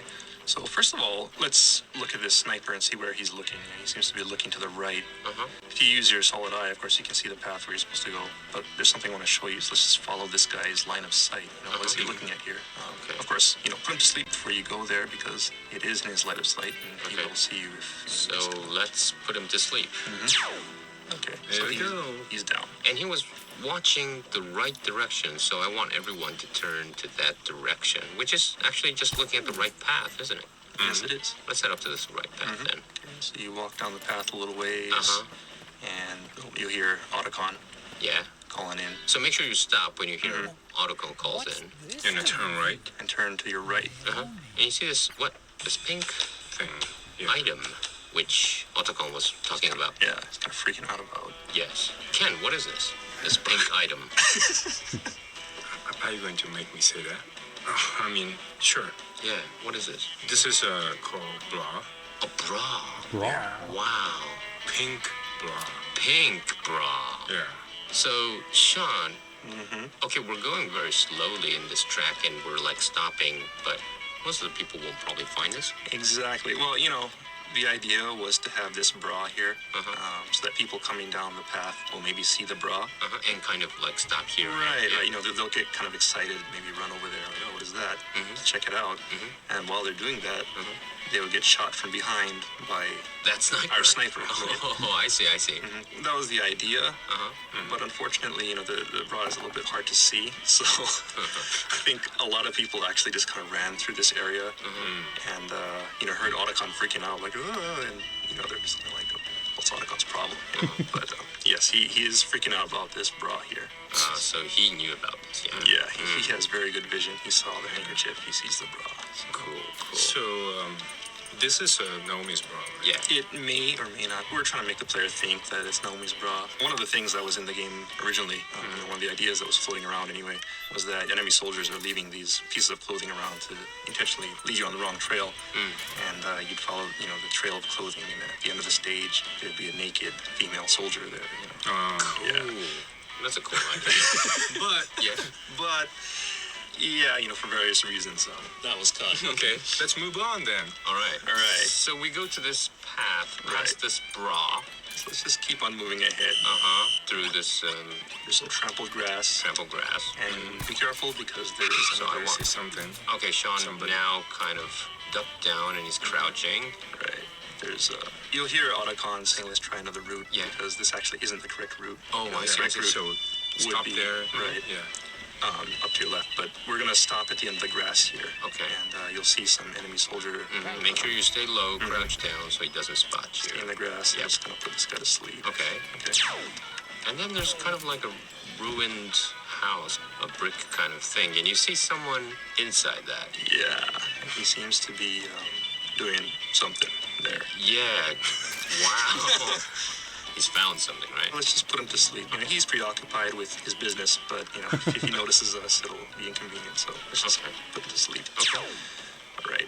And then we go, well, where are you heading? You're heading to the right side of this building. Right. Let's just go around to the back of the building because there is a little treat hidden behind here. Oh, okay. Let's go to the back and stop here to pick up an RPG. Yep. So there's an RPG in behind of this. Okay, so go ahead and grab that RPG. And then go around the house? Yeah, just go around and, you know, there's only two paths leading to this house, so let's take the other path, not the one that we came from. The path leading on ahead. All right. So we're moving to this path that was, where does this lead back? First of all, I should say stop. Don't just run out. Okay. Follow the path until it opens up. And you'll see some grass up to your right. Just kind of take cover behind that grass because you'll notice that there is a soldier behind this pile of boxes. There's 1, 2, 3, 4, 5 boxes here. Yeah. So what you want to do is, you know, just kind of take this guy out because that's inconvenient. You know, if you ever see guys aiming their gun at you from behind these logs or boxes, then that's a sign that you're on the wrong trail. Oh, I see. Right. So. Okay, so where are we going?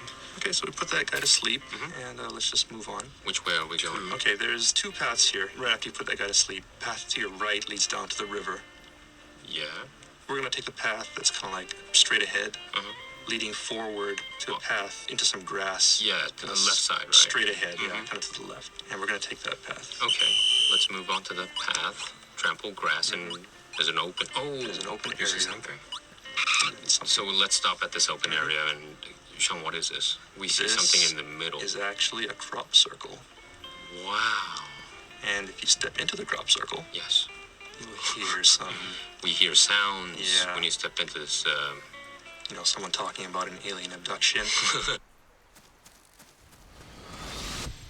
Something happened to me last Thursday when I was driving home. I had a couple of miles to go. I looked up and saw a glowing orange object in the sky to the east. It was moving very irregularly. Suddenly, there was intense light all around me. And when I came to, I was home.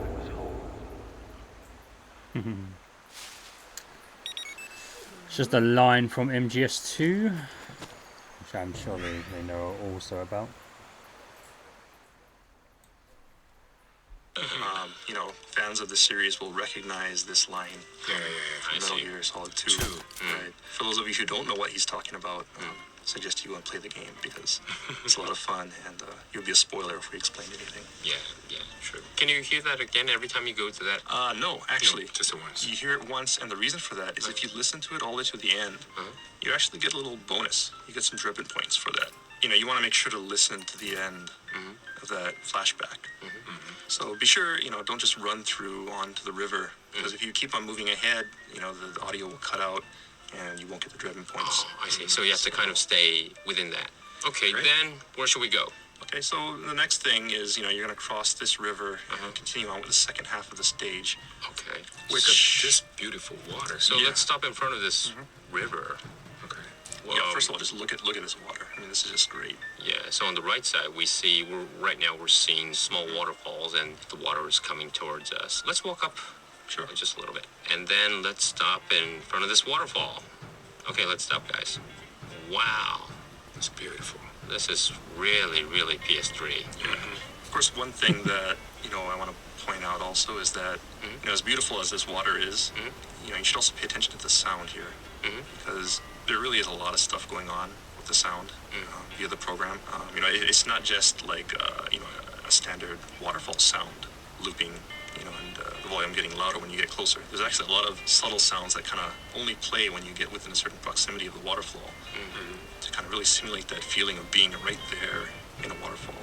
So beautiful. Just kind of, you know, the details that go to making all these environments.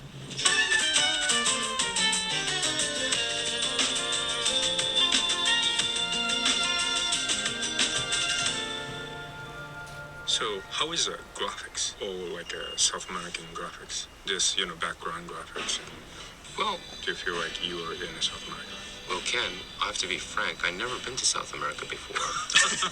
But all of this, the path, and also this water area, this beautiful water and falls, and the track we've been taking is really like you're in kind of this area of course, definitely not Japan.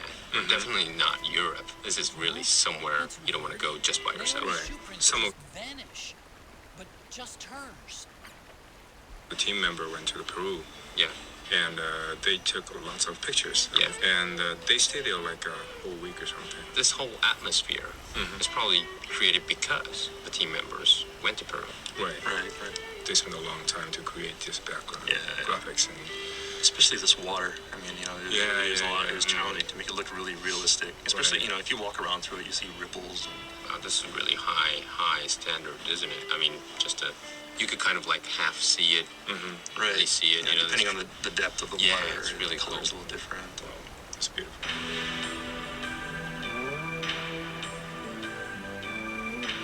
Okay, so what we want to do is have you just kind of, you know, climb out of the river and trigger the checkpoint on the other side. Here, Autocon, and save it? Yeah, save it. As soon as you get up to the other side, you'll see Mountain Trail Riverside is the checkpoint. Go ahead and save it there, and in 2 weeks' time, we'll resume from this point. Okay, so it's really complicated. I mean, this tracking area, we could predict which route the obvious route that everyone took. Right. So we'll always mention compared to that. So this is the normal way, but let's take a right or left so that you won't get lost. But of Of course, as a podcast, you could listen to a number of times and try what we did. Yeah, sure. You know, if you don't succeed the first time, just go ahead and try again. Well, thanks, guys, and... All right. So Metal Gear Solid 4 Integral Podcast. Broadcasted from Konami HQ in downtown Tokyo, it's the world-renowned Metal Gear Solid 4 Integral Podcast. Hello, everyone. Welcome to episode 3 of the MGS4 Integral Podcast. I'm Sean Eystone, and I'm here with Aki Saito. Hi, everyone. And producer Kenichiro Imaizumi. Hello. How are you, guys? Okay, this is our third edition of the Integral Podcast. I've been holding up. It's all right. Been busy, but surviving. Yeah, what have you been guys up to these days? Yeah. Time goes really fast. I mean, come on. You've been working on some new stuff, right, guys? Oh, you want to know something?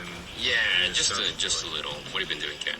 Well, we have been planning next project. Cool. Sorry, Snake. Project. What? Project? Did I hear an S? Project? Wow. Okay. And Sean, you're quite busy as well. Yeah. You know, a lot of pre-production. That kind Snake, the heavier someone is, the deeper the footprint they'll leave behind. Take a look with the solid eye. Deeper footprints should show up darker than shallow ones. But Naomi's footprints ought to be shallower than the soldiers. She's not carrying any gear. If you were carrying somebody, however, the extra weight would make your footprints deeper. So, one of them might be carrying Naomi. Ooh. That depends. Are some of the prints deeper than others? Look closely, Snake. That's what she said. Wow. Yeah. I think all the listeners are wondering what, Kojima Productions up to these days. And yeah, I'm planning another European trip. Oh, really? Yeah. And I think maybe Spain. Spain? Yeah, you're coming with me, Ken. It's my country. Not yours. People who have not. I'm some form or another. This is really, good buying. Opportunity. The second part is the latter part of the South American stage that we started 2 weeks ago. So if you recall, we just crossed the river and we're tracking down Naomi, and we're going to pick up where we left off last time. And just to remind everyone, there are sections in this game where we'll tell you to use, say, an item like the solid eye. Yeah. Just remember that you can't have the solid eye and iPod equipped at the same time. So just go ahead and switch it out. The iPod podcast will pause, and when you come back, you can just pick up where you left off. Likewise, if you get spotted by an enemy, just go ahead and do the same thing and pick up where you left off once the situation calms down. If you put back your iPod back on, you can resume where you left off. Right. Yeah, the iPod has that feature. So. Okay. Sean, let's start the latter half of this tracking. All right, everyone. So load your game, and you should be right around the water right now. Near the waterfalls, I guess. Right. Okay, so the first thing that we want to do is head up here and look at the other side, the opposite bank of the river, first of all, because we want to get our bearings right. So go ahead and put your solid eye on in night vision mode. Take a look at the ground, and let's see if we can find Naomi's footprints. Yeah, I don't see this. I don't see her. They're gone. They kind of vanish on the other side of the stream here. You can't use your old tactic anymore, right? Right. But there is something that you can do. Right. This requires a little bit of puzzle solving on the part of the player. You don't see the high heel footprints anymore. But if you look very closely, you'll see that some of these footprints are a bit heavier than others. Oh, meaning someone really stomped hard. Right. Just really trudging through. Yeah. With a lot of weight, which you can deduce means. He's a fat guy. Yeah. Hairy, macho guy. No, of course not. So, of course, someone's carrying Naomi, right? So, the idea being they came into the river, they carried Naomi across and brought her up on the other side, possibly to keep her from getting wet, possibly just to trick Snake. Okay, let's walk along, follow this heavy footprints. You see there's a separation of paths to right and to the left. Okay, so let's take a left path. And we're going to walk up to the place where... So we'll get some grass. Go ahead and go through the grass. So this grass technique still works, right? Yeah, the grass technique works. Okay, so you come to this kind of wide open area. Yeah. So if you look right, you'll see, especially if you have the solid eye, there is a Haven Trooper laying in wait. And this is a good time to switch off your solid eye, actually, because these troopers have actually had a lot of training. And, Haven troopers can detect your solid eye if you have it on. So put that Haven trooper to sleep. Okay. Okay, Sean, where do we head next? We took her to sleep. Right, this is the best time to use the Mark II.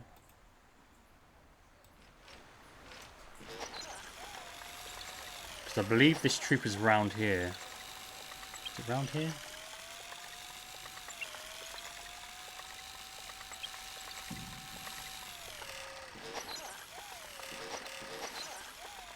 It's definitely around here somewhere. Oh, I think it's around there, actually. Let's have a look around here.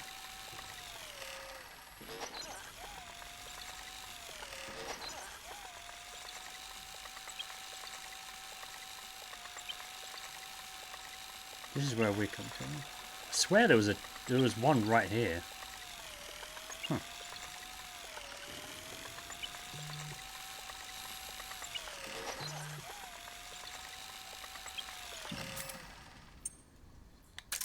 Not to worry then.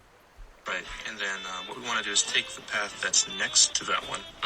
To the left one, yeah, right. yeah. So let's take the left path. Let's go walk up ahead.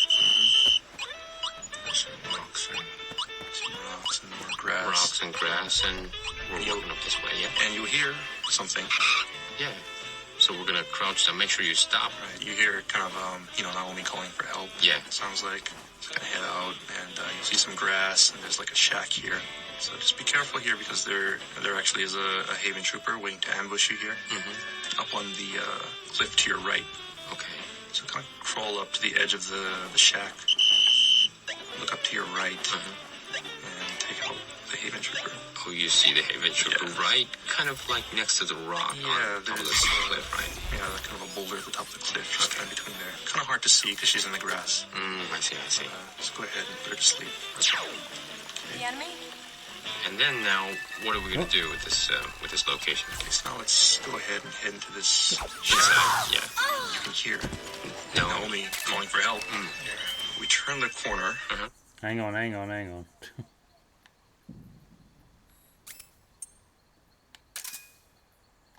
Surprised she didn't see me.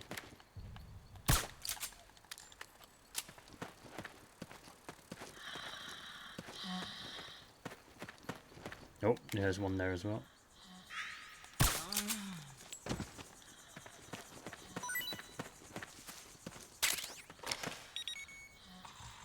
See what they say. Okay, so now let's go ahead and head into this shack. Inside, yeah.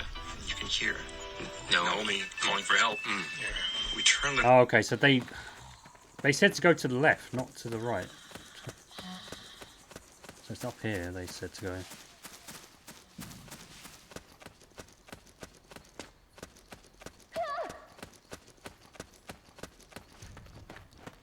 Come quickly, Snake.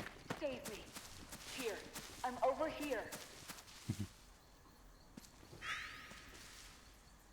Corner, and we hear her voice kind of, repeating itself and sounding a little odd, and the real identity is revealed to be this radio here. Yeah, well, Yeah. What's so special about this? Shoot the radio.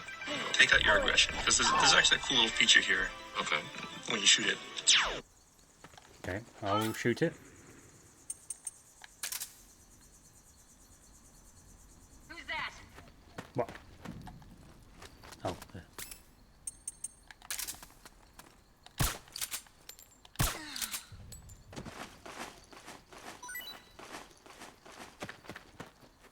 This is Naomi. Here. I'm over here. Save me. Save me. Save me. Save me. This is Naomi. Here. I'm over here. Save me. Is that it? Save me. Sure. Yeah. So there's some really cool sound processing going on here. It's when you shoot it, the tone kind of falls and slows down and eventually stops. Originally this wasn't going to be in here because it's kind of hard to do. We had a really tight schedule. Yeah. Everybody was pulling all-nighters in the office, and we're like, oh, we want to do this with the radio, and people were just like, no, no, we don't have time for that. But the programmer responsible for this radio really wanted to put it in also. And so he went ahead and did it anyway, when nobody really was paying attention.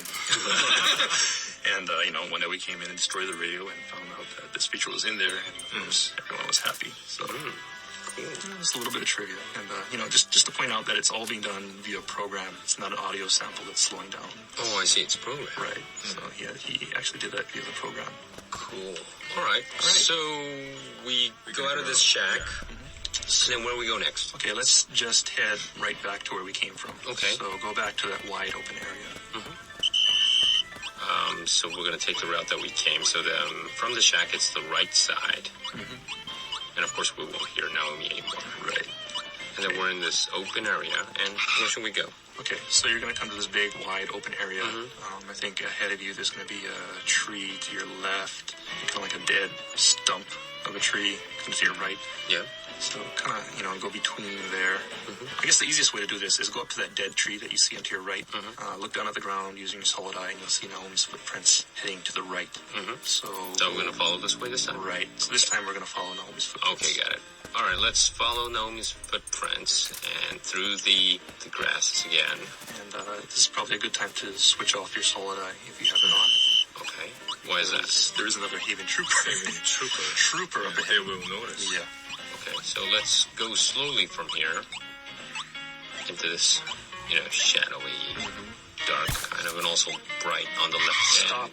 Stop. When you get to the end of this kind of narrow corridor, it's kind of a dark, shadowy area. There's like an arch up ahead of you. Okay. You'll see an arch to your right, and directly to your left, there's a Haven Trooper hiding behind a tree. Yeah, he's here. So, if you'd gone the other path, of course, she would be waiting to shoot you, but since we followed Naomi's footprints, we got the jump on her. So let's go ahead and put her to sleep from behind. There you go. Okay.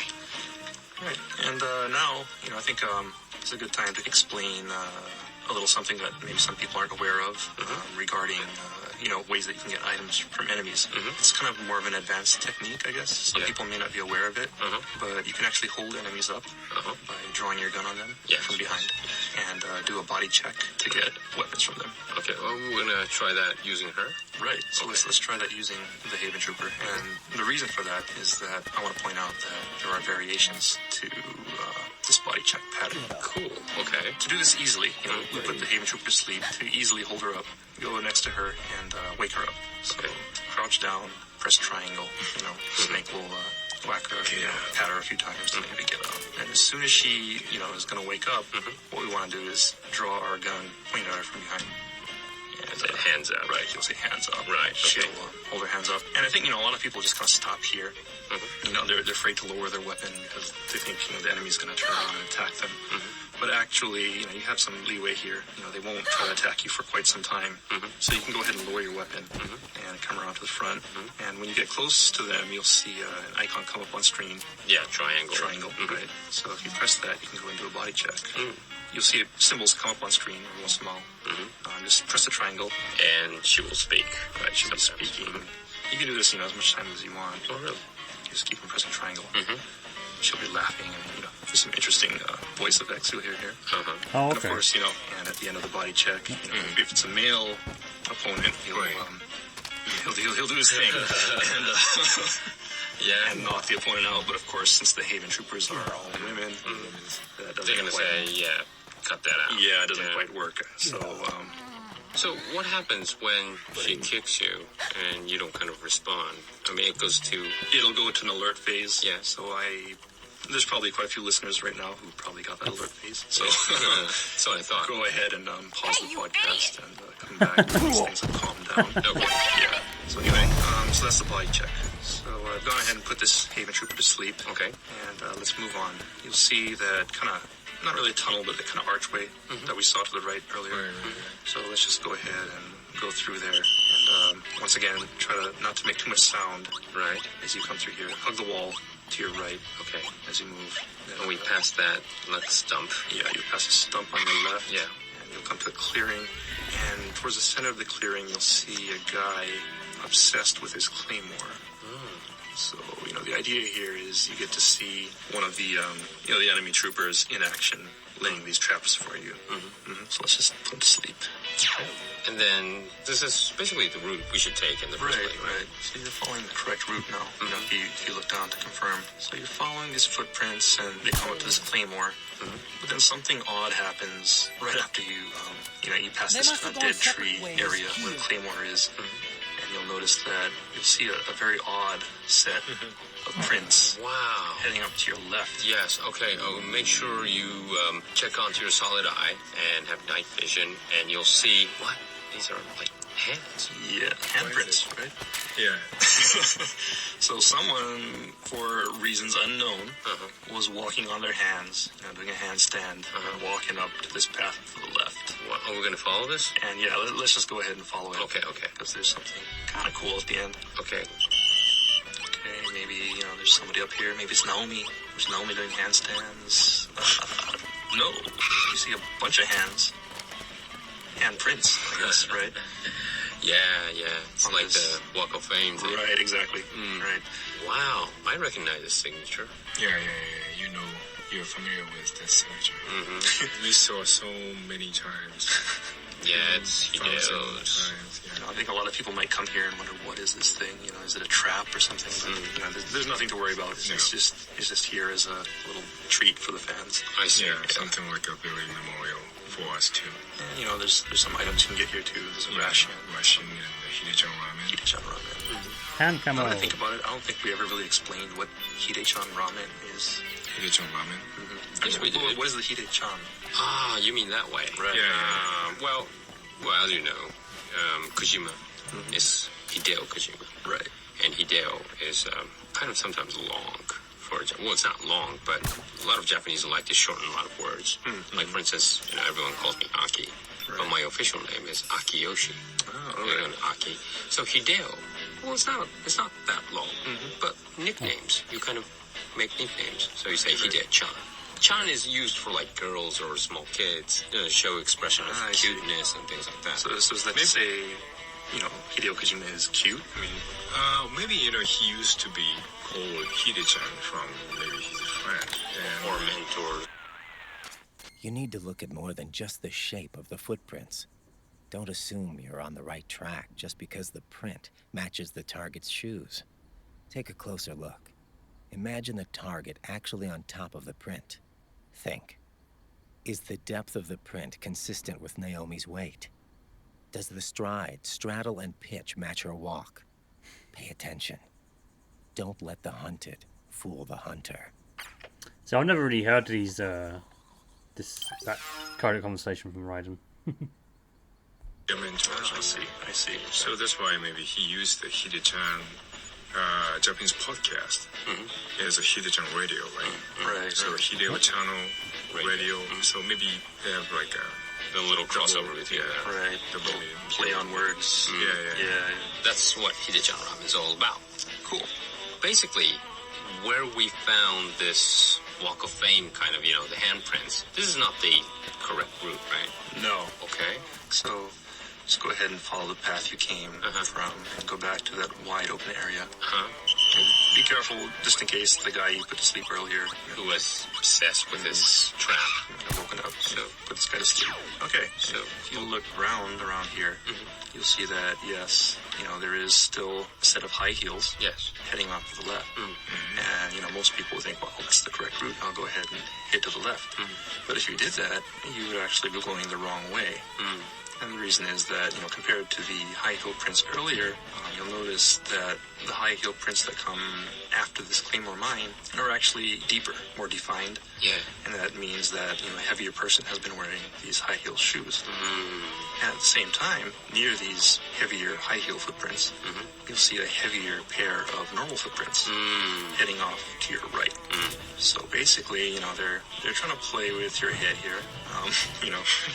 Trying to trick you into following the high heel footprints to the left. And actually Naomi went off to the right. I see. And that high heel is heading towards the left? Yes. Which is, of course, not the trick. Yes. Right. If you head that way, you'll actually find a pair of high heel, a high heel shoe there, kind of saying, oh, this is a trap. Okay, where are we going to go, Sean? We're going to go to the correct path now? Yeah, let's just go ahead and follow the correct path.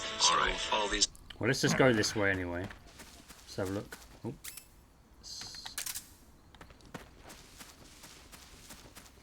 They said about a high hill.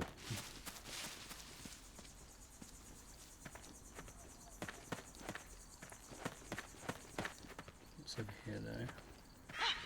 Something there?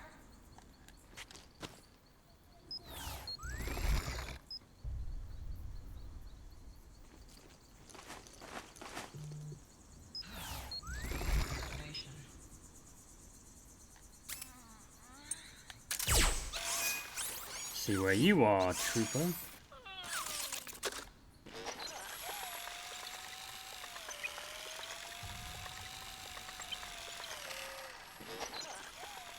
Nope. There are the high hills.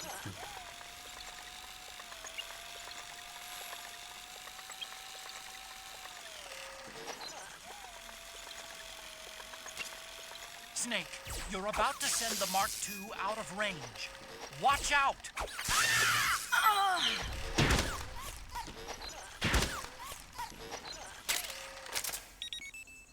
Haha.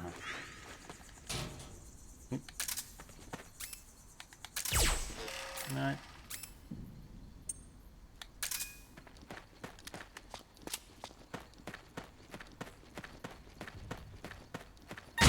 Whoa! Nice one. Does Otacon say anything about it? An explosive trap. If you'd triggered it, not only would you have sustained damage, the sound would have put the enemy on alert. Watch your step. Right.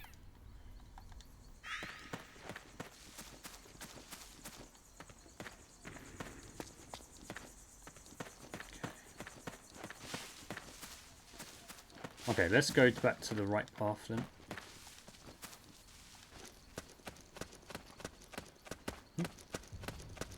Oh, I thought it was like handprint then.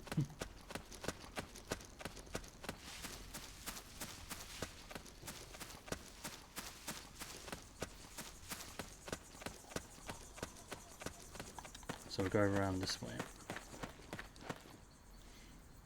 Heavy footprints to your right. Now we are on a grassy part. You're in a grassy part, and be careful. You know, there might be enemies lurking around. So make sure you proceed very cautiously, slowly. You'll pick up a cardboard box on the right, and then what? Yeah, there's like an archway. Okay, stop and check this point Cardboard out. box? Between the grass. At one point, you'll see the heavy footprints, and then you'll see Naomi's footprints again. So detailed. At that point, they put her down. Alright, so let's just keep on going. Okay. Slow down when you get to the end of this narrow path here. It opens up, and there is a soldier. Okay, stop here. Patrolling outside. So go ahead and stop. Be sure not to get spotted by that guy.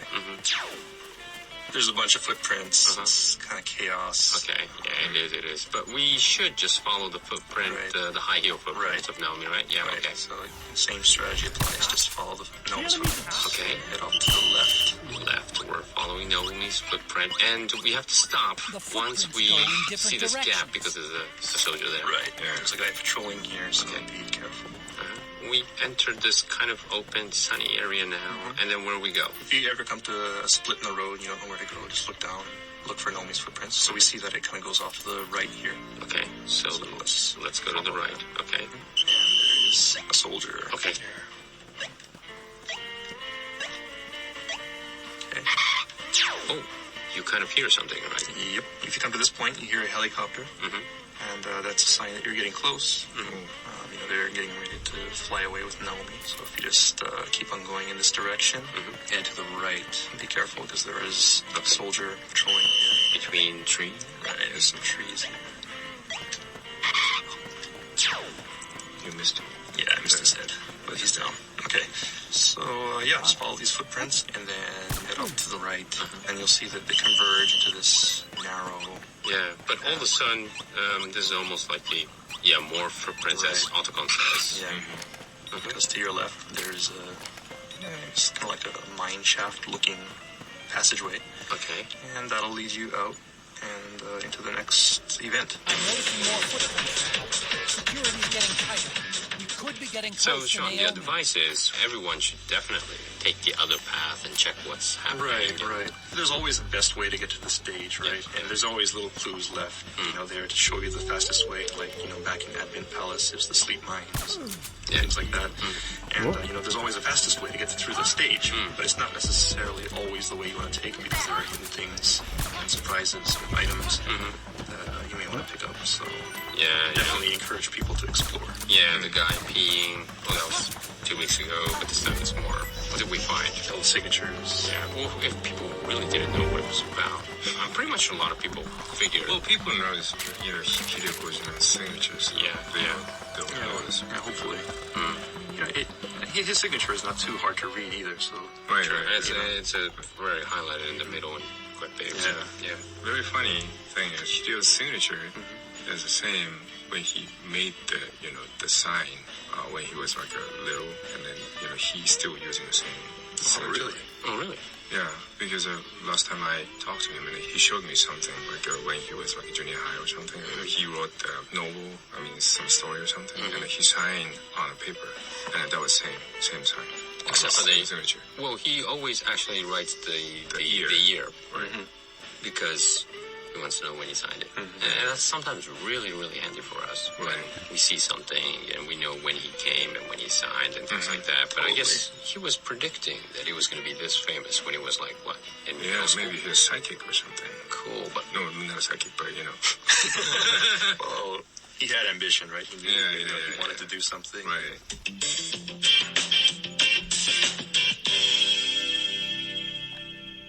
Okay, Sean, what are we going to do next time? Where are we going to go? Okay, next time, we're going to continue with another South American stage. Okay. So what we want everyone to do is go to the South American power station stage. Power station. All right, that's where they kind of like messed up there because the power station was way before, but we already did that bit. So I guess the next one will be in Act 3. Now this is the one I'm most intrigued about because I don't think I've been to any of these paths. Right, enjoy the next cutscenes. Let's turn it up a bit.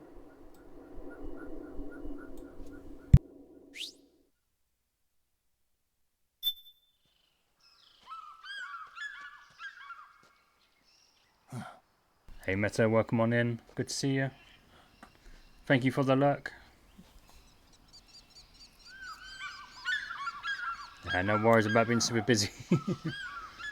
I was super busy doing this kind of like play along podcast part. So no worries.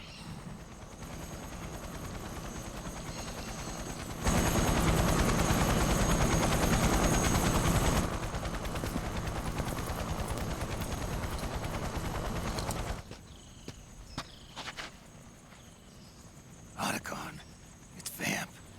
I'm sure of it. Yeah, and they're taking Naomi away.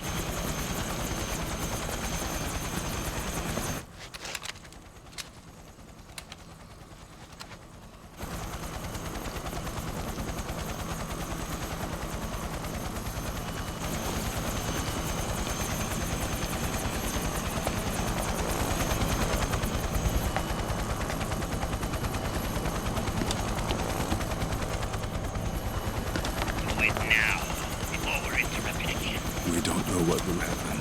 Remember the last time. I'm willing to make a few sacrifices. As you wish. We'll begin shortly.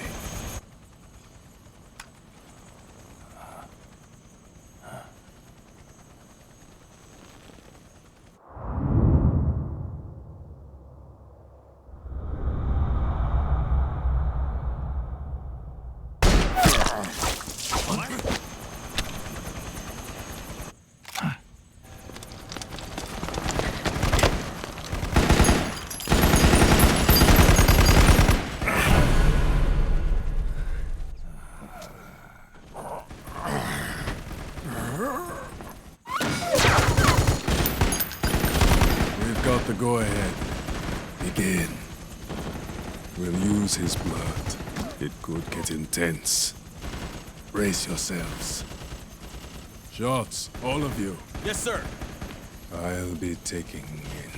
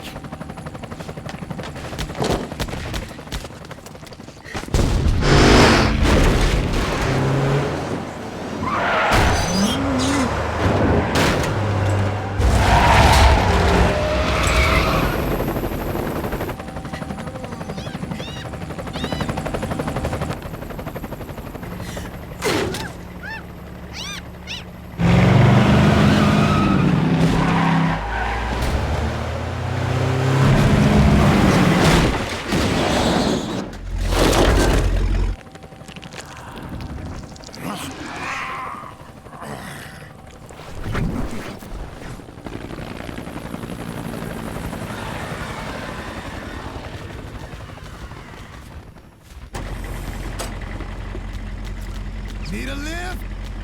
Revan. Get in already!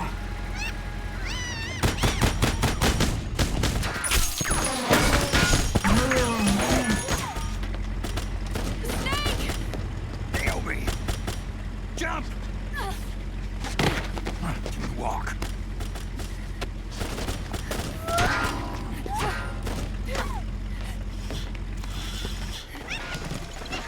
It's gonna be a bumpy ride!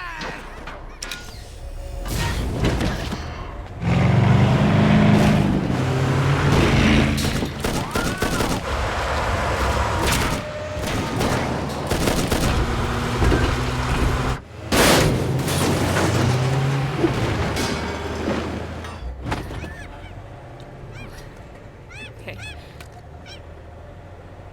Thanks.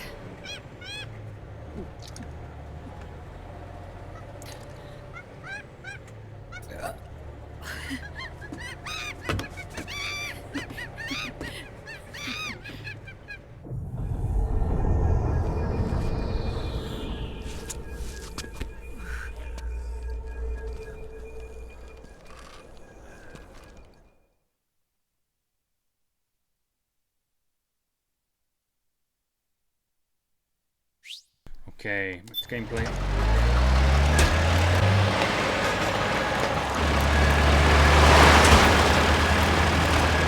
Snake, I'm bringing the chopper to the other side of the market up ahead. That's as close as I can get. You've got to make it to the market somehow. Snake, to fire the machine gun, stand next to it and press the action button. Then use the right stick to aim and press the attack button to fire. Watch your aim, Snake. Snake, you've got to get to the plaza beyond the market. I'll be waiting there with the chopper. All you have to do is get there in one piece. I never noticed that let the world be. Never really called it Ocon during this stage. Those soldiers chasing you. The emotional patterns they're displaying are definitely not normal. Oh no, Intense it doesn't work. anger, fear, sadness. All clear off the charts. What in the world happened to Oh, it does work. So if you shake the controller like this, you'll see what happens. Snake, right now you've got to keep your focus. Make sure you don't get thrown off. Get to safety as quickly as possible. Yeah, her breasts kind of move. It's just Kojima stuff, you know? Destroy those powered suits!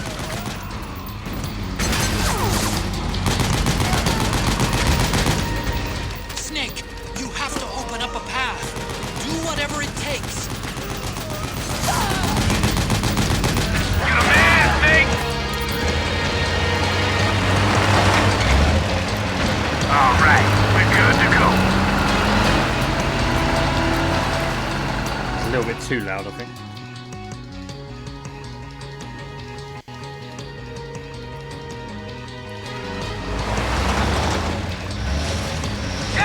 They must really like us.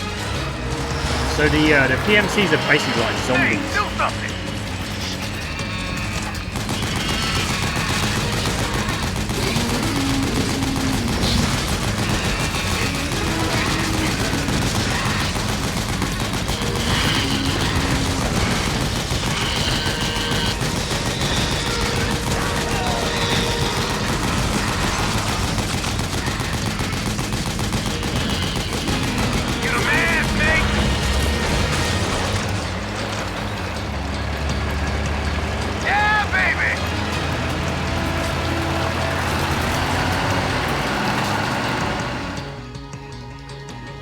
Basically, we're kind of like backtracking now.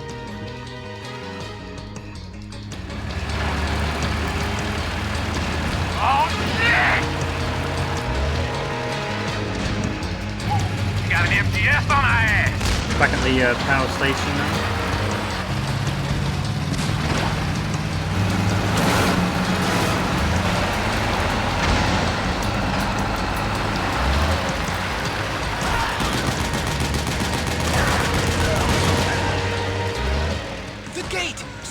Shoot the gate! Check this out.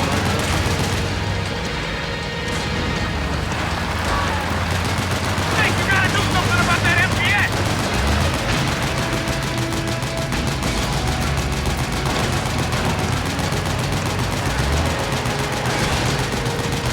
Remember we was up there with the motor and that?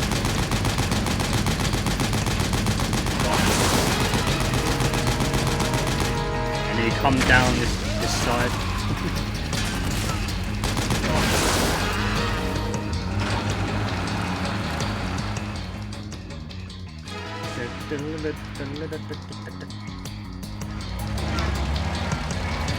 Get ready for some speed! I don't want to be that quick, Reverend.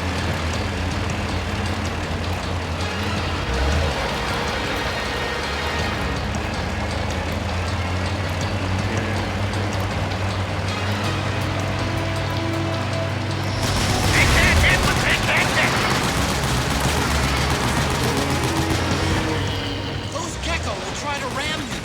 Don't let them get too close.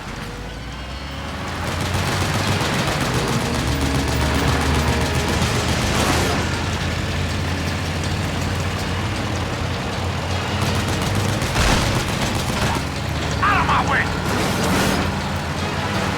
That's it, moving! Hang on! It's gonna get bumpy!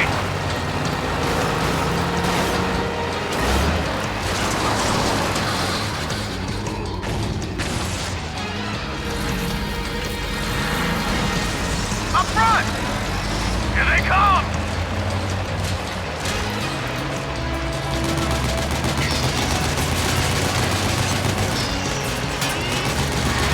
Hold on tight! Almost there.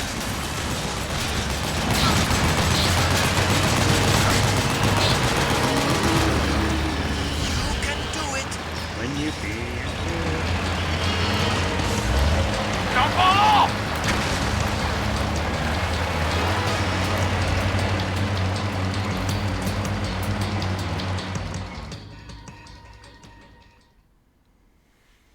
Okay, I'll keep the cam on for this bit.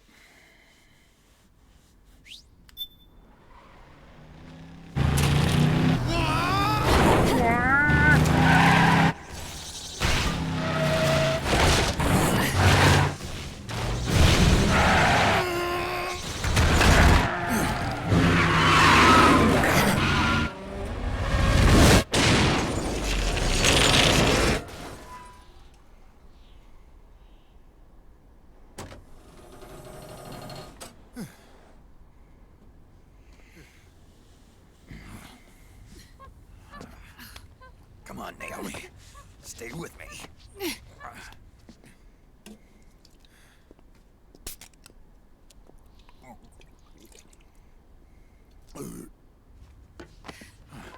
Up you go.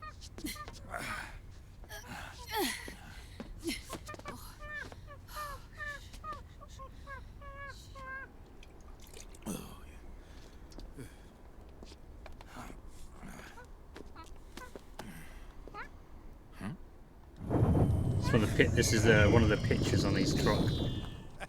We saw it earlier in the cutscene. You okay? Oh shit.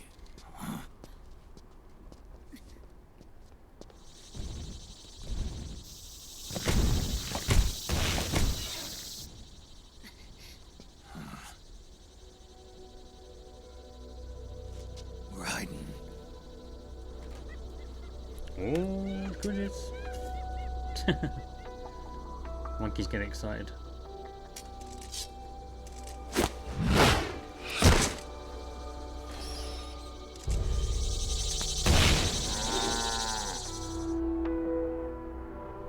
Go on, get out of here. Can you move? Yes.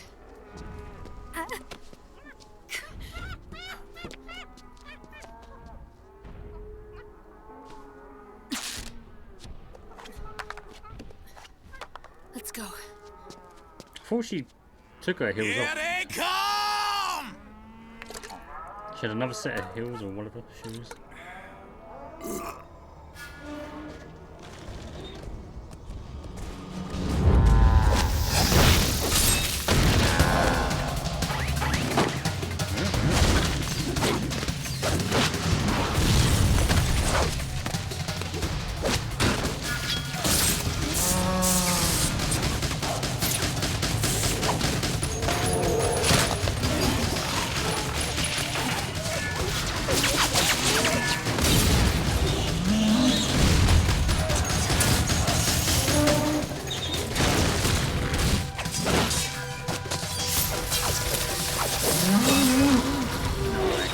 Slice and dice.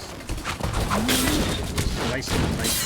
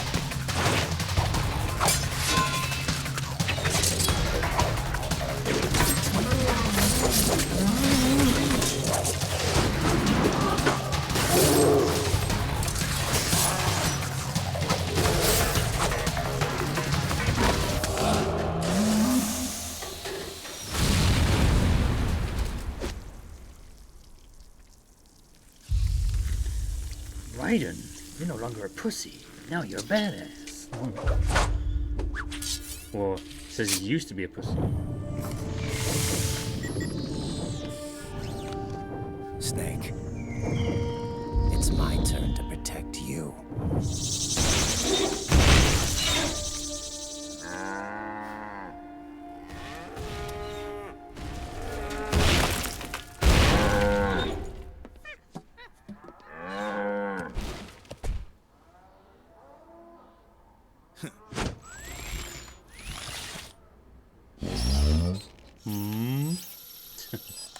So funny.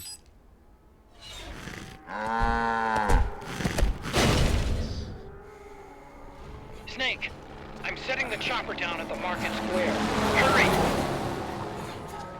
Naomi, go on ahead.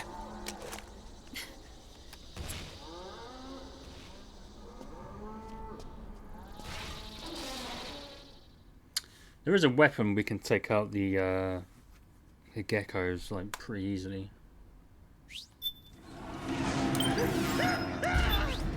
I don't know if I've even brought it yet.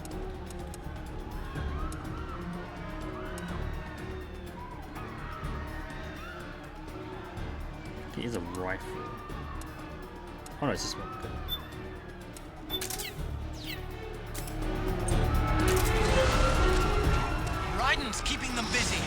Now's your chance to make an escape. Snake, there's no time to take out the gecko. Just get out of there, quick.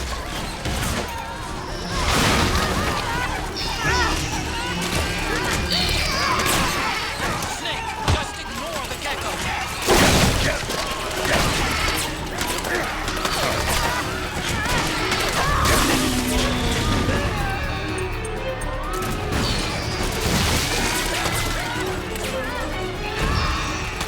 Yes. See you. Just a little farther. Run, Snake, run!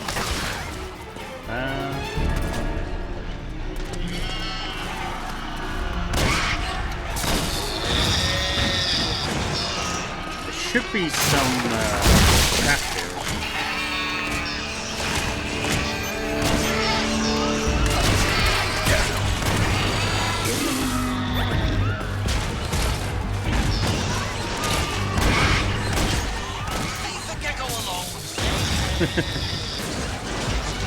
I will leave him alone when I'm finished. There we go.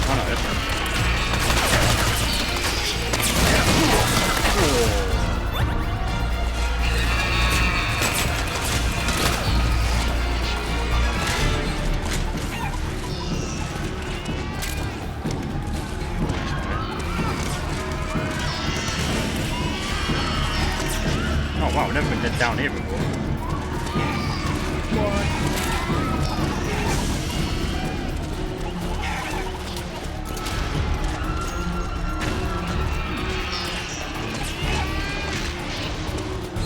Hello.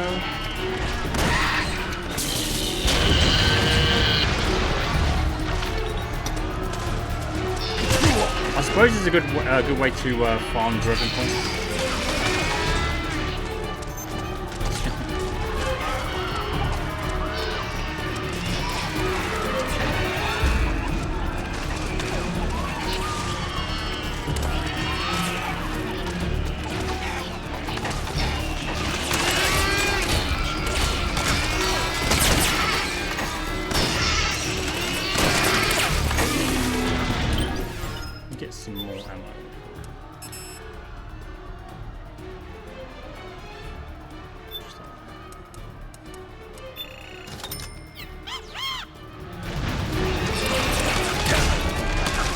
Stop it.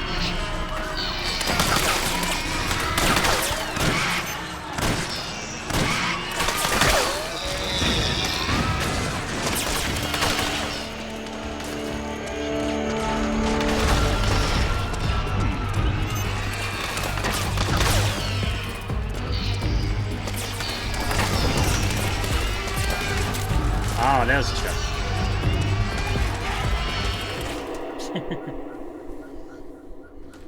Chaff was hiding.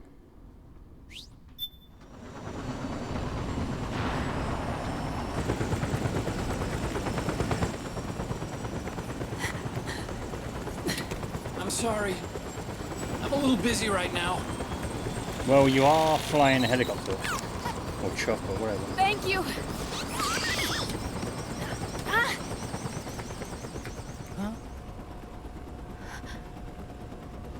No, Otacon, don't.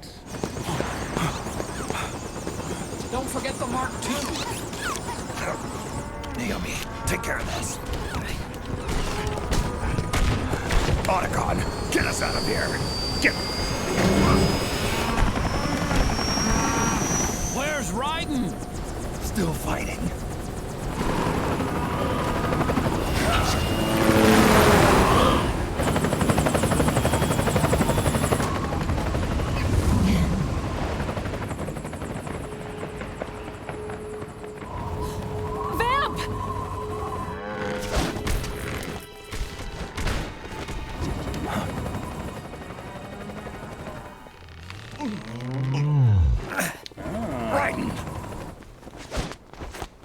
Ex-boyfriends meet again?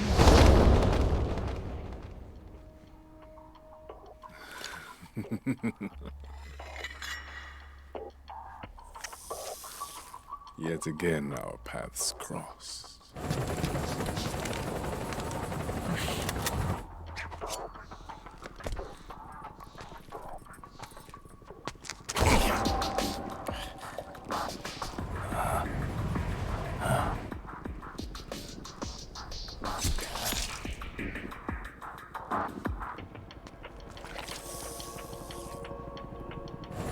That's just gross. Stab! Oh, and does it again. Cut. Slice. Another stab. You too, immortal. No. I just don't fear death. Ooh.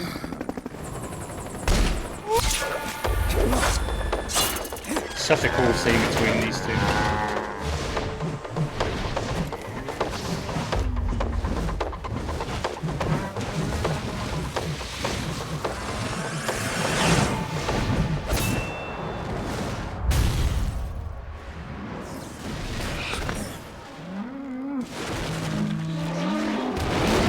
I see Raiden's wearing high heels as well.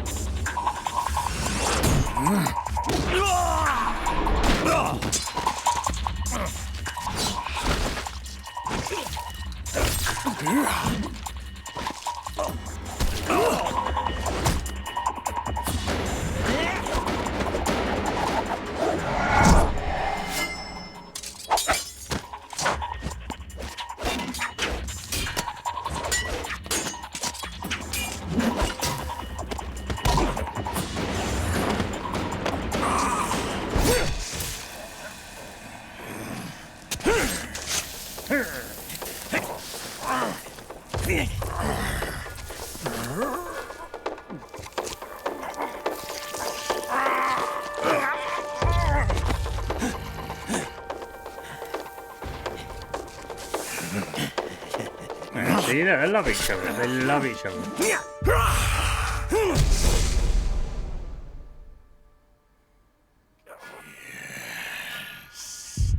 Could you be the one to finally finish me? It's totally not sexual.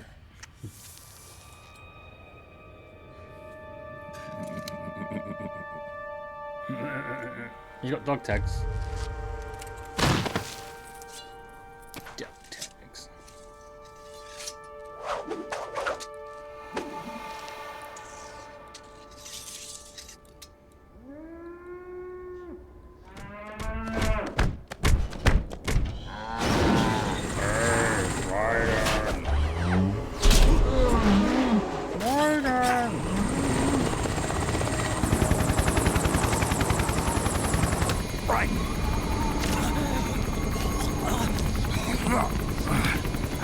You okay? Fine. Right. Right. You're... Yes, right.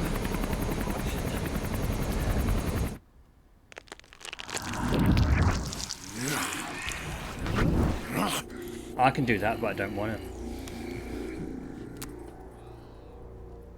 Boss, she got away. Are you sure about this? It's all part of the plan. The test was a failure, even with his code. As I feared, it's not pure enough. We need all of him. The PMCs we deployed have suffered brain damage. Nothing salvageable remains. Our only remaining option is to secure the original. I know that. It's only a matter of time. We're working as fast as we can to find their hiding place. I need you here too, Vamp.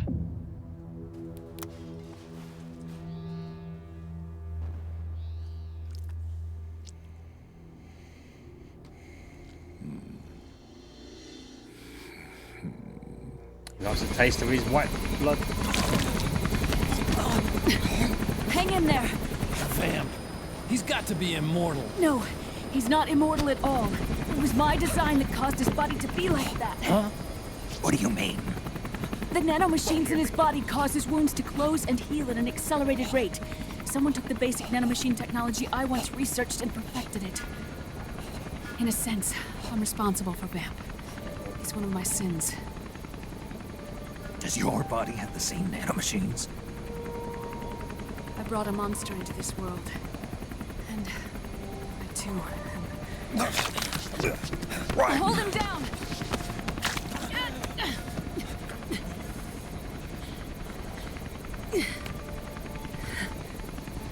He's losing too much blood. Can you save him? I don't know. He needs a blood transfusion. No, an infusion of artificial blood. Snake. Right. Europe. Go meet Big Mama.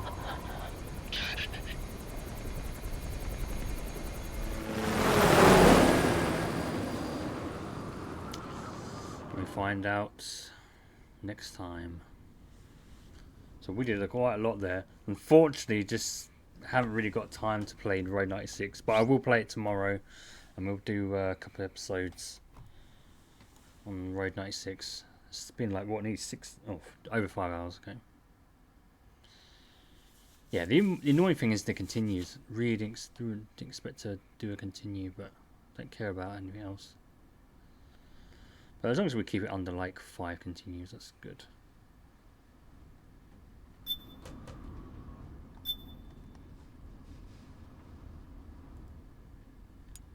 Yeah,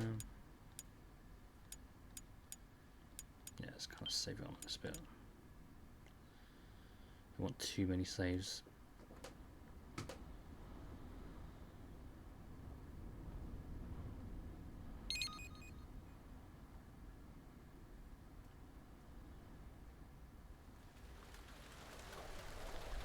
So we'll pause it and stop it here once the mission, this mission briefing starts.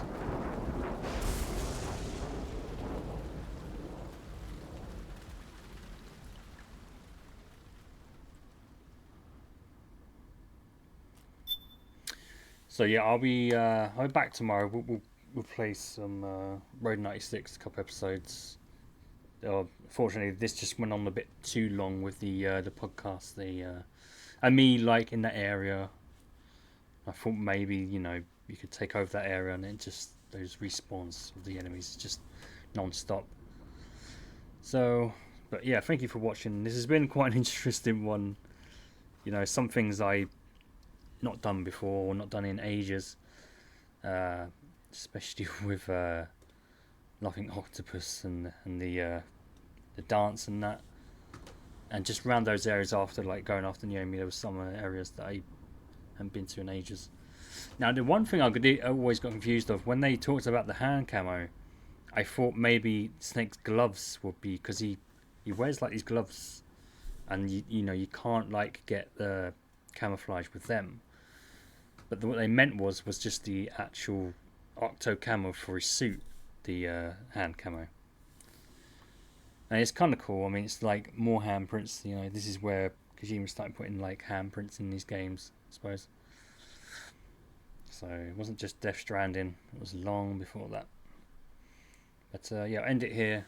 And yeah, thank you all for watching. And I'll see you guys on the next one tomorrow with some more Road 96. And yeah, take care.